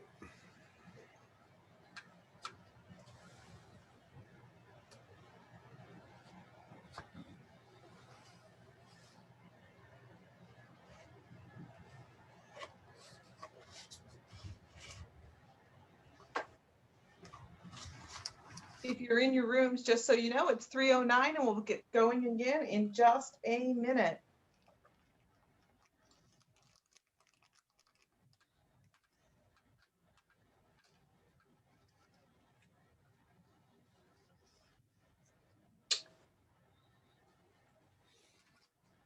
I really underestimated how much epoxy I can apply in 5 minutes. Well, you gotta go? Did you hear me? Hey, there's my dog. If we want to look at one of them. Cool. Name? Huh? Name? Vuk. Oh, me? Ukra or Vuk. well, Just Vuk. It's Serbian for wolf.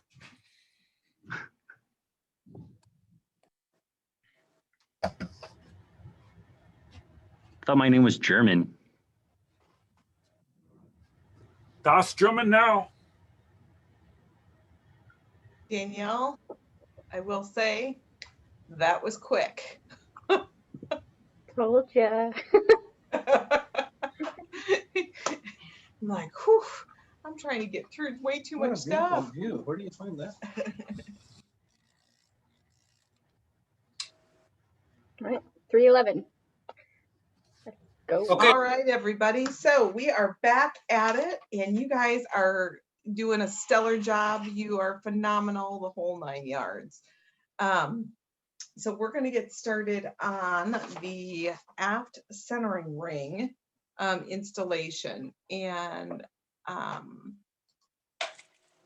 I had asked before our break, Trent, do you mind just do a pop in and make sure Jane is good to go in the breakout room and doesn't need any additional help?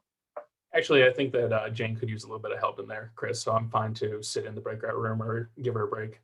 Okay, perfect. Yeah. Thank you. So on that note, Frank, do you want to go ahead and get started on the next section? Okay, ladies and gentlemen, we're gonna do the aft centering ring installation. Install screw into retainer nut to use as a handle, and you probably already have that together, I take it. If you don't, put the retention system together on the aft ring.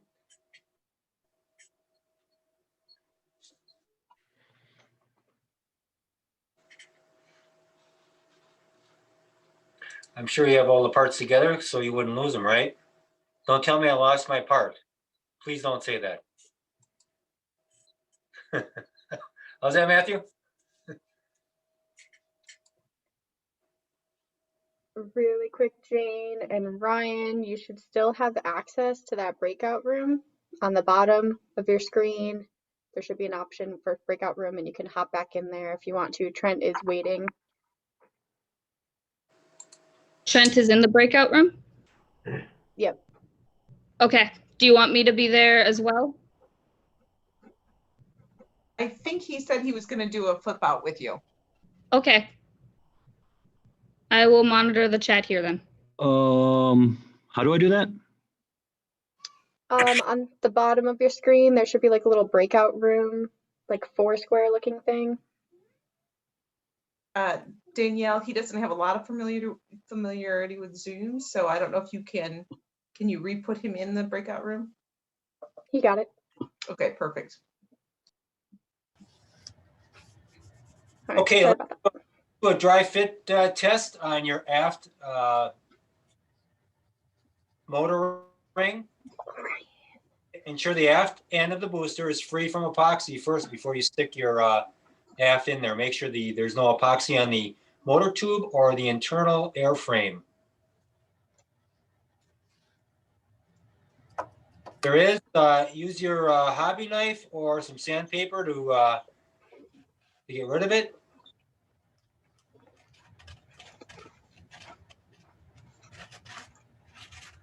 Ensure the centering ring fits in the tube all the way until it contacts the fin tab. How some of the fins weren't cut the way they're supposed to be. Push the aft motor mount ring only about maybe, I'd say 1/8 or 3/16 past the motor mount tube edge.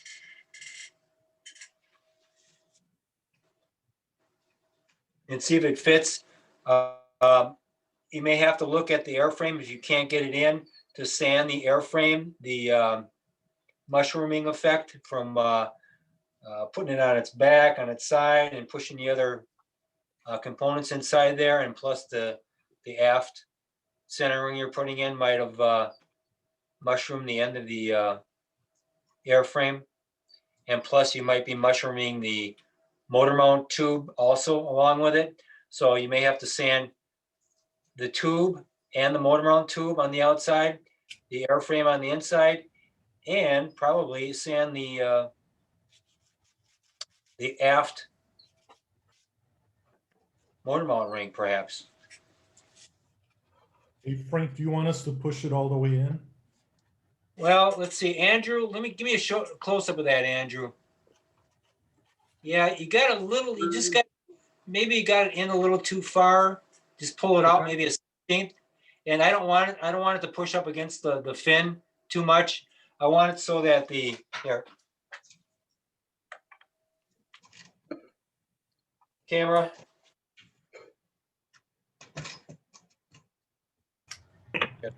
Let's see where I'm at here. See where the how far I have the motor tube sticking out compared. I got the motor in there. I want to make sure those. Yep. I want to make sure those clips clip onto the motor, because if you push it in too far, the clips aren't going to reach the end of that motor to hold it down. Okay. Good deal. I'll pull it Understand? a little bit. Right. If you have the motor tube extending out too much, those clips aren't going to reach. And that's just enough motor mount tube to be exposed to put a nice fillet around. And you're just getting a fit right now, and then you're gonna back the centering ring out and put the epoxy in. Remember where you had it? And pull your aft ring out and mix up some epoxy.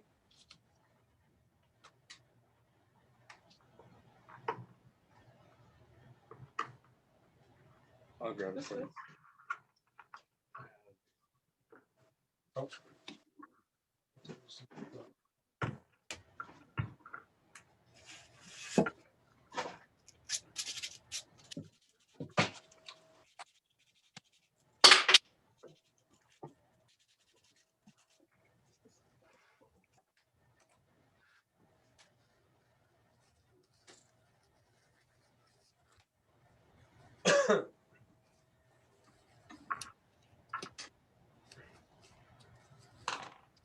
mix some epoxy up and put some epoxy on the inside of the airframe and on the outside of the motor tube, right on the edge.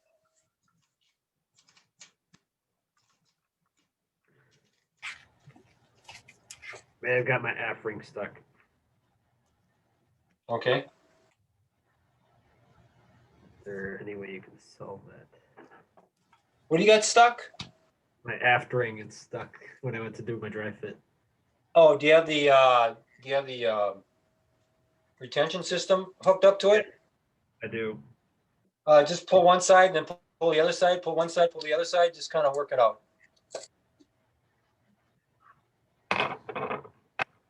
Hey, once we epoxied on the inside, we're gonna put a fillet around the outside. Correct.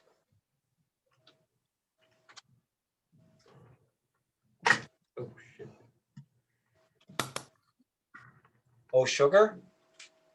I didn't say anything.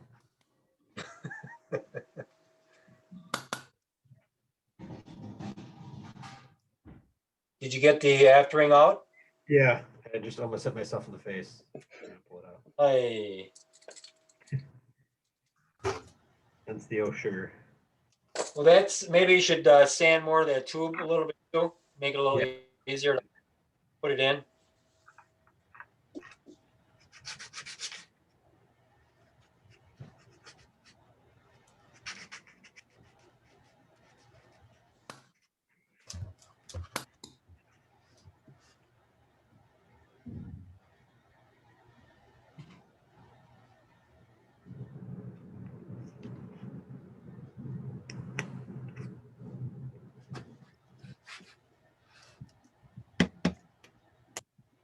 And Kevin's got an example there for you. Moving right along. Even I had to sand mine, and you saw how much tape I put on there. Well, I'm quite impressed with the rest of the crowd here that it goes on. Now make sure not to press it down too far. Go like maybe a 3/16 or an 1/8 inch past the motor mount tube and let the epoxy set. And I would flip, once you get that set, flip the rocket on the aft end. Lay it on, on the floor or something. Aft end, the pointy end up. So the epoxy falls against the motor mount tube, the airframe, and the aft ring. And don't worry about rushing your fit. Make sure you have a nice fit on that centering ring because we still have about 20 minutes for you to get that in place. So get a good fit and then worry about getting some good epoxy, just not inside of the motor mount tube, on the inner of the tube. You'll be good to go. Looks like Dr. Farrell's done.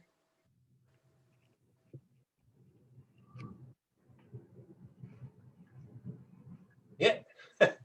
Nice move.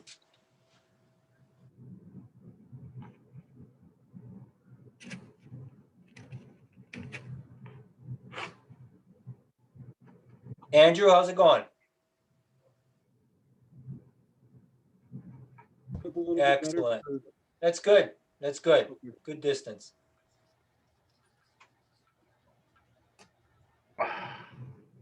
And Max, where did Max go? Oh, there he is.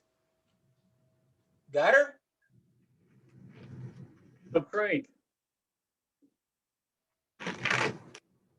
Okay. Frank. Yes. So is it the rail buttons? Those are going to be the last thing we have to epoxy in place? Yes, sir. that'll be next. So just for those of you who do have it, your centering ring in place with epoxy, just a reminder, your T-nut should be offset from the rail button from your line. Oh, that's right. Ooh, that's right. I forgot about that. Sorry. Thanks for that. I was just getting ready to say that, Danielle. Thanks. You want to make sure that the retention system where the T-nuts are, do not line it up with the rail buttons. If your glue is still there, you could probably spin it maybe, if you have to. Because we're going to drive a screw into that spot where you marked your rail buttons to go into that aft motor mount ring. So we don't want to be hitting the T-nut, internal T-nut inside the wood. If you get what I mean? Thanks for the save, Danielle.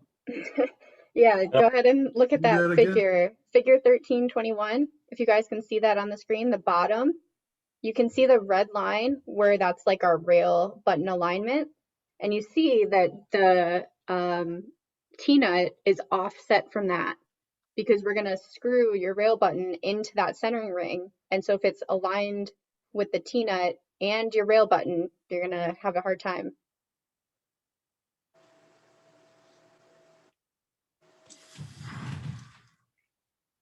It's close. We just want to avoid it.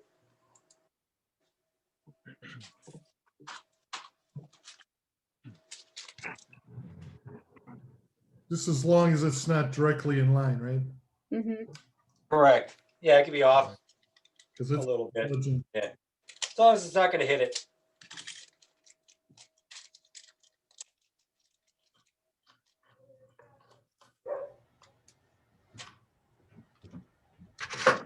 Yeah, the people that are done with the aft ring, take some kind of a gauge like your a craft stick or the other stick, and where your aft ring is, measure the depth that your aft ring is from your aft ring to the aft end of the airframe, and mark that with your craft stick, and then go on the outside of the airframe and mark the same spot on the exterior airframe and add like maybe a 16th inch to try and hit the middle of that aft motor mount ring, the thickness of that motor mount ring. And get your drill and drill a pilot hole.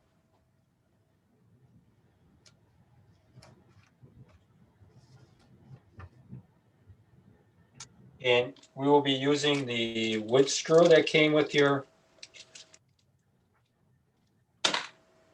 rail button. All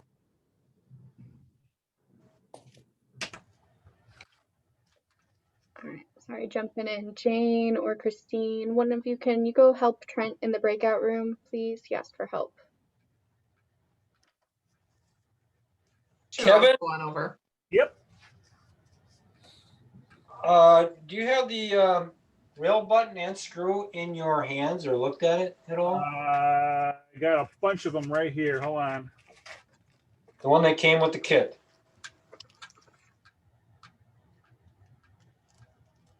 And your rail.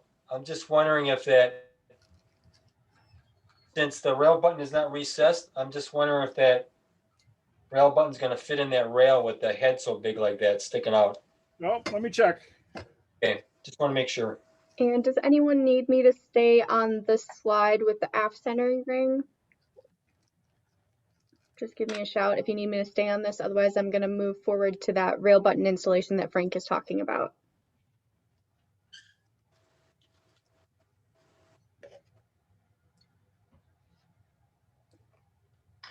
Okay. If anybody has a rail button and the screw in their hands, I want you to sand the slag off each end of that rail button on the ends. Not so much in the middle, I see, but on the ends. I just want to make sure it's a flat connection with the airframe and the back end of the screw. As I see there's a little slag on it where the hole is. Before we get too far ahead, because we're jumping about 10 minutes ahead right now by moving to this slide, is everyone done with the previous aft centering ring installation. Yes. Not yet. We just Not done. expand it a little bit more. My my bunch of glue wound up on one end of my tape. The tape prevented it from running down, but I've got tape scum all around that's blocking me. Okay. I'm going to pause it here then, because we do still have time to slow down and let everyone catch up. And since we're going to pause, Frank, to answer your question, Yeah. with the wood screw on the rail guide, plenty of clearance. Okay, just want to make sure.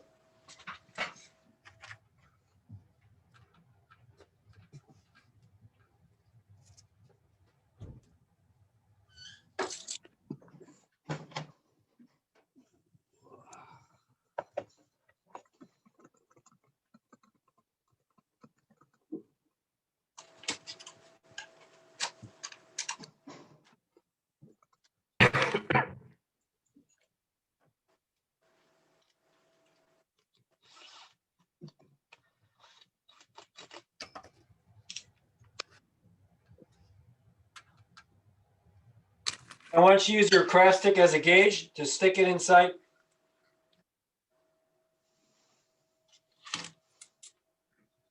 Take your craft stick and stick it inside the distance between the airframe and the aft ring and mark it so you know the depth. And then go on the outside and do the same thing. Stop where how deep the aft ring is and add another 1/16 of an inch onto that. Kind of like a depth gauge. So you know where that aft motor mount ring is at. And of course, take your drill and start drilling your hole into the wood. Don't go too far, because as you can tell, your wood screw is only that long into it. And when you create your hole, I want you to take some epoxy and put it in the hole. Now that epoxy is kind of thick, so you guys, everybody has a screwdriver, those small little screwdriver set, possibly. Take the smallest screwdriver you got there, and when you drop some epoxy on there, kind of pack that epoxy in that hole with the smallest screwdriver. You'll push that epoxy inside there so it gets to that aft ring. Because otherwise that epoxy kind of floats to the top. So you got to kind of push it in. Frank, we've got a few questions in the chat, and I am a little bit behind on figuring out where we are. Do you think we could take a quick second to answer some questions? Yeah, Kevin and Danielle, take over. Yeah, so we're just jumping real far ahead right now with the description versus where we're at or where people are at with the slides. So can you put an R in the chat if you have finished your aft centering ring installation, which also included putting a fillet on the aft side of the aft centering ring, right, Frank? What's that, Danielle? So the aft centering ring installation included also putting a fillet on the bottom side of the aft centering ring, correct? Yes, correct. Okay, so if you've done that and you're done, complete with the step, put an R in the chat so we know. We're not going to move on to the real buttons yet until everyone's ready to go.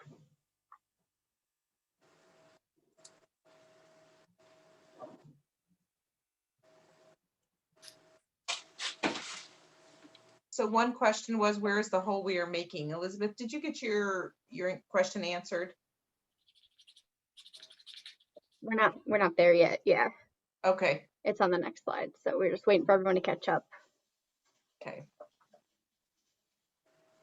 Is epoxy dry enough to be working on aft rings sideways now?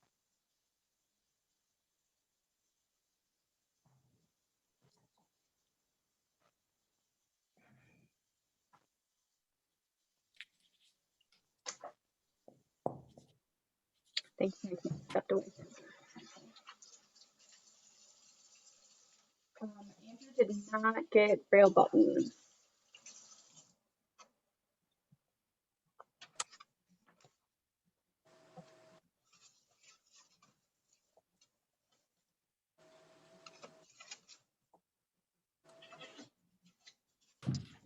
Did you hear that? Frank Andrew says he does not have rail buttons. I'm trying to, I've got the sentence made out, but it ain't going.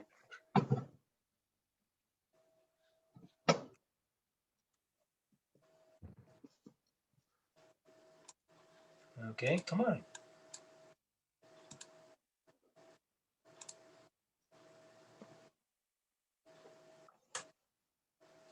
Save chat.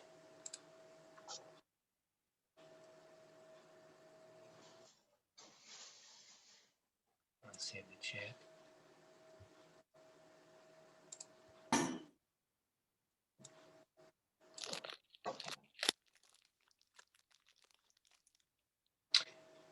Well, we can supply the rail buttons at a launch too. They're easy to put in.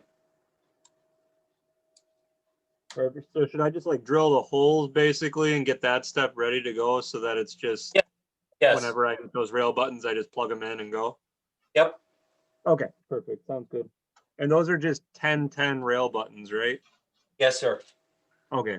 So I can just buy those online at like Apogee or something like that and just I'll have them for you. You're gonna come to Bong probably and do the certification. Is that correct?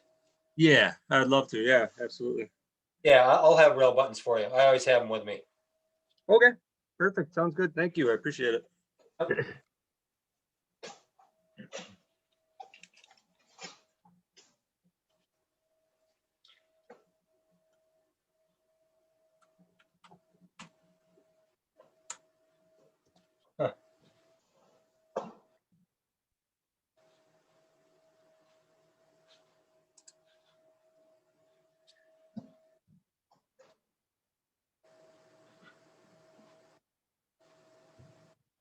Jane, do I need to go into the breakout room again, or are we cool?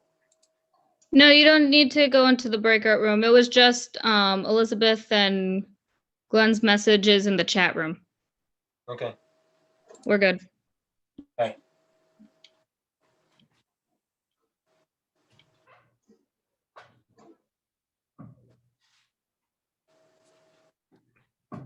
Okay, have we put our rail buttons in? Did you sand down the rail buttons too on each end?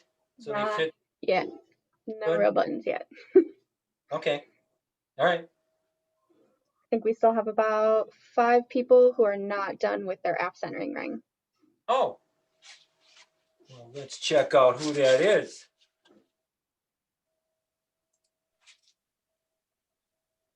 Matthew, you got yours, right?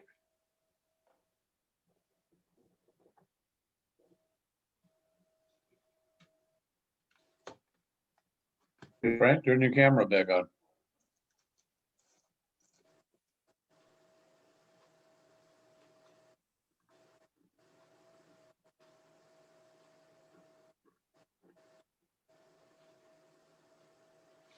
Oh, we got a bunch of R's. Matthew's cool. Drag is cool. Max is cool.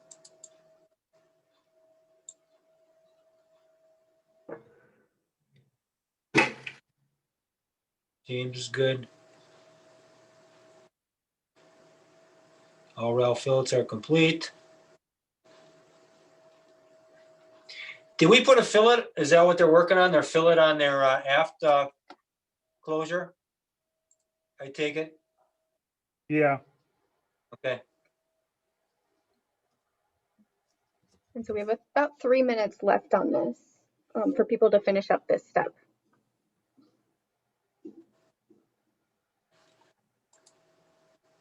Make sure your T-nuts are offset from the rail button mark.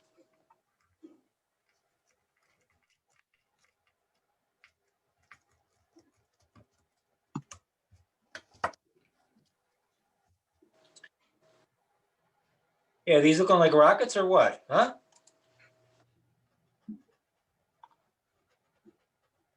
Yeah, totally. Looks like it.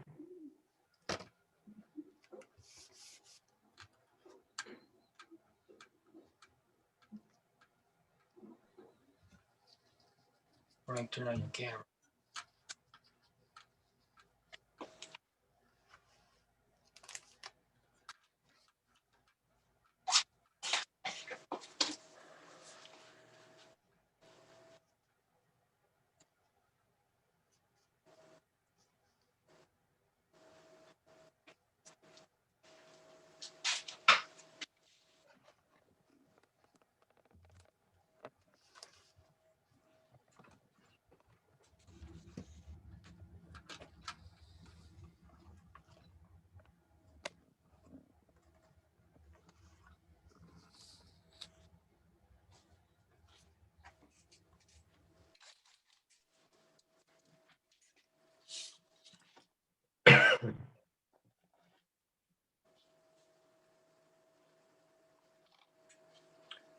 Okay, people that are getting close to install their rail buttons, again, please sand each end of the rail button so the slag is taken off from it, so we have a conform fit to the airframe and the screw head.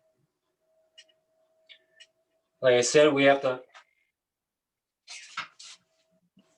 take your a craft stick, use it as a gauge to gauge how deep the aft ring is. Mark it on the outside. Then take it on the top. Stop at the end of the airframe where you made your mark, and add about a 1/16 of an inch. You don't have to be, right on. Right on would be cool, but if you even get a little bit of that meat of that aft centering ring, is good, because once you put epoxy in there, it'll hold real good.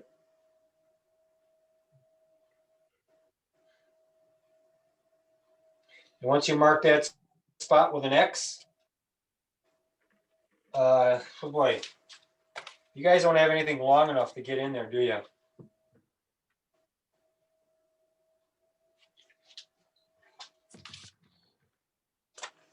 To measure the get dizzy. How many dowels did we give them? Could they tape any of those together? I don't know. How many dollars? Do you have like more than 2 dowels? No. You could have a measuring tape. Do have a measuring tape. Run it from the forward section down to the centering ring. Well, if you have a measuring tape or a yardstick handy, pull that out, or something long. Let me see how long this is. I could attach one of the dowels to the end of the ruler. Yep. Yep. So I missed on my first attempt. I'm at 10 5/8 from the bottom. You mean from the top? I'm looking at from the bottom with a square. What?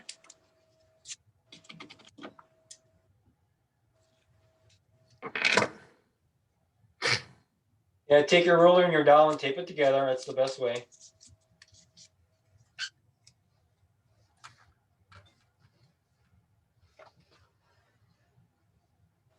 And make sure it's nice and rigid. That's not bending like mine. Tape your stick in 2 spots, not just one. Otherwise, it's going to pivot on you. You know, the fulcrum action.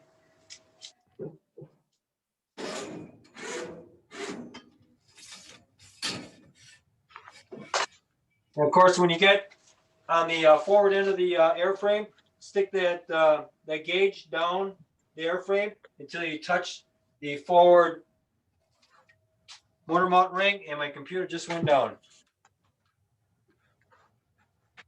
And just went back up. That's weird.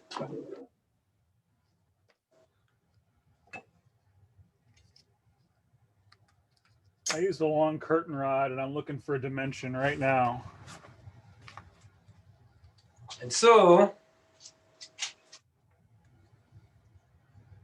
everybody's forward motor mount ring is going to be different, Kevin.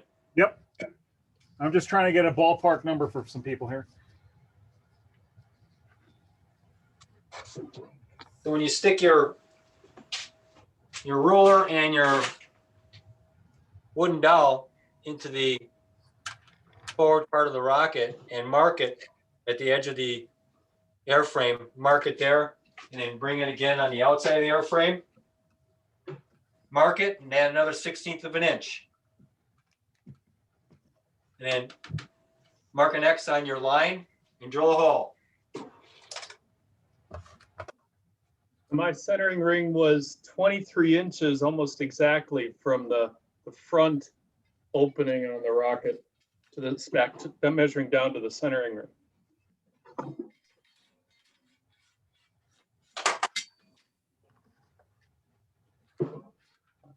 And for those of you who are just getting started on your rail button installation, the slides will walk you through exactly where you should be placing your X's to start. Again, you're wanting, like Frank said a couple times, you want your bottom rail button to intersect with the aft centering ring, and then your second rail button should be hopefully intersecting with your forward centering ring. And so just start with marking those X's on your airframe, and then you'll worry about drilling afterwards.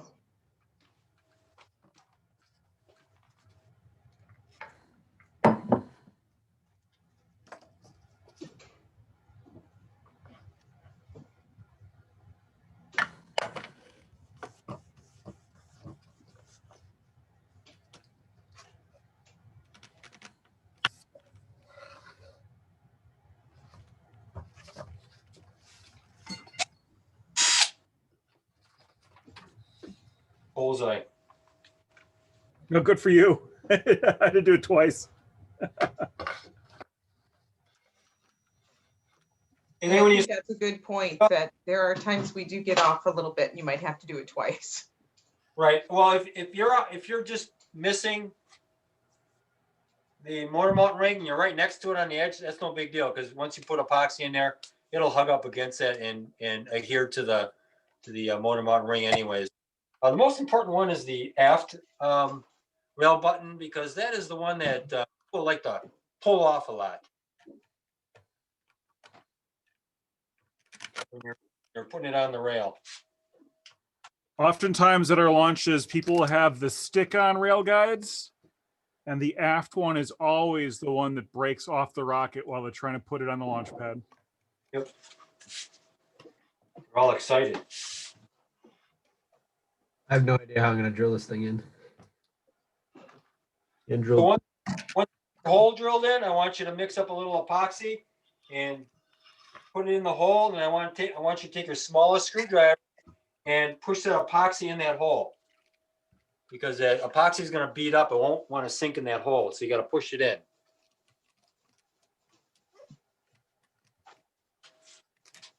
I just have the hand drill is the problem. What's that? I only have the hand drill. Isn't that one? You got a small enough bit? Yeah.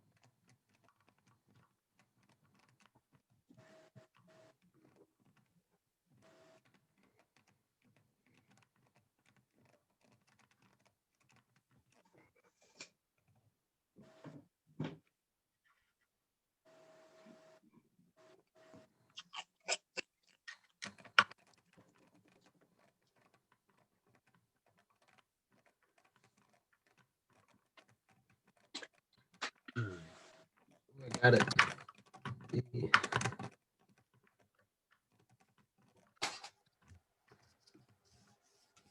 How's everybody doing? Are we all on our rail buttons? Okay, cool.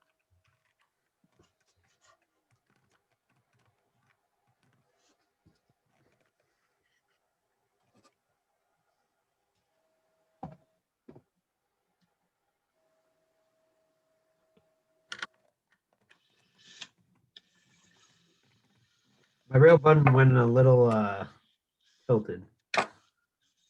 Oh, it's tilted a little bit? Just 'Cause like you a drilled- tiny. Is that gonna be a problem? Did you sand the ends of the rail button too?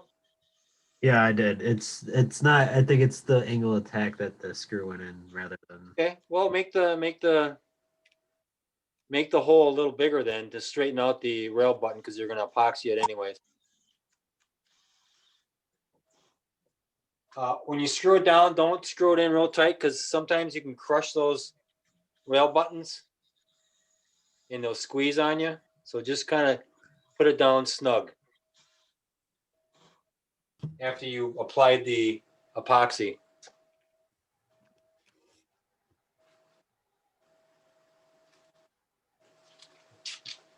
I found something fun. I have a big fillet piled up on a couple sides of the fore side of my forward centering ring. So when I was measuring the depth, I was getting different depths on different sides. So I had to measure it where there wasn't a fillet. Okay.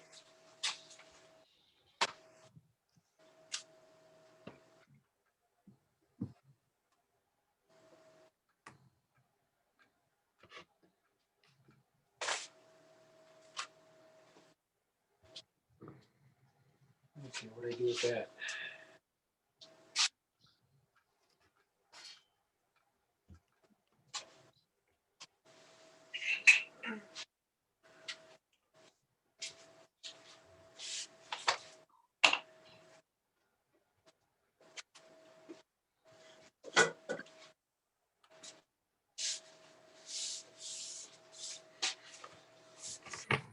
And Glenn, to answer your question that's in the chat, the last one, we do say put the X to intersect the centering ring, the app centering ring, and then for the forward centering ring, we say near because it's a lot harder to get that X exactly on the centering ring. So we just want people to get as close to it and at least get a little bit of grip from the wood when they put the screw in. What were the numbers on that for the top centering ring? Rough estimate. Everybody's going to be off by at least probably an eighth of an inch. Mine was 23 and 5/16 is where I would drill. 23. Mine was, I was 23 and 3/16 to the front of the plate. And then Yeah, he said go 16 further. So I'm at 23 and 4/16 or so. Is that the front of the, so from the front of the cone? That's from the front of the booster section, Okay. measuring back toward the fins with a yardstick. 5/16. You're 23 and a fourth, so hopefully that gives me what I want. Make sure you're not hitting the recovery system and the eye bolt when you push it in, when you measure it. You know, or the epoxy, that fillet there.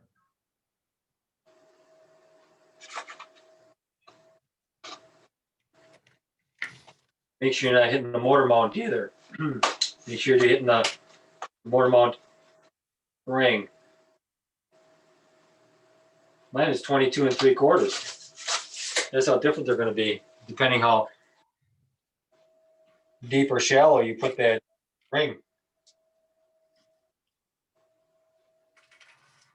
Mine's 23 and a half. Oh boy.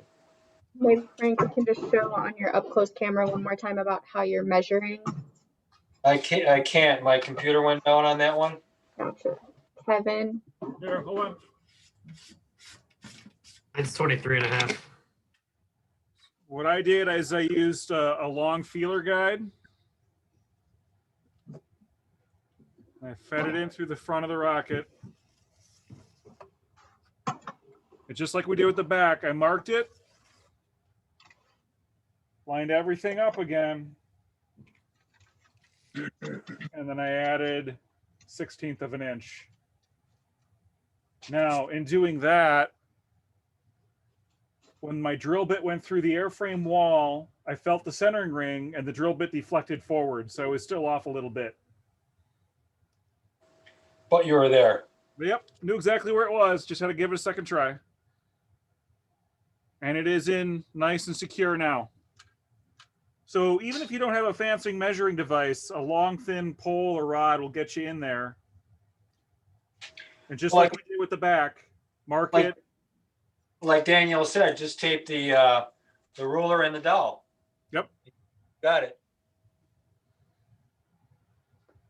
Did I try to drill a hole with a drill, or should I just use the wood screw and crank the wood screw in? Sure, you can do that too. But you gotta, I after would you, recommend drilling. after you make the hole, you gotta put the epoxy in. Yeah, I would Yeah, recommend drilling. okay. 'cause Okay, screw so is I do have pretty- to drill the hole. Yes.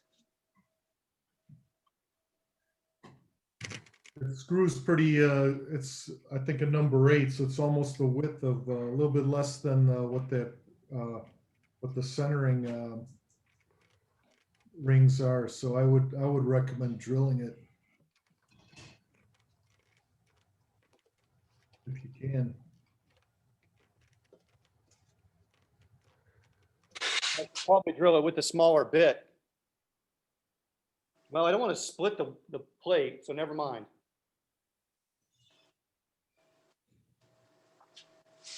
Right.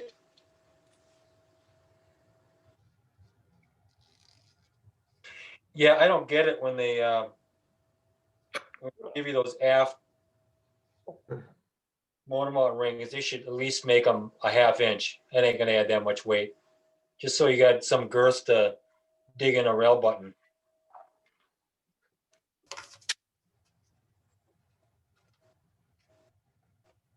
I mean, we could have nut and bolted it from the back, but still it has a tendency to rip off on cardboard.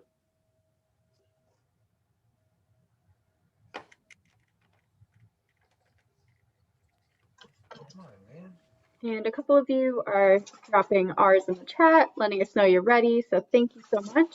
What we're moving to next is going to be Roxham again. So if you're ready, just make sure you still have your Roxham pulled up. And that way you'll be ready to go when Trent gets back in the room at 4:05.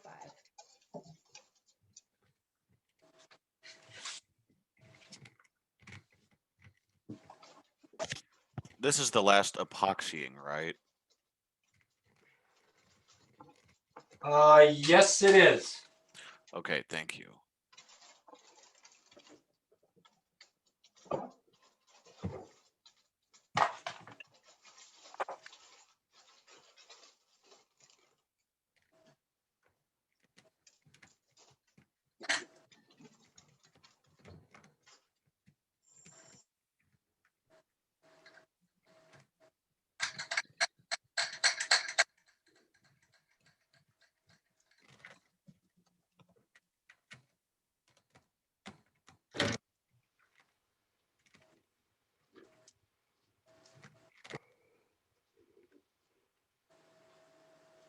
Bob, would you have the ability to move over to the breakout room by any chance?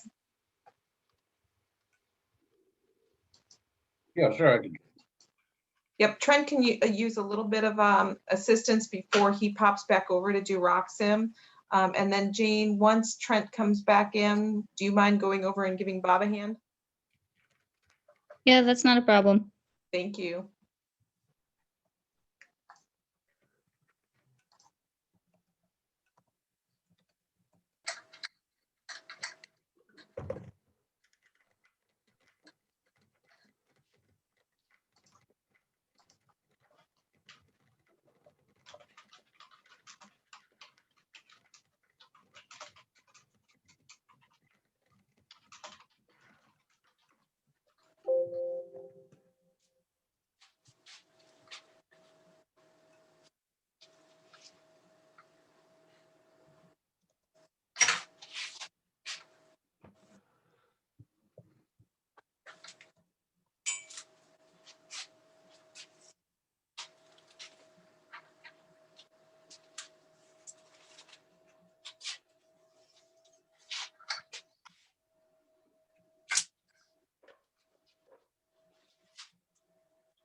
They'd be making it 8.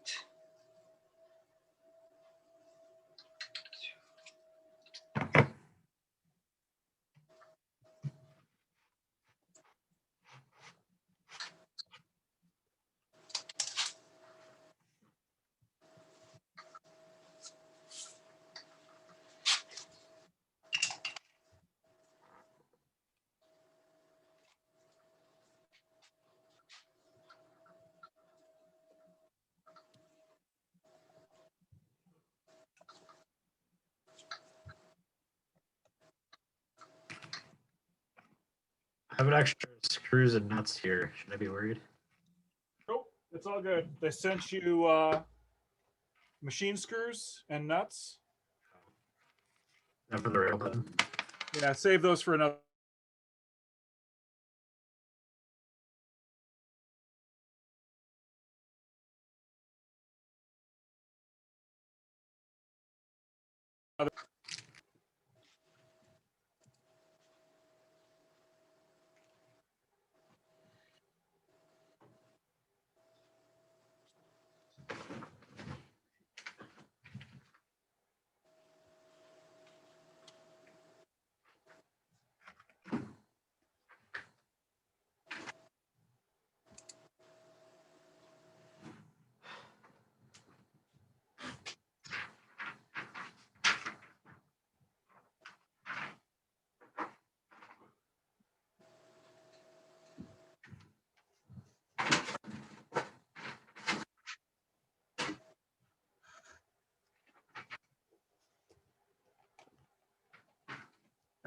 Okay, we have 5 minutes before we start our RockSim update, just so everybody is aware.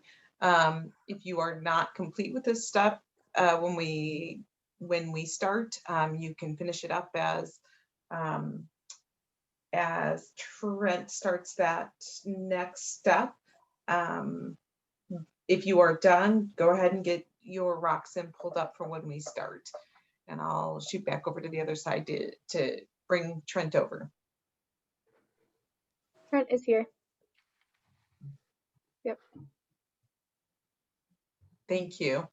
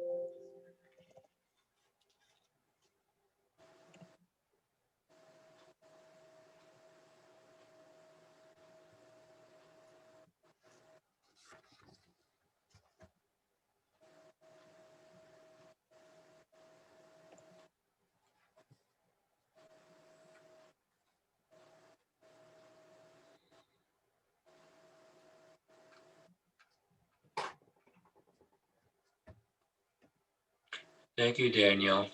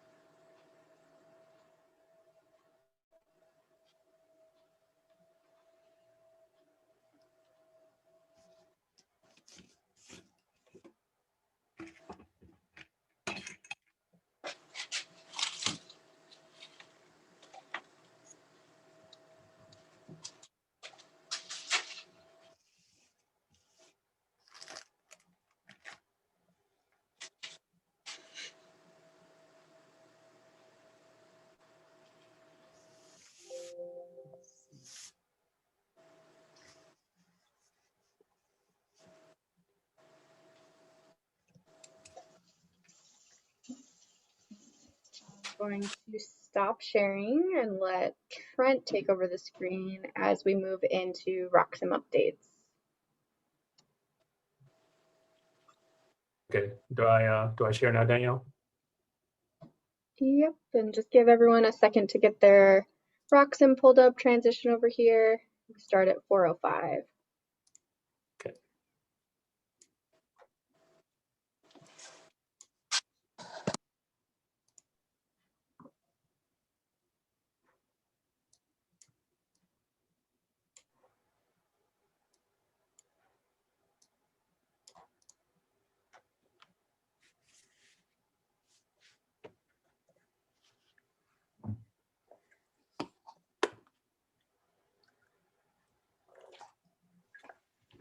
And you can take it away whenever you're ready.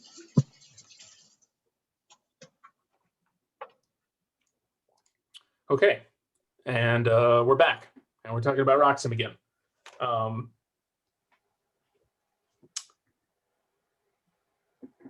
Where the rocket is right now, if provided that you're in the same location I have, where we imported the file and we made a couple modifications to the fins and the centering rings, and then we got the correct engine file in, you could run this simulation as it stands right now. But would it tell you what you want to know? Probably not. And the reason for that right now has mostly to do with the total mass of the rocket in this file, and then where the current center of gravity is. So right now in this file, it looks like I'm very overstable. It looks like my my static margin, or my margin of stability, is at 4.41. And that's with the motor loaded too. So as we were talking before about in the chat, when you start dumping mass out of the back of your rocket, i.e. you start expending your fuel, that center of gravity is going to slide forward because the mass of the propellant is non-trivial. So what exactly is going on here? Well, again, if we go up into the component design here, you will probably find by clicking on each one of these items individually that the material properties are not set correctly. And I doubt that there's a significant difference between paper versus phenolic tubing, craft phenolic, but that is something to account for. Another thing that is not correct is the location of some of the internal components right now. So if we take a look at the location of the parachute right now, the parachute is kind of floating very high in the booster section, just kind of around nothing. And realistically, during a flight, the parachute, as well as the shock cord, as well as any of the metal bits and pieces that are associated with those linkages and connections, are going to be settled much closer down to the motor than they would be up towards the coupler. And even if that's not intentional, it will likely be the case anyways, because the acceleration due to launch is going to put them there whether you want them to be there or not. So to change the position of, for example, the parachute, I can go ahead and double click the parachute to bring up the parachute properties. And we're going to delve into parachute properties a little bit more too, maybe after we do our first flight sim, because depending on how you have your parachute set up, you want it to be as close as possible to whatever the parachute is in your kit, because that's going to determine whether or not your descent rate is safe for your rocket. And I believe the golden number, and Frank or other smart people can chime in, is 20 feet per second on the descent. 20 feet per second on the main is pretty high. Okay. But it's acceptable. It's very acceptable, but it's on the high side. Let's say 15 to be safe, but 20 feet per second, keep that number in mind. But while I'm in the parachute location right here, let's see, I can go ahead and choose my location, and I can shift this down. And you'll see, as I shift this parachute down towards the motor mount, it does have a non-trivial effect on where that center of gravity is. So I can drop that down there right too. What else can I move down farther? Well, most of the components that are shown up here have their own specific buttons associated to them. But there are some components that don't have their own specific button. And for those components, we call them mass objects. And right now in this particular file, there is one such object, which represents the shock cord.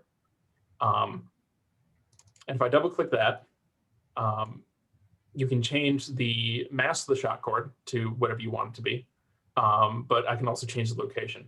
And if I go ahead and drag location, you can see that there's a little M on the screen, and that's shorthand for mass object. And I can drag that down as well and bring it down closer to the bottom of that empty cavity. Mass objects are a little bit different from the other components because mass objects, you don't have to worry about where their center of gravity is because it is assumed with a mass object, and common mass objects include eye bolts and in this particular case, shock cord, although you can make an argument that it should be otherwise, are usually small enough where instead of worrying about where the local center of gravity is on that component, you can just treat it as a point mass. And so wherever you drop it, that's where all the mass is going to be, and where that mass is going to contribute to the aggregate total for wherever the center of gravity for the entire rocket is going to be. So I've dragged down the shock cord down there. I've also dragged back the parachute. If I open up the payload section of the airframe and look at what's up there, I have the section coupler, the bulkhead, and look here, there's another mass object up here, and this is the eye bolt, washers, and nut. And if I double click that and I start messing with location, you can see it moving down on my rocket. And right now it's set to be right at the butt end of the payload section, which is where the bulkhead is. So that's a good location for it. Trent, sorry to jump in. I see a lot of people like squinting and leaning in really close to their computers. Is there any way to make it bigger? Let me see if I can. Let's see. I'm not sure if you shared your actual screen one, or if you could try and just share the RockSim window. That might come in quicker or tighter. Let me try doing that. The reason I didn't do that before is I was worried that if I open up one of these like windows here, then will it still show that? But let's try that quick, and that might be helpful. Let's see.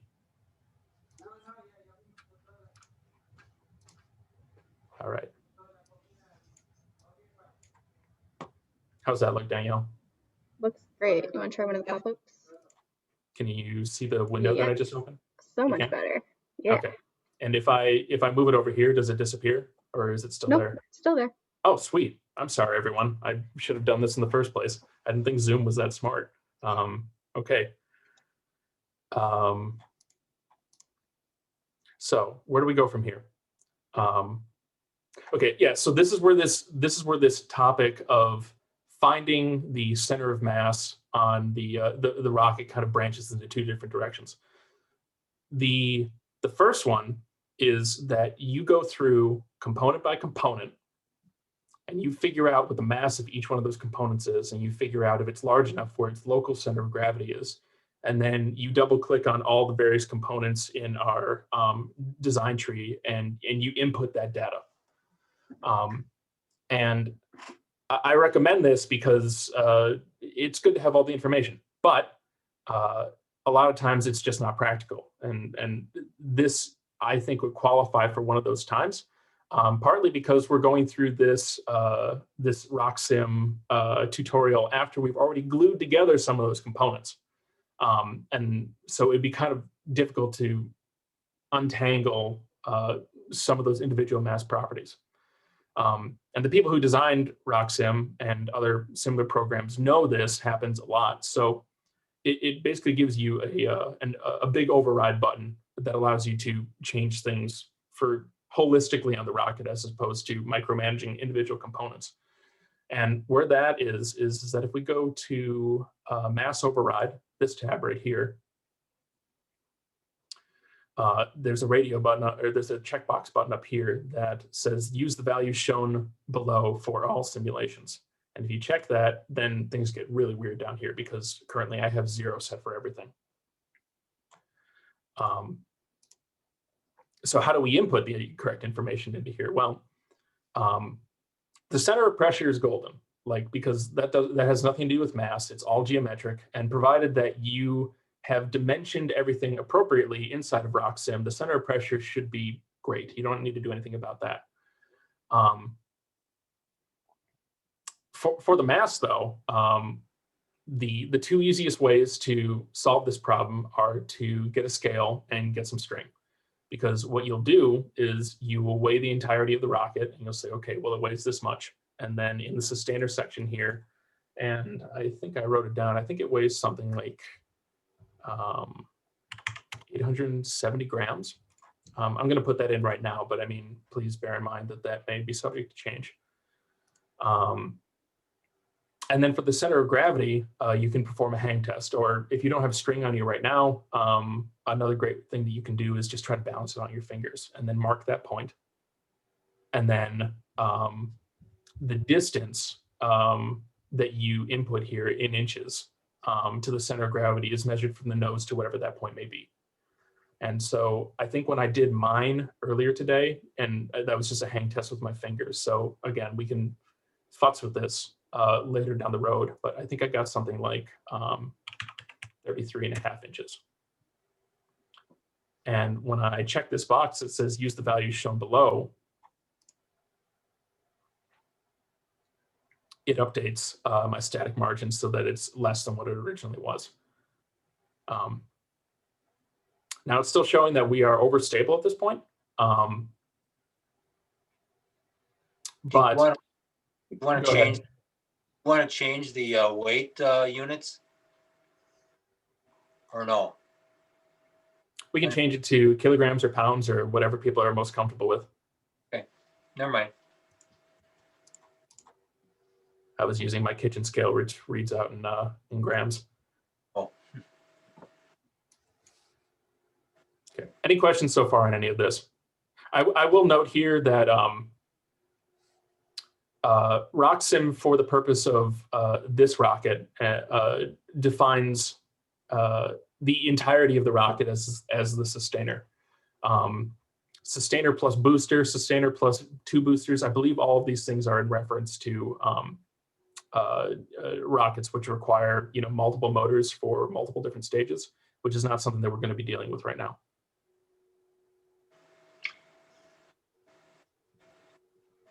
How am I on time, Daniel? We have about 9 minutes, 8 minutes.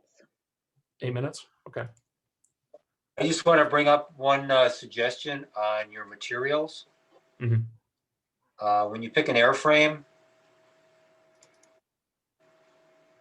like you say, it'll say craft phenolic, cardboard craft, or whatever. If you're doing a fiberglass rocket, do not pick fiberglass. You'll notice a difference in weight between G10 and fiberglass. I believe RockSim, as in the past, considered fiberglass on a rocket is a craft phenolic tube that is wrapped in fiberglass. And a solid fiberglass rocket is G10, because there is quite a weight difference.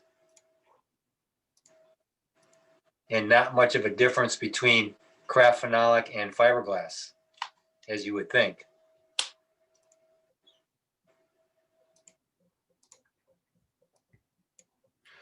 And like Trent said, always weigh your rocket, weigh your parts. So with the time that we have remaining then, let's try a simulation here really quick. So again, going through the same motions that we've been doing before, I'm going to load an engine. It's going to be the Aerotech H2. It's interesting this time, it doesn't show up at the bottom. But I'm going to load in the Aerotech H219.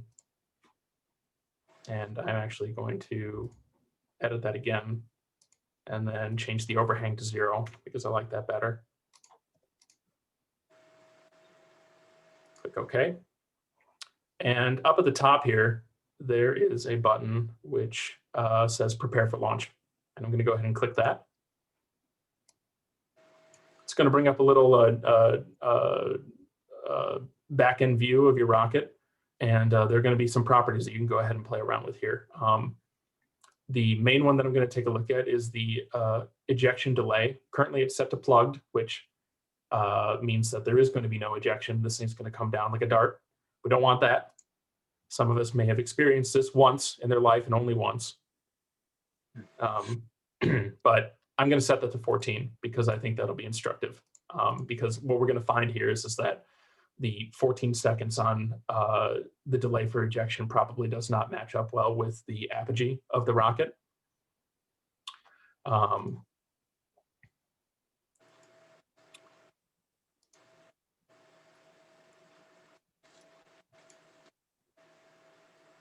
Here we go. So underneath flight events, there's only one stage to this rocket, which is currently called the sustainer. The device is going to be, the device for deployment is going to be the parachute. And right now I have the event for that parachute set for deploy at max ejection delay, which again is my 14 seconds. If I go down into here, I can override that 14 seconds by saying that, you know, whatever the case may be, I want this to deploy at apogee because I'm curious about what that that type of scenario would look like. But right now I'm going to leave it as I had it. Simulation controls probably don't need to touch anything in here, or at least I've never touched anything in here, but maybe for your further education, you can go ahead and start messing with that. Starting state, okay. And Frank, let me lean on you here. How long is the launch rail going to be for these guys? 72 inches. 72 inches, okay. So currently it's set to 36, so I'm going to change that to 72 inches. Changing that length there will, there will be a parameter from the simulation that tells you what your velocity off the rail is. And so if I make the 72, it's going to make that velocity look a lot larger. The launch angle, I definitely don't want to be negative 77 degrees, so I'm just going to set that to be 0 right now. I believe 15 or 30 degrees is max. 30. 30, okay. And launch conditions. This is probably where you're going to be spending most of your time in setting up the simulation, because you can change things based off of the local area conditions. For right now, I'm going to leave this all pretty much where it is. Wind conditions are set at slightly breezy at 8 to 14 miles per hour. And then you can change things like the RNG associated to, you know, those wind conditions. And you can even set the wind conditions so that they're different at different altitudes too. Because that is a very real thing. Wind is different when you get, you know, higher up than a certain amount of feet. Definitely won't be 59 though. What was that? Definitely won't be 59 degrees. Definitely won't be 59 degrees. Maybe I should change that one right now. Negative 10. How's that sound? That's good weather. I got certified in like negative 5 degree weather, or at least it felt like it. So I will click launch from here. And you can see that I have a couple different simulations that I've already run, but from here, we can open up a bunch of different graphs and we can actually simulate the launch in real time, because that's kind of a cool feature. But the brass tacks of the things that you need to know are along this row right here.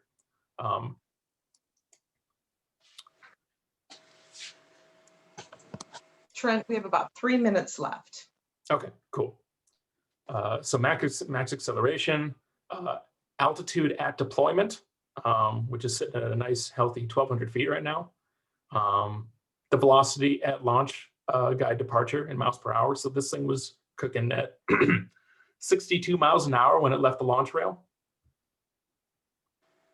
And here's a really good one here, velocity at deployment. And so what this is saying here is that this thing was falling at a pretty good clip by the time that the parachute came out, because it says that we're already moving at 104 miles an hour when the parachute actually deploys out of this rocket. So let's go ahead, and if I right click this, let's see the 2D flight profile. And let me stop again. When I got there by right clicking this simulation and then going to 2D flight profile. And look at this beautiful PNG screen. Looks just like Richard Bong. And let's click the play button and see what happens.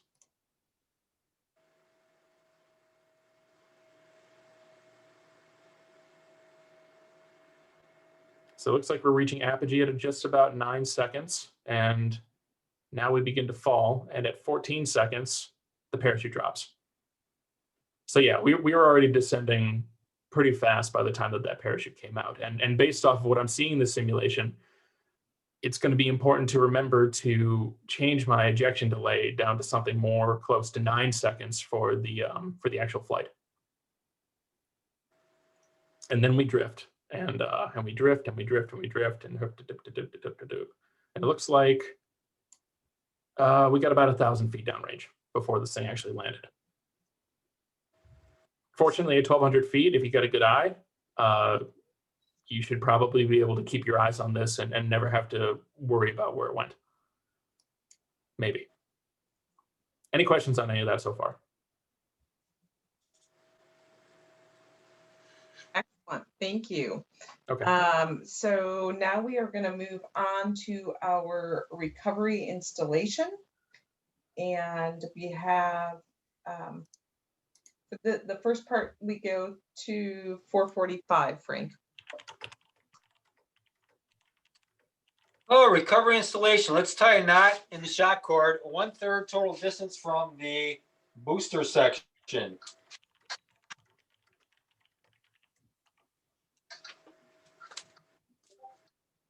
You want us to push that out the front? Yes, oh, I'm sorry, yes, push that out the front, please. I hope you didn't tape it too tight. If you did, if you can pull it out the back and untape it and then push it through. And push it through with the, with your 12-inch stick and your ruler tied to it, or if you have a yardstick, push it all the way through and have the cord come out at the forward part of the booster. Might be a little tough pushing out, depends how tight you taped it. So kind of jab it to break the tape.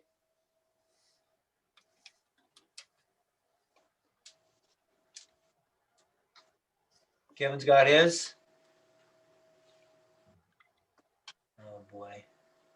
Fell out nice and easy.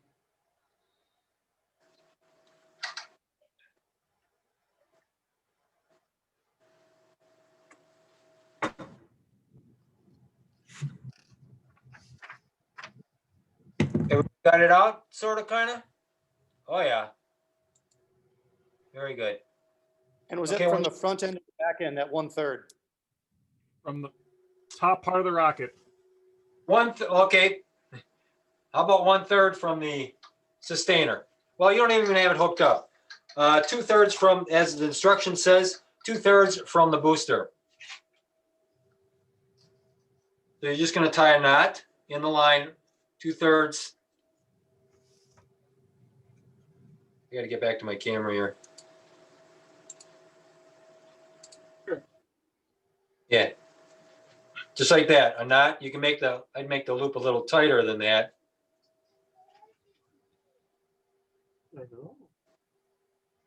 And then make your knot tight. I'm not following where that knot 1/3 from distance from the end of the shock cord. 1/3, yeah, 1/3 from the end of the shock cord that you see is good, or 2/3 from the booster. And that would be approximately, probably like 4 feet, 3.5.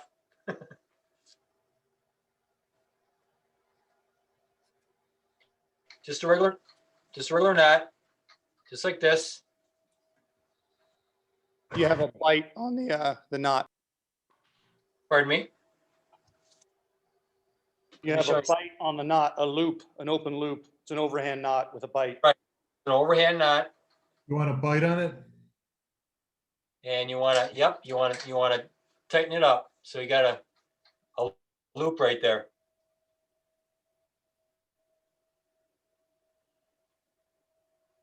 You can make it big, small, but it's going to end up getting tightened up anyways after that chute opens up.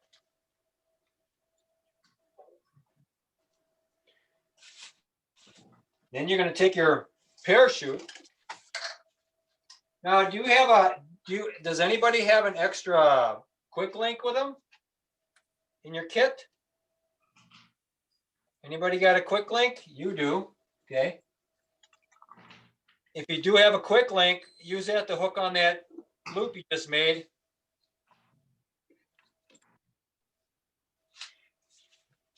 If you have it. And of course, your parachute, you must tie a knot into it also.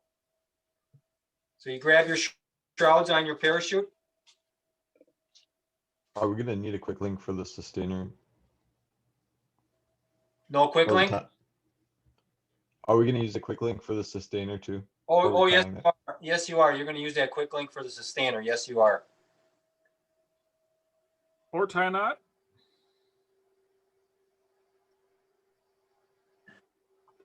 So people might need a couple minutes to untangle their shroud lines. Looks like a lot of people are doing that right now.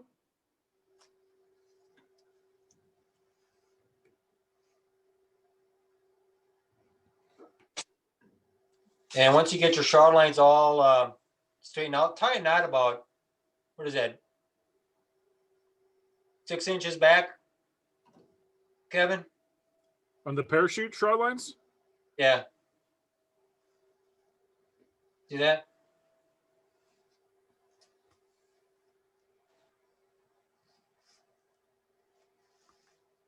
Oh, you want to choke it up?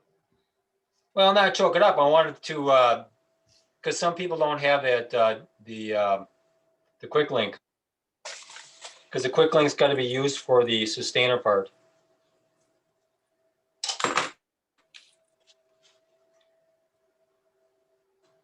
That is kind of a choke part, but go ahead, Kevin, do your thing.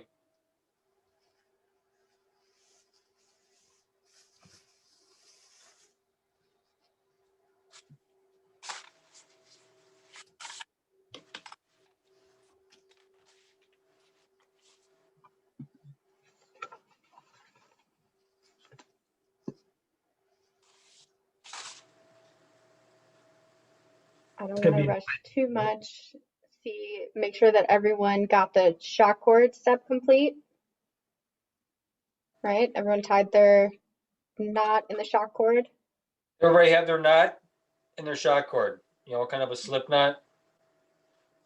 The knot in the parachute cord gets fixed, right? Yes.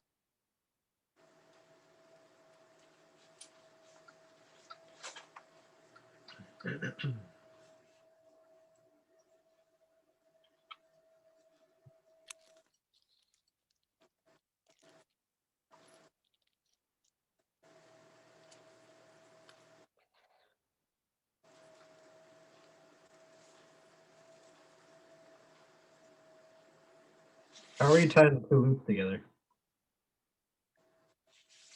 Sorry, what?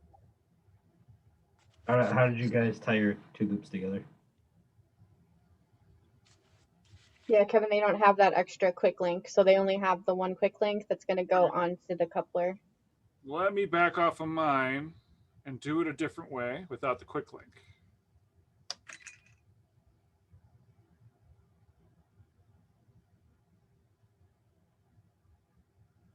Did you guys tie a knot? Did you guys tie a knot on your parachute? About 6 inches back?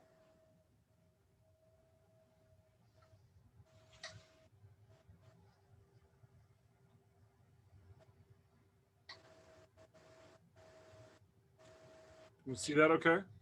You have a loop on the end, like that. Okay. Take your loop and your other loop on your strap, put it through the loop like this. Open up that loop and take your parachute and do another slip knot with your parachute and shroud lines. And you have a positive connection.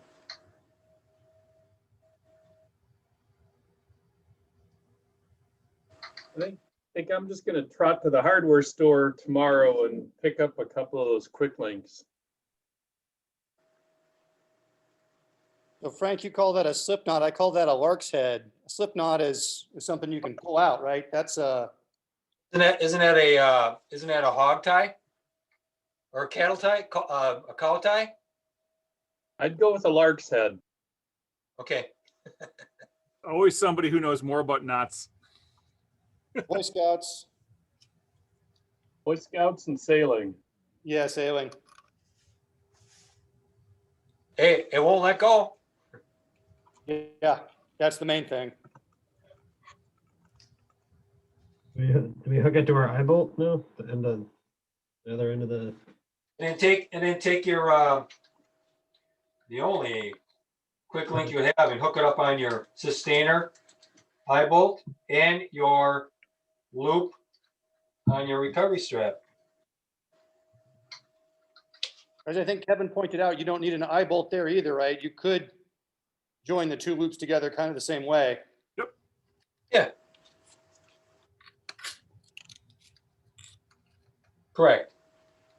I attached my quick link to the bottom eye bolt. Do that. That's fine because you can't get at it anyways.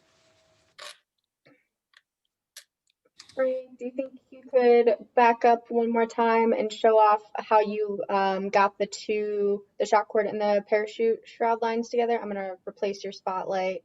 There's just another request to show how that's done. Hooking up the parachute to the shock cord? Yes. Okay, here we go.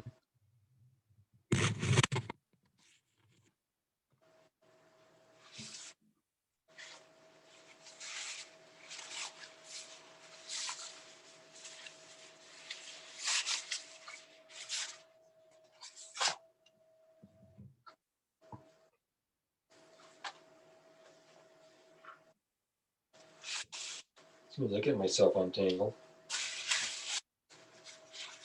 Hard to go backwards.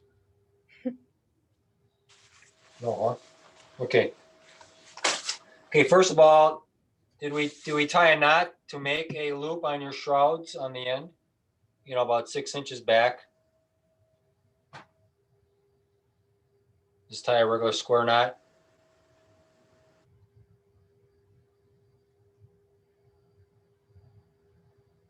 So you have an active shroud loop back here.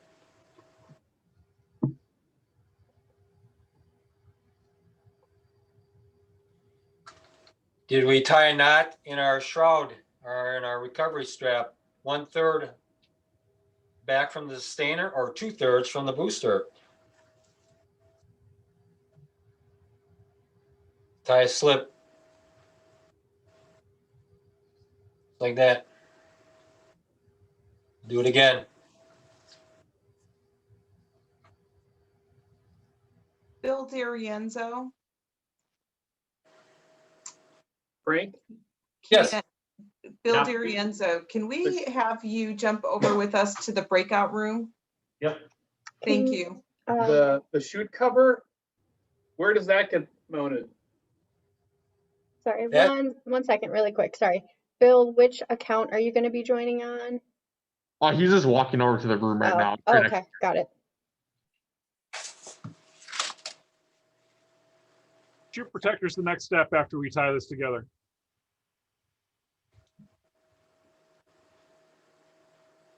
How'd you attach the remaining loop to the eye bolt at the top without a quick link? Well, you gotta have a quick link. You don't have a quick link? I only had one. I used it at the bottom. Oh, you did. Okay. I think you could take your one end of your strap through and then take the loop of the shock cord and hook it over the nose cone, pull it back through. Right. You give me a second, I can get right there.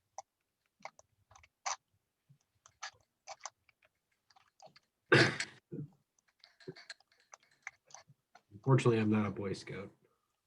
That's okay. My quick link is seized up. There are more important things than being able to tie knots. It's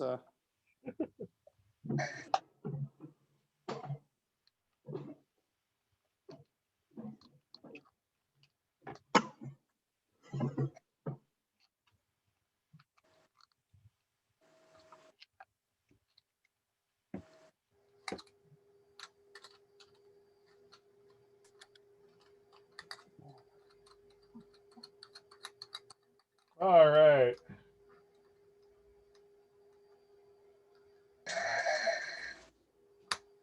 So to do it without a quick link, here's your loop. I'm going to feed it through the eye bolt just like that.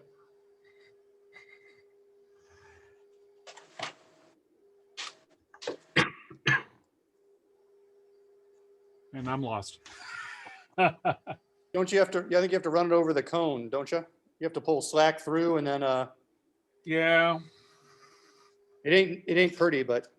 It ain't pretty, but it'll work. I know what you mean. I'm trying to get that way too. Why is it so easy to do in the back end?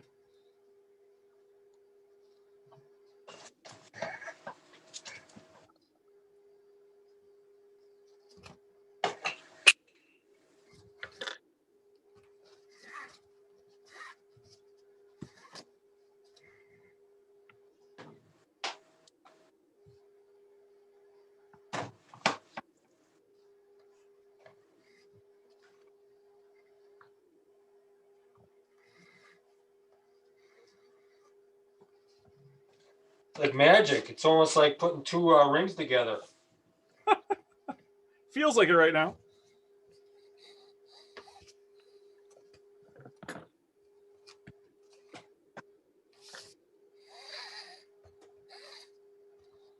Okay. Oh, I feel like we were supposed to put on the chute protector first.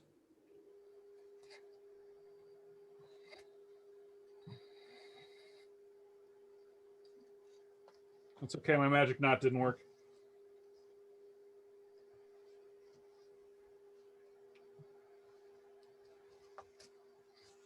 There's a couple different ways to put the shoe protector on, and I think what you see in the book is not exactly how we're going to handle it.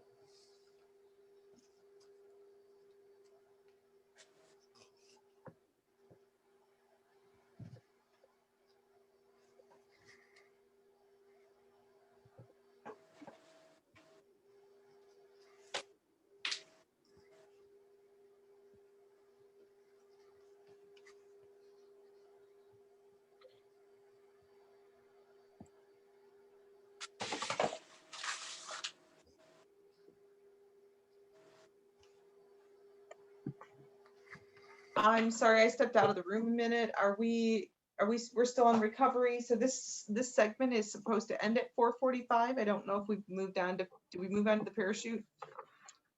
Yeah, we're on parachute. No, the parachute goes from 4:45 to 5:05. So we're still on schedule. Okay. So we just have a few more minutes. Yep.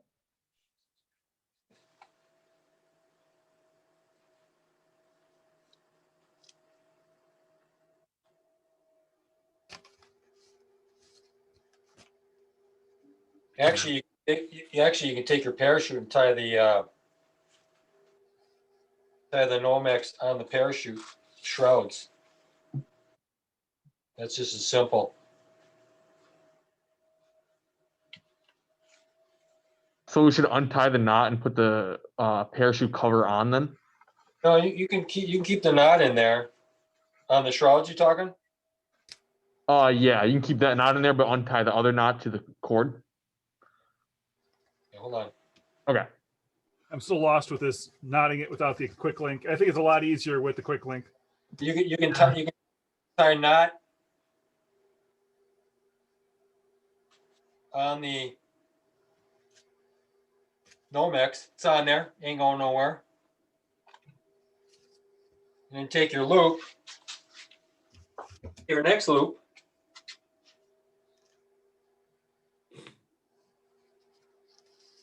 I just grab a carabiner. Yeah, I suppose you can just press the Google button. You're done, right? Of course, I'm sure everybody would want to watch this on YouTube all night with no problem.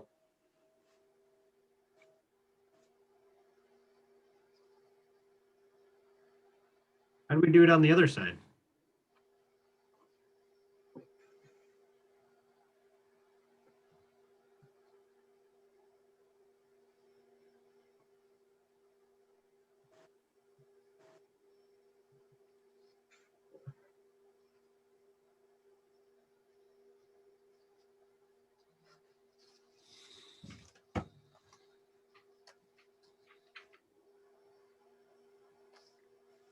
Can I get an R in the chat if you have completed the steps on the screen? Plus, looks like the parachute protector should be in that step as well.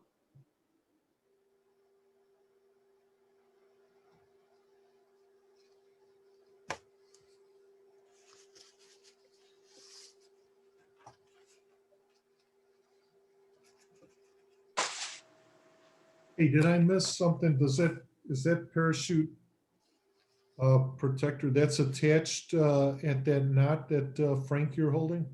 Yes. Just tie a knot on the chute protector with the shrouds. And then take the end of that loop of that shroud and put your chute through it, through the loop.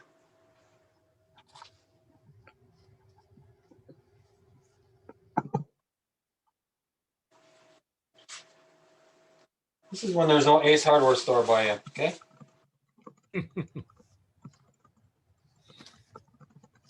take this apart again. Yeah, I got something to work, but I don't know if it's or not. Hey, Frank. Yeah. Any chance that you could show one more time or re-walk through your magical attachment with the shock cord? To the I'm sorry, what was that? You cut out. to the sustainer or the loop for the parachute? The sustainer.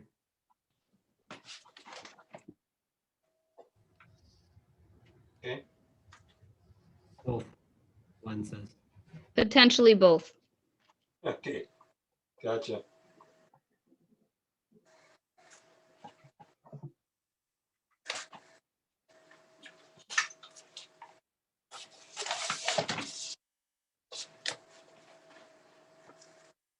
I'm trying to unmagic the magic trick. Hold on.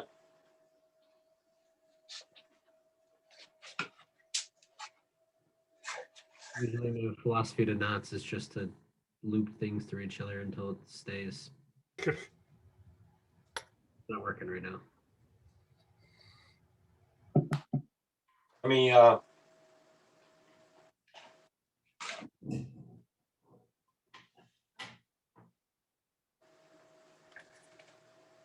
I know what you did.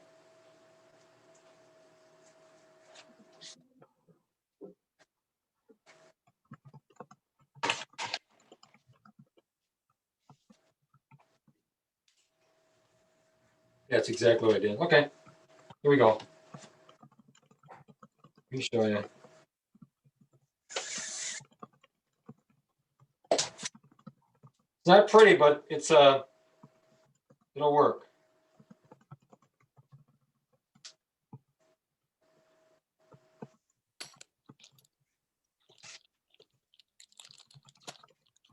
Okay, put your shroud, I mean your recovery line through the eye bolt with the hoop,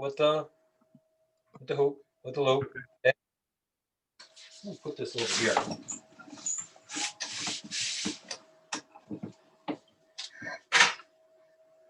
And take the other end without the loop, put it through the loop. We'll have two ends like that, okay? Okay. Bring plenty of slack out on this, and then go over your nose cone on the other side. And then draw your loop close.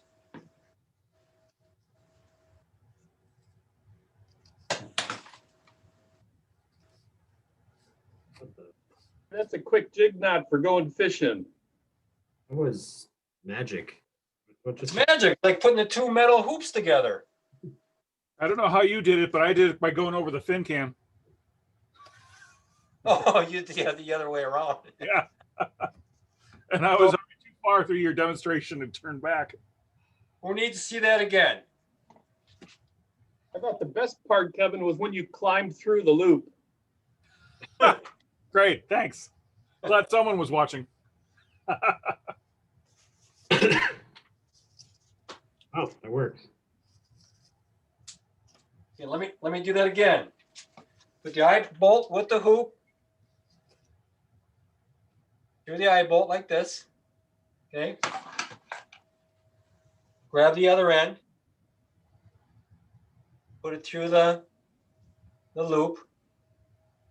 And take this end here that you got pulling all this slack and go around the front of the nose cone. Let it drop and pull.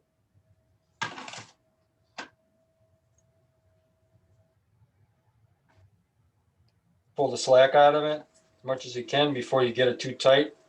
So you get this knot close to the,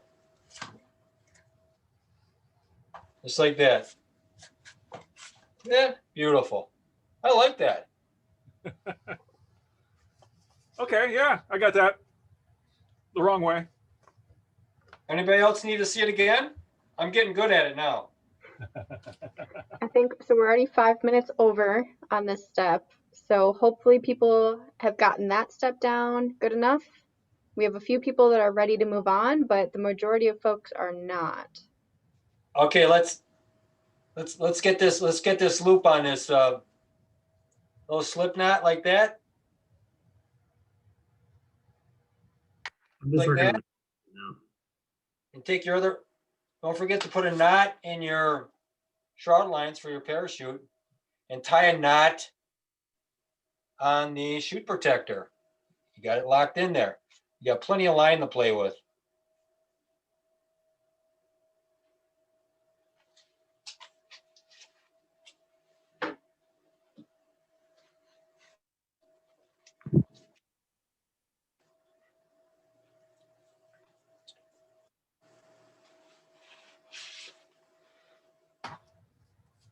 Take your loop on your recovery strap, put your shroud lines through it.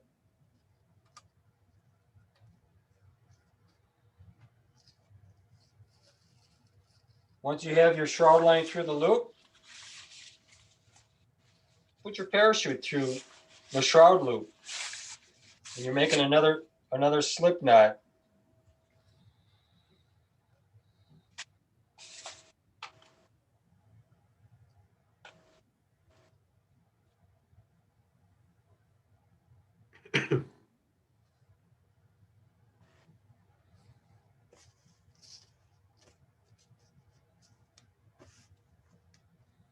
And there you have it. Everything's together without any hardware.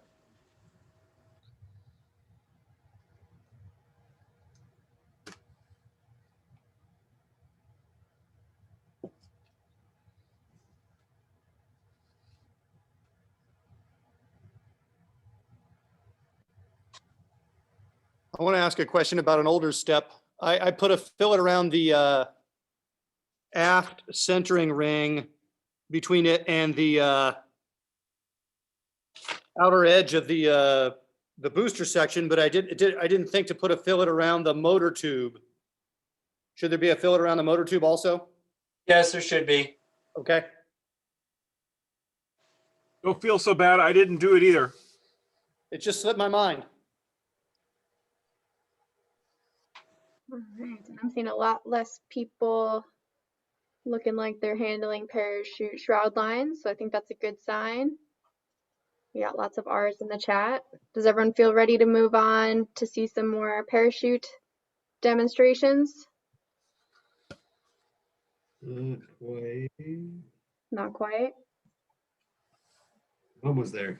I don't know, but Andrew, you've got the best partner in the whole crew. Say hi. You say hi. Hi, bud. He just keeps getting curious. So everybody have their recovery cord tied to their parachute and their Nomex chute protector. Okay, thank you. Sure. Jimmy, you doing okay? Yeah, I'm just working on the shoe protector. I had to untie my knot, so Okay, yeah. I'm in a tangled mess.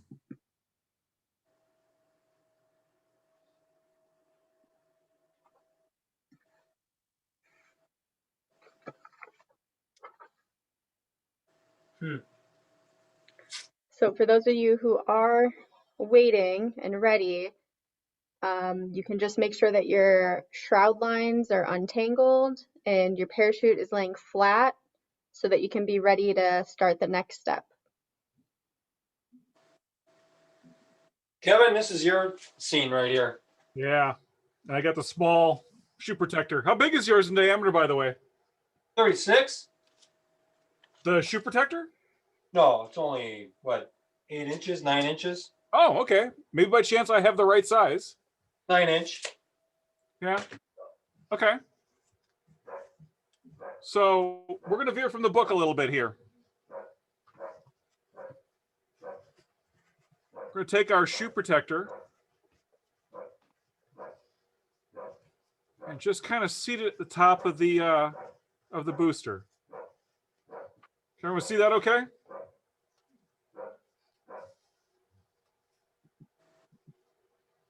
Looks good to me. All right.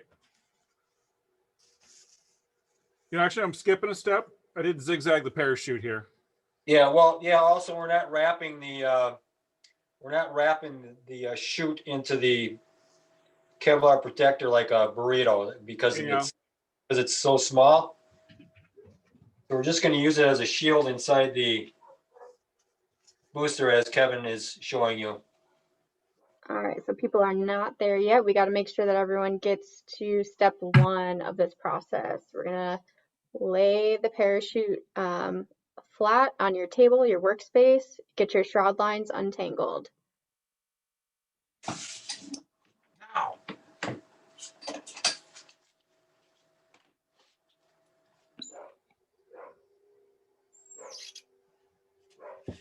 Did Dr. Farrell go to the hardware store? I haven't heard from him. You got the quick link for all of us?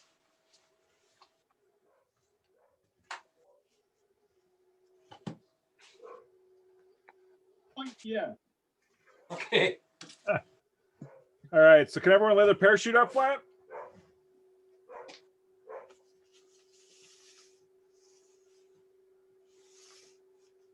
And then you're going to fold it up pretty much the way it came. You'll see a lot of creases in it still. And you'll fold it up so all the shroud lines are on one side.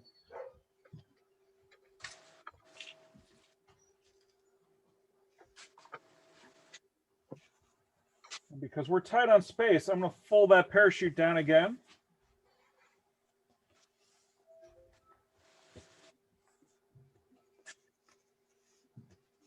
And then we're going to zigzag fold it up so it's nice and small. Mm-hmm.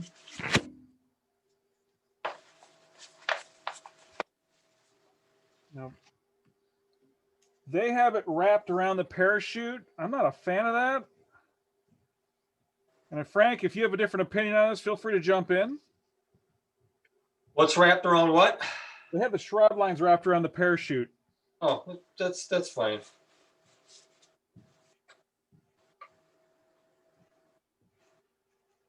And this is where it gets funny because I got to put this down to move the camera. So I want to put my coffee cup on it. And this is one of the steps that this is not everybody does it the same way. There are different ways to prepare your parachute. So just remember that we're teaching you one way. Absolutely.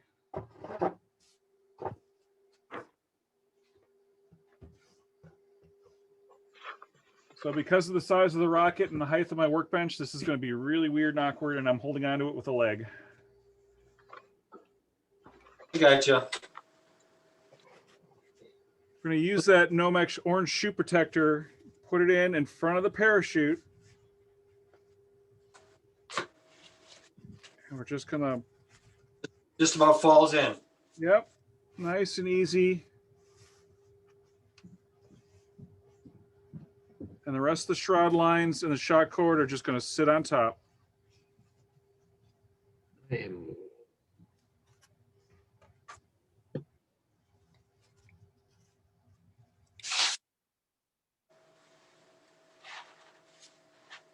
think we still got a little daylight left. You want to fly these? Ready.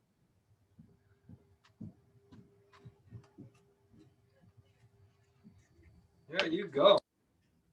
And it all fits in nice and easy. Who wants me to walk through that one again? I'm gonna need you to, but I'm still trying to figure out the parachute. Yeah, so let's back it all the way up to step 1. All right.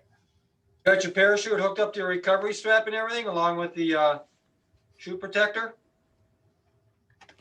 Somehow got stuck connecting the parachute to the shock cord. Okay. Tried it like 3 times. You got a loop in your shock cord, right? Yeah, I got a loop in my shock cord. I'm all the way up until just like connecting the two. Okay.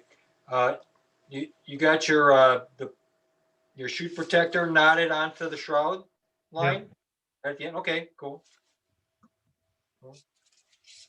You put the parachute through the shock cord loop or the? No, the shroud loop. It's just wrapping it through itself. Yep. I ended up with like a very loose version of what you had, but I don't know why it's not going all the way. It's okay. We're getting a great education on knots tonight, so it's all good. I think it might be this thing. You know, it seems like I got it. Seems like every time we do this, people have a really hard time doing knots. It's I'm sorry. We got it. I got it. It was the protector was Great, because you got the little loop on the chute, and that's where the chute goes through. all right. I got it now. There's nothing more intimidating than tying knots in front of your friends on the internet. So, Yeah. Let me know when you're ready to start out on figure 13-24. I'm ready now. All right. Not like it's rocket science or anything, right? Not at all. Frank and Bob about my long history of folding parachutes. And just so you are aware, we are at 5:02. In theory, we are supposed to start recovery in electronics at 5:05. If we end up sliding that just a little bit, if we need to remove something, we can always remove the dual deploy rocket at 5:35. So you got your James, you got your chute laid out and it kind of folds by itself. Okay, it's in the half circle right now. Right. Put in another quarter, and maybe another quarter, so it's like almost kind of like this shape. The shock cords are preventing me. Yeah, try doing this out in the field when it's windy. That's why you always come with your rocket prep before you get there.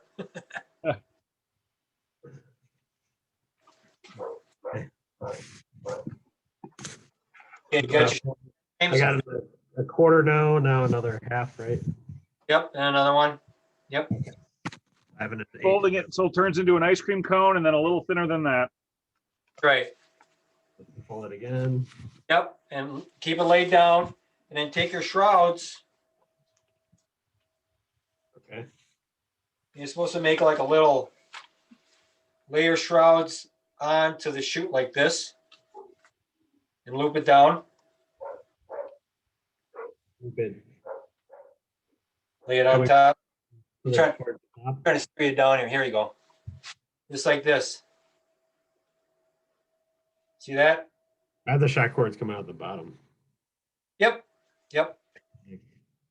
This. And then fold it in half. Yeah, Jimmy, he's just saying you could fold the shroud lines up to the top of the parachute, like lay them flat on there. Yep. See, here's the shroud lines. You loop it, bend it down, just like that. Okay. Then you can fold it in half and roll. If you want, you can roll it just like that. And this may be confusing to some of you guys watching because Kevin did a different method. So again, like Christine said, this is two different methods showing you how to fold and roll your parachute. I couldn't see what Kevin did. I had parachute and shroud burrito. Yeah, that's good. And then put your Put it in the put protector. your chute protector over the top of the airframe, like this.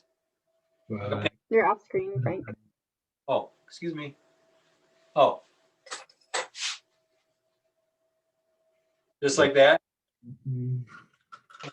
Up a little bit more. Sorry. Did I feed the shock cord under it? Yeah, the if you have the shock cord from the booster, stick that in first.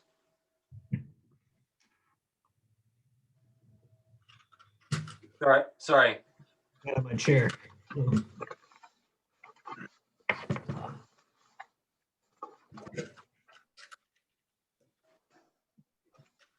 Hey, Kevin, did you fold yours or roll yours? I'm a folder.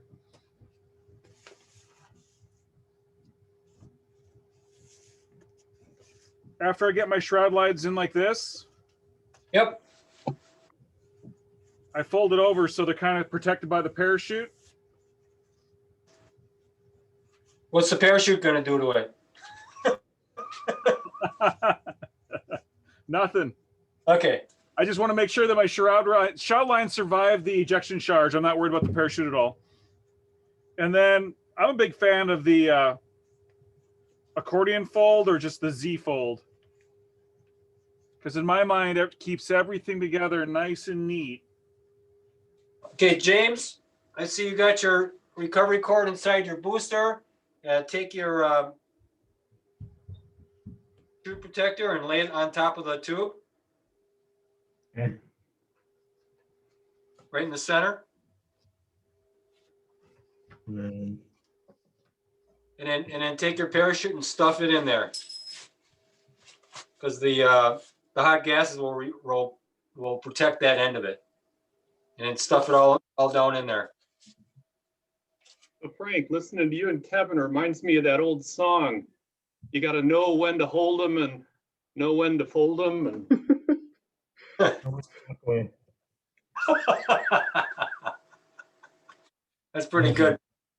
Pretty good. So these steps are not something that you're going to just do one time and be done. You'll want to practice this. When we leave today, this isn't the last time that you touch that. Okay, so you'll want to keep practicing it. And I think it might be a good time if everyone is doesn't have any other questions and kind of understands, we could move on. Frank, one more question. Yeah. So Frank, it's probably best practice to open the chute before they get ready to launch. Check, make sure everything is untangled, and then repack it just before they go out to launch. Is that right? Exactly. Yeah. Don't ever keep your chute inside your rocket for a long period of time. Always take the laundry out and shake it off and refold it. Yep. And you're not worried about the ejection charge damaging the shock cord, the strap? Oh no, it takes quite a bit of heat to destroy that shock cord. you just throw that shock cord back on top of it and Yep.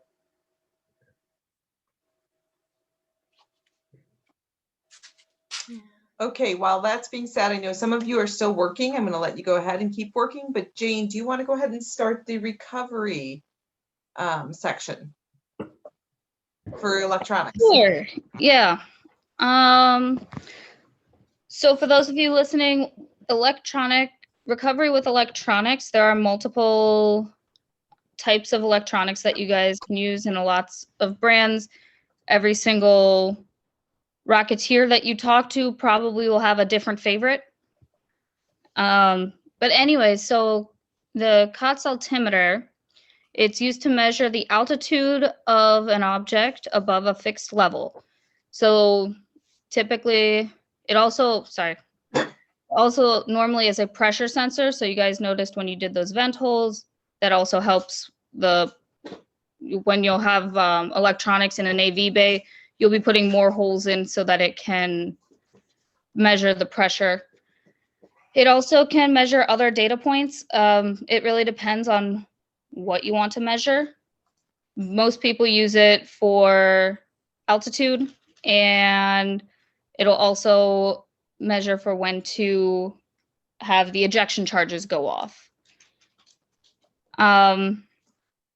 So there are some altimeters will also, they have accelerometers, GPS, telemetry. If you can get the GPS ones to work, those are really cool. Personal preference on what you might want your electronic to measure. There are a few examples. So in this figure 9-6, you've got RRC2 Mini, which is the top left. And while I'm not completely fluent in every single type of this electronic, you can see various ports on where you would wire in your electronics or your ejection charges. There is sorry, the words are very tiny. A G-Wiz AV Bay, Sydney. Shh. Sorry, puppy in the background. There's Perfect Flight, Apogee Altimeter 1. There's a whole bunch of them out there. Jolly Logic Shoot Release is one that's commonly used. And when you use these electronics, they will measure the pressure as your rocket is descending. And if you set the electronics to deploy your parachute, let's say at apogee for your drogue parachute and 800 feet for your main parachute, it'll measure the pressure drop and will trigger when to set off the ejection charge. Also, once it lands, it will continuously beep at you in a pattern, and it will tell you your highest point or your altitude, sorry, your highest point during apogee, so you can know how high your rocket's gone. Fun stuff. Okay, so choosing a dual deploy rocket with RockSim. So Trent can show you the cool RockSim things. I can talk a little bit about your choices. You have your vendor options, which is Wildman Rocketry. You'll see him at the Bong launch almost at pretty much every launch. Apogee rockets, they're based out of Colorado, but they also have some really cool dual deploy rockets. Some other manufacturers, there's Mad Cow, Lock Precision. You guys are using a Lock Precision rocket. And the main vendors, Rocket Supply vendors and Wildman Rocketry. Is there anybody here with FNL? No? There's Okay, not. I'm gonna just jump to the CRL competition requirements then. You guys need an Aerotech all 38 millimeter. You're flying on either an I-435, an I-366. What was that? Okay, never mind. I thought I heard something. Sorry. An I-284. Your bigger motors, J350, J500, the I600, and you have to go, your apogee has to be between 2,500 and 3,500 feet. So that when you use your electronics and when you're selecting your motor, you want to be careful when you are simming to make sure that you are getting the closest expected altitude that you can. Next. Are there any questions on electronics? I guess I should. Cool. Frank, you're up. Hello. Let's see, we've got the Tripoli Safety Code, the National Fire Protection Agency 1127, etc. There's many rules that we have to follow. Frank, yes? Let's stop a second. Let's see if anybody needs, because that section was supposed to take a little bit longer.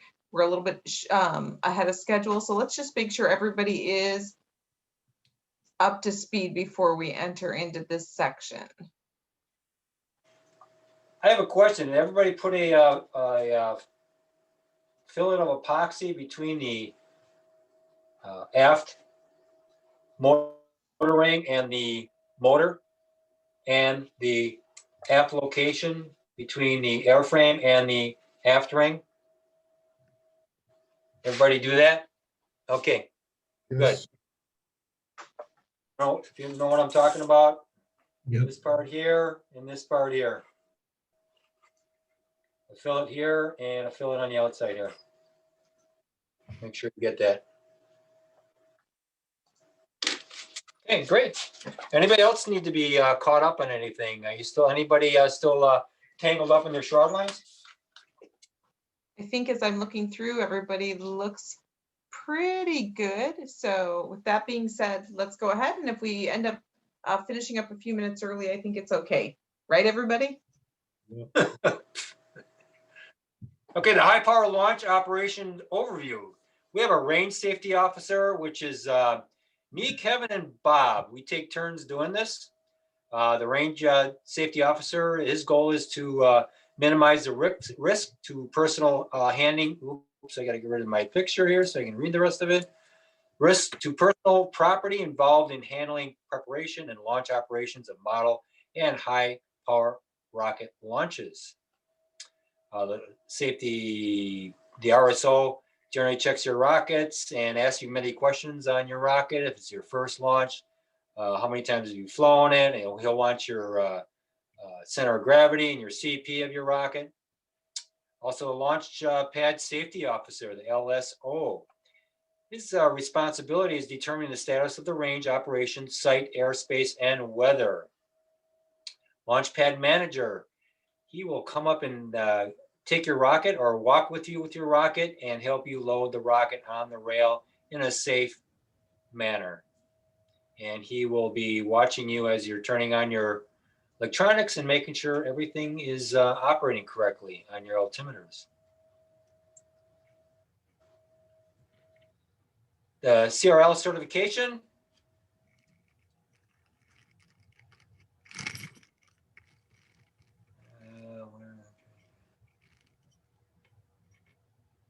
So now's when we're going to actually talk about, you built your rocket. Yay. What's next? So this is what we're talking about, your certification launch. So actually, I think this is supposed to be me. So I will go ahead and talk about this and then have you jump in, Frank, as we need to. Yeah. So first of all, the first thing that you need to do is determine with your either TRA, your NAR mentor, your advisor, your launch site, and if you need travel So do you want me to move forward? Pardon me? We haven't covered this slide. We haven't covered this slide yet. Do you want me to move forward? Aren't I on that one? Sorry. No. My apologies. I had the wrong one. All right. I'm sorry, Frank. It is you. Forgive me. It's what you call it. I'm squinting, Danielle. My apologies. CRL certification launch. Is that the page I'm on where it says my name? Is that the one? Yeah. Okay. We have a NAR level 1 certification in Richard Bong recreational area, also a TRA. Some members belong to a NAR and may be able to certify you as a NAR, but we more or less focus on a Tripoli TRA certification. FAA waivers are required. We must file the paperwork 45 to 90 days to secure, and our club has a 2-year waiver at Richard Bong, which is kind of nice. Tripoli requirements, you have to register your rocket with the registration tent. What's the airframe about?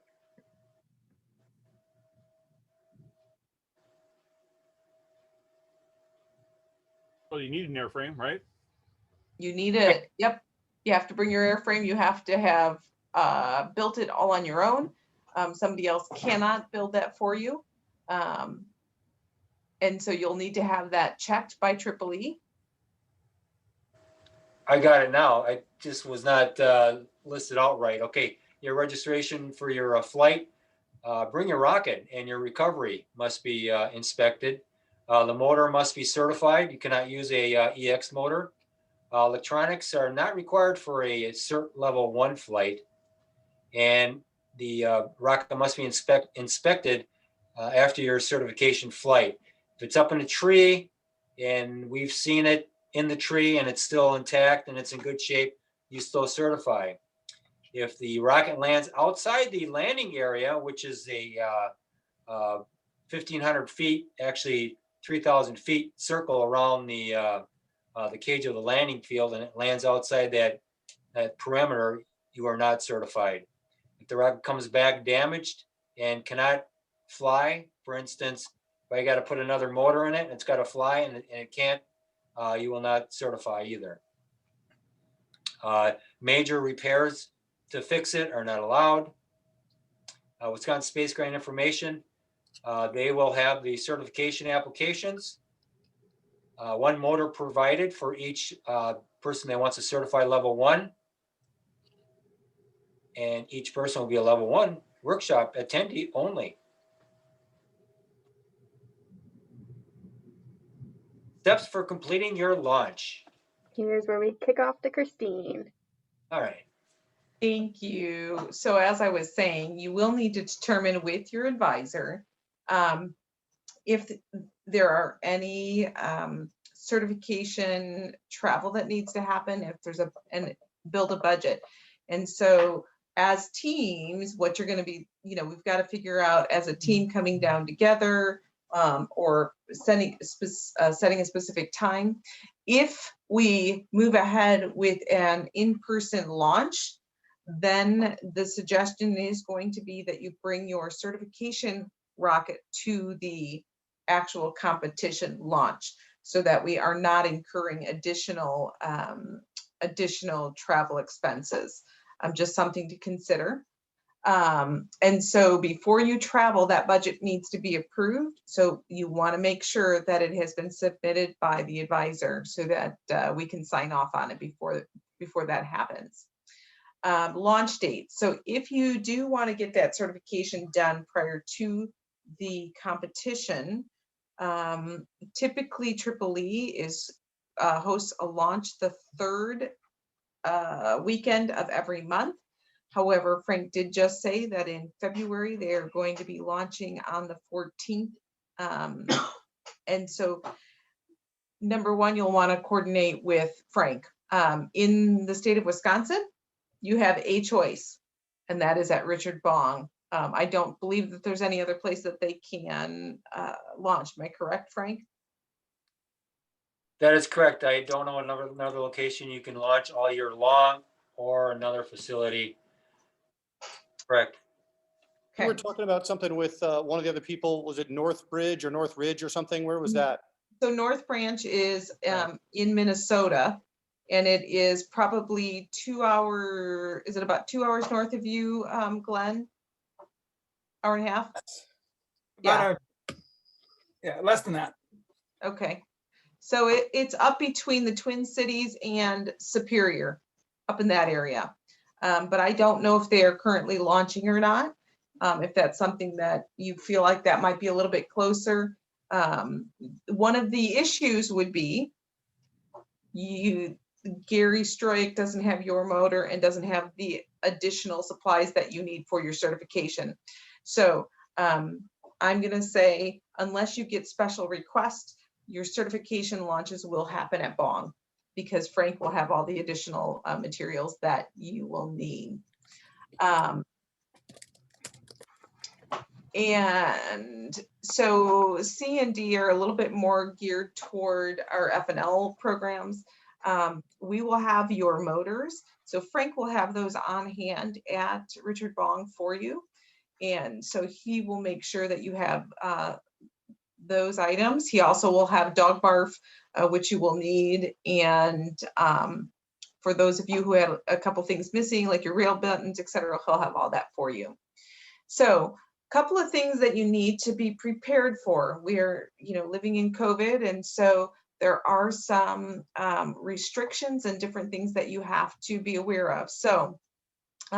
we do have a limitation at the number of people who can be at the launch site, and I believe that is 50.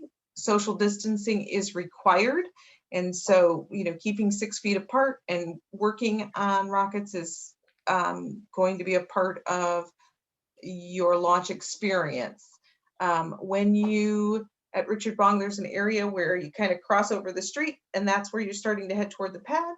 When you get to that point, everybody will have temperature checks. You'll have to sign a COVID waiver with Tripoli in order to be able to launch your rocket.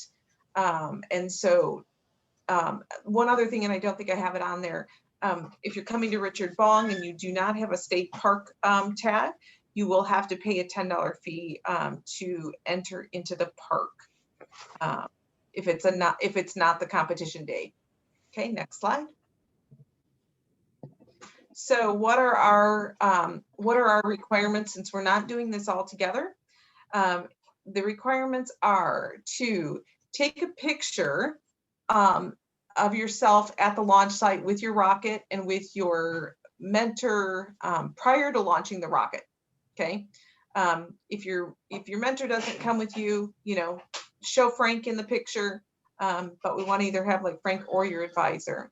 Secondly, once you have launched your rocket, we want that secondary picture of the finding it and recovering it, because that's the key to certification. You not only launch your rocket, you have to recover it, and it has to be in flyable condition in order to be certified. And so while you're there, you're going to be asked to fill out a form. We need you to take a picture of that form so that we can submit it on your behalf and pay your fee for the first year. And that is part of the certification program. And though all of that information and pictures, they will need to be submitted to our office no later than May 31st. And that is because we have to close out the grant on June 22nd. So we have to have all your information in order to be able to do that for the year. Fees associated with the certification launch. There we go. So these are the fees that are reimbursable. Your membership fee for NAR TRA for the first year, your certification launch fee, if there is one, your entry fee to the launch site facility, the motor, and your mileage going back and forth. Okay. And so you're going to want to, like I said, submit that reimbursement form by the 31st and make sure that you look on the website for the correct form. Next. So let's review some of the questions of what we've learned over the last 2 days. So who can tell me, you can open up your mics and give me the answers. So what are the 2 professional rocketry associations? Tripoli. Tripoli is one. And that's the one that we utilize here in the state quite a bit. AIAA or something? Nope, AIAA is a different organization. They are not an organization that certifies you. NRA? NAR, National Association of Rocketry. So you can get your certification through either one of those organizations. So what must you do to become level 1 certified? I just said it. Launch the rocket. Okay, you launch it, but then something else has to happen. Recover. What? And recover. You have to recover it, and you also not only recover it, what must the rocket be in? Functional. Flyable. And you must build your rocket alone. Nobody else can help you. And that's important to remember, especially as if you consider going up to a level 2 or level 3 certification. All right. So what checkbox is critical to check or uncheck in RockSim?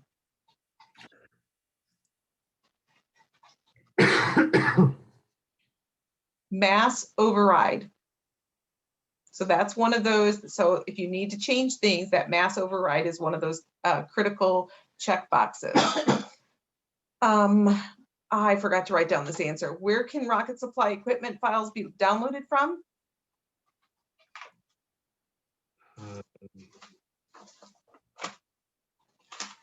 Rocket review or thrust curve. Thrust curve, yep, that's one of them, absolutely. And rocket review library. Yep, and rocket review, thank you, yep, that is correct.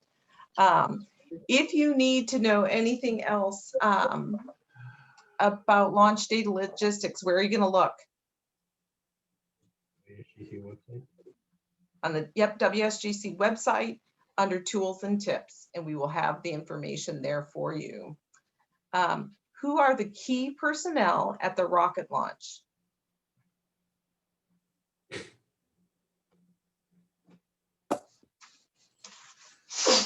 Range safety officer, was it a launch control officer, and there's a launch pad manager?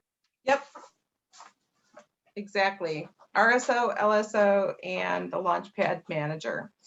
So what is the key enemy of your rocket build? I heard many of you asking the question. You were concerned about one thing as you were adding epoxy or adding different components. Weight. Stability. Weight.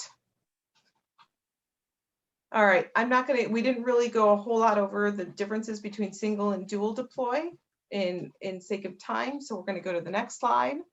All right, and so anybody want to tell me what their altimeter will do for them?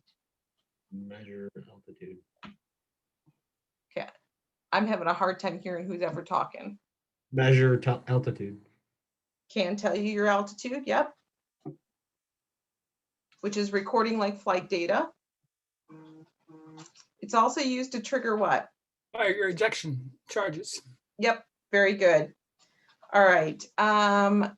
What type of a knot can you use to attach the shock cord to the bulk plate?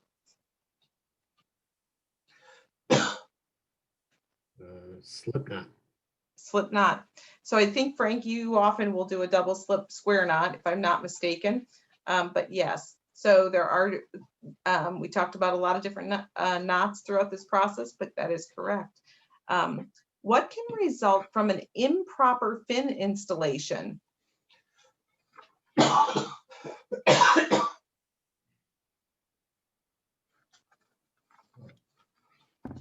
Disaster. Disaster is a good answer. That's a big picture. So you're right. What's that? An unstable rocket. And, yep. Go ahead. Nope, go ahead. Unstable rocket with, it'll cause your rocket to tumble, which means you won't have a safe flight. Yep, we can have fin flutter, fin divergence, fin separating, all of various things. So you want to make sure those fins are in correctly. What is a reasonable rocket descent rate? Less than 20 feet a second. You got it.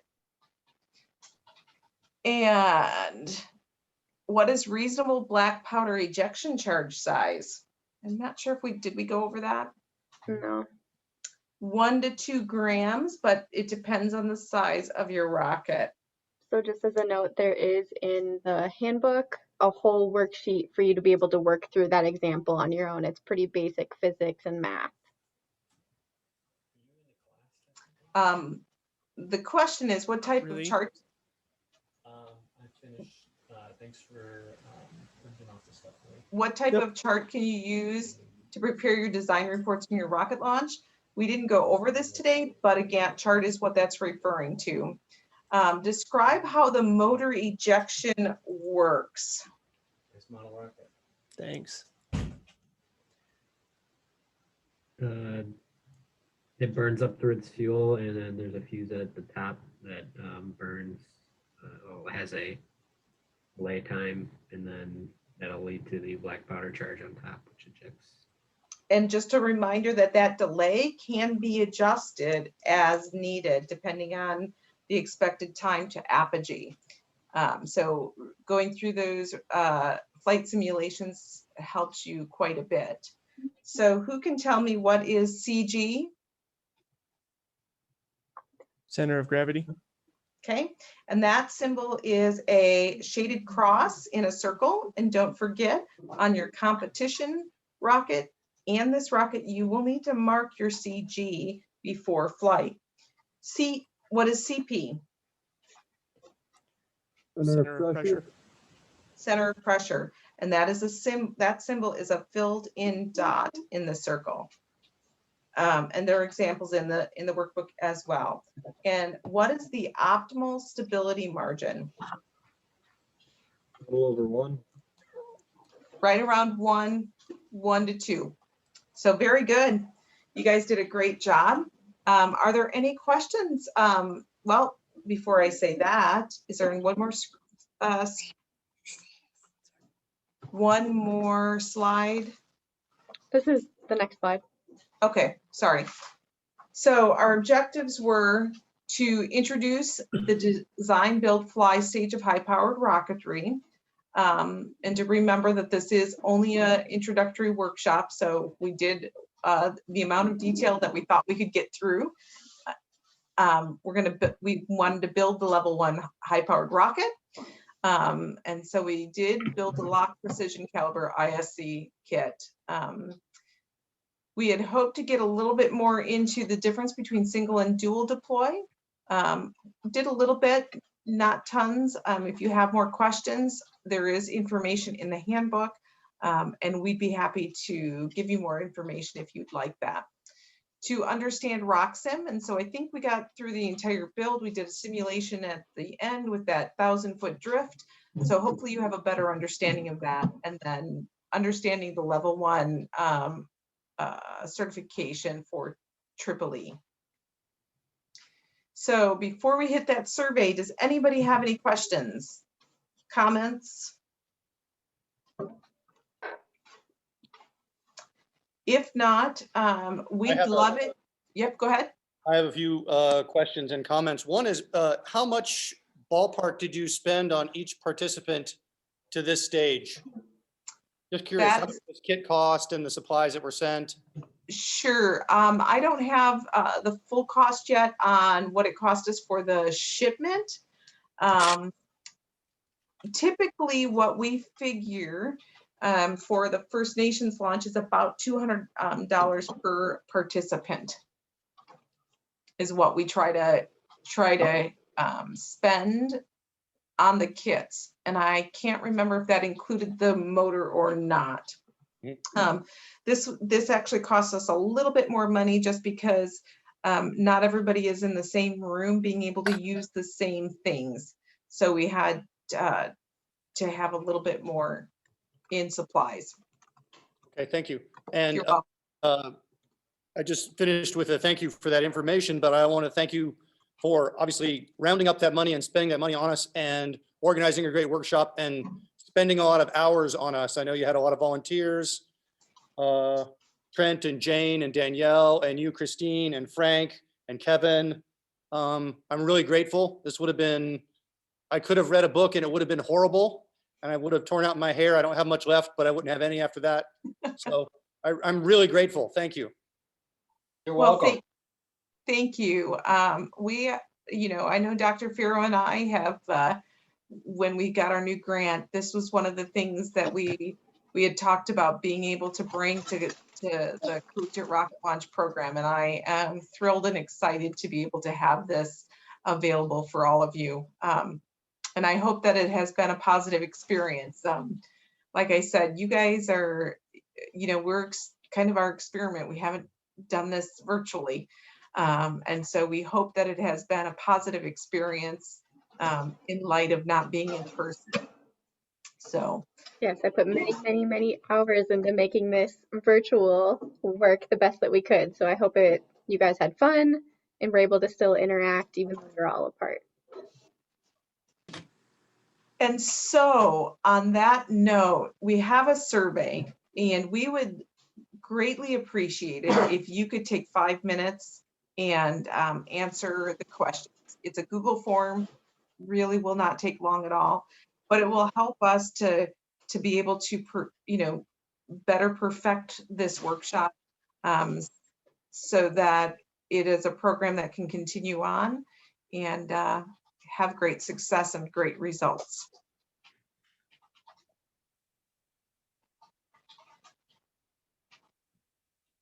And so with that, I think Danielle has put the link in the chat. If you guys could click on that and answer the questions, that would be phenomenal. Glenn, thank you very much. I appreciate it, and I appreciate your positive, just your positivity in light of not receiving your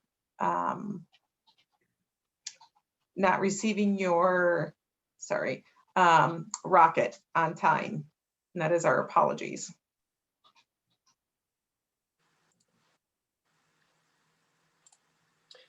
And just to let you know, at our launches, Tim from Wildman is always attends our launch if you need any other supplies.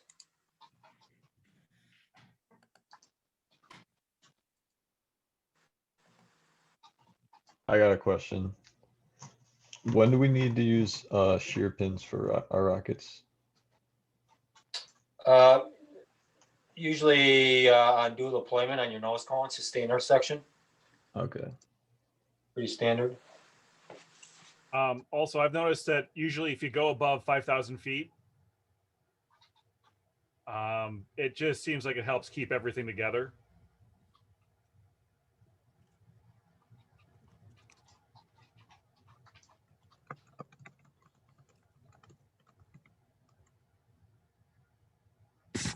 All right. Then once you complete the survey, feel free to, if you're all done and set to go, feel free to sign off, and we'll keep you posted. Wait, before we do that, Dr. Farrow, do you have anything that you want to say to the teams? Nothing in particular. So Okay. one of the goals that that I had set out for this whole workshop with Christine was that we help to cultivate next generation of team members. And so now that you're built the rocket, go out and spread the enthusiasm, attract the next ones in to do this workshop next time it gets run. And be there on campus to tell them how great the workshop is. Yeah, and if you guys happen to do any selfies or anything during the workshop and you have some great photos, feel free to send them to us. We'd love them. I didn't even think about that earlier, but then we can do further marketing and promotion of this. Also a note that we do have our undergraduate scholarship opportunities open. So if you are in aerospace, space sciences, have a love for anything NASA, you can apply for that scholarship, which is $2,000 for next year. We have our undergraduate research opportunities. So if you are thinking that you want to do a research project over the summer or next academic year, please submit your application for that program. We also have a UAV program that is launching this year at Lawrence University. We have the Elijah Balloon program. Both of those are 10-week summer programs. One, the balloon programs at MSOE, the UAV programs at Lawrence. And I don't think I missed anything. At least I hope I didn't. So, you know, we'd love to have you apply. And we look forward to seeing you launch your rockets. And on that note, you guys are free to go. Hey, thank you so much, Chris and Bill and everybody. It was fantastic. It really was. Yeah, thank you. You're welcome. Thank you. Thank you. Take Bye-bye. care. Take care. Was there a quiz or something I was supposed to take? Ryan, there is a survey that is over on the right-hand side that you can go ahead and click on that link and fill it out to let us know. Just give us some feedback about the workshop. I don't, my screen view changed and I don't have a right I hand was side gonna on say, it. Chris, every time that I came, I switched between rooms, my chat record or history wiped clean. Okay. So it might need to get posted one more time, the link. Oop, did I do it? Let's see. Is that correct? Try that. Am I looking at chat? Oh, I just wrote up just now. I think I sent it to the wrong person, so do that. It says Glenn sent it.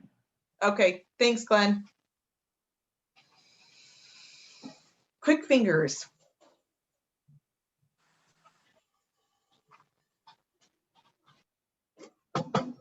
Great.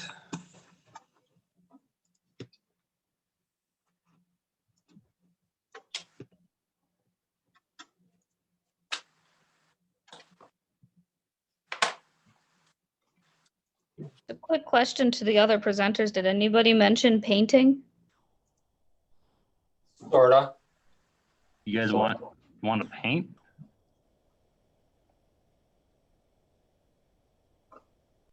I mentioned rattle can or auto paint and clear coats and the glazing to cover the spirals and the nose cone. Wow, I'm impressed, Frank. Come on. It was really cursory, I gotta say. I historically, while I was at Platteville, always just took it to an auto body shop and then paid them. Thanks for tried- leaving that tip for us, Trent. After you left, nobody knew who you contacted.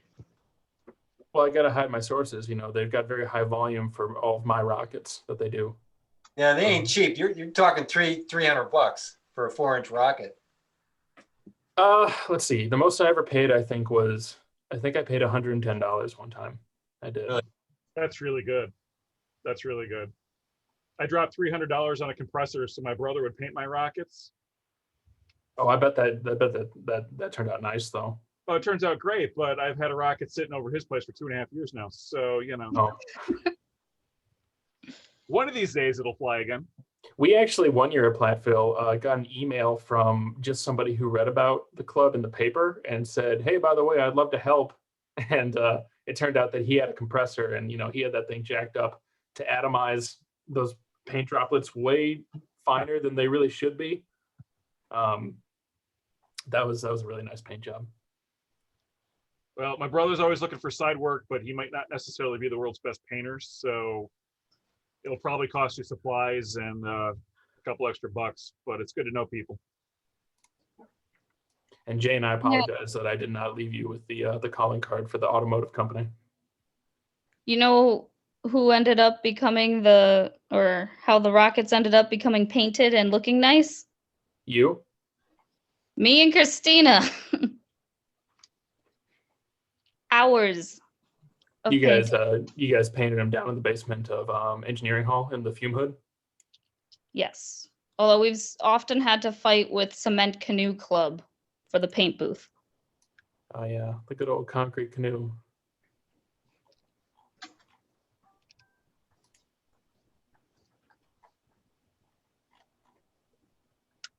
Danielle, I'm emailing you my release form right now, by the way. Okay, yeah, just make sure Connie's on that. Oh, I think okay. Connie's Yeah. the one that sent it. Yeah, Gotcha. thanks. So Chris, when is the due date on the special outreach grant? You know, the special projects for outreach for space grant? Oh, good question. Is that mid-February like everything else? I can look and see. Here's the reason I'm wondering. After having gone through this workshop, I'm thinking this would be a great one to try and run through our STEM center in the local city of Milwaukee during the summer. So yes, it is due before the launch.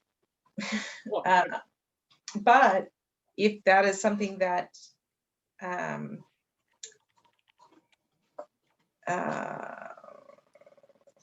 let's talk offline. Sounds great.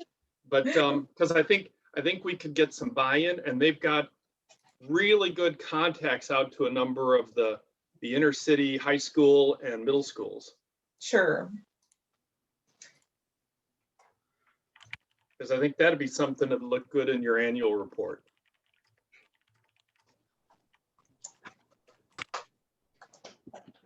I'm trying to get to your calendar, sorry.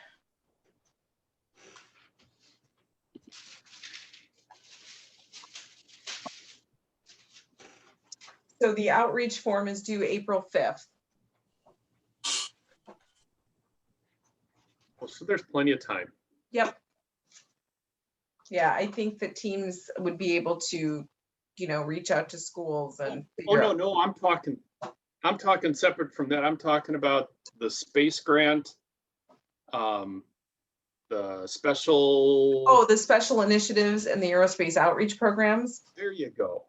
Okay, so typically those are due, I believe, early October for the following year. So, but you and I can chat in our next meeting. Because at our STEM center, like I said, we've got the new facility for doing outreach in any STEM things, and they have enough room, they have the equipment. Sure. And it's just a matter then of getting the volunteers to be there to pretty much have a one-on-one, one-on-two for local high school students to have mentors as they're working the project. Sure. So I think they would love that. Definitely something we can do.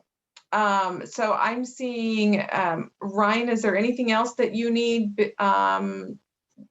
D'Arienzo, Dr. Welch, is there anything else that you guys need? Can you hear me? Yes, we can. Right now I'm doing the test, but I know there's some spots, there's some pieces, like, for example, the guardrail, the rail. Did you guys install that part? Well, the rail buttons, yes. So I don't know what to do with that. So how do I figure out how to do that part?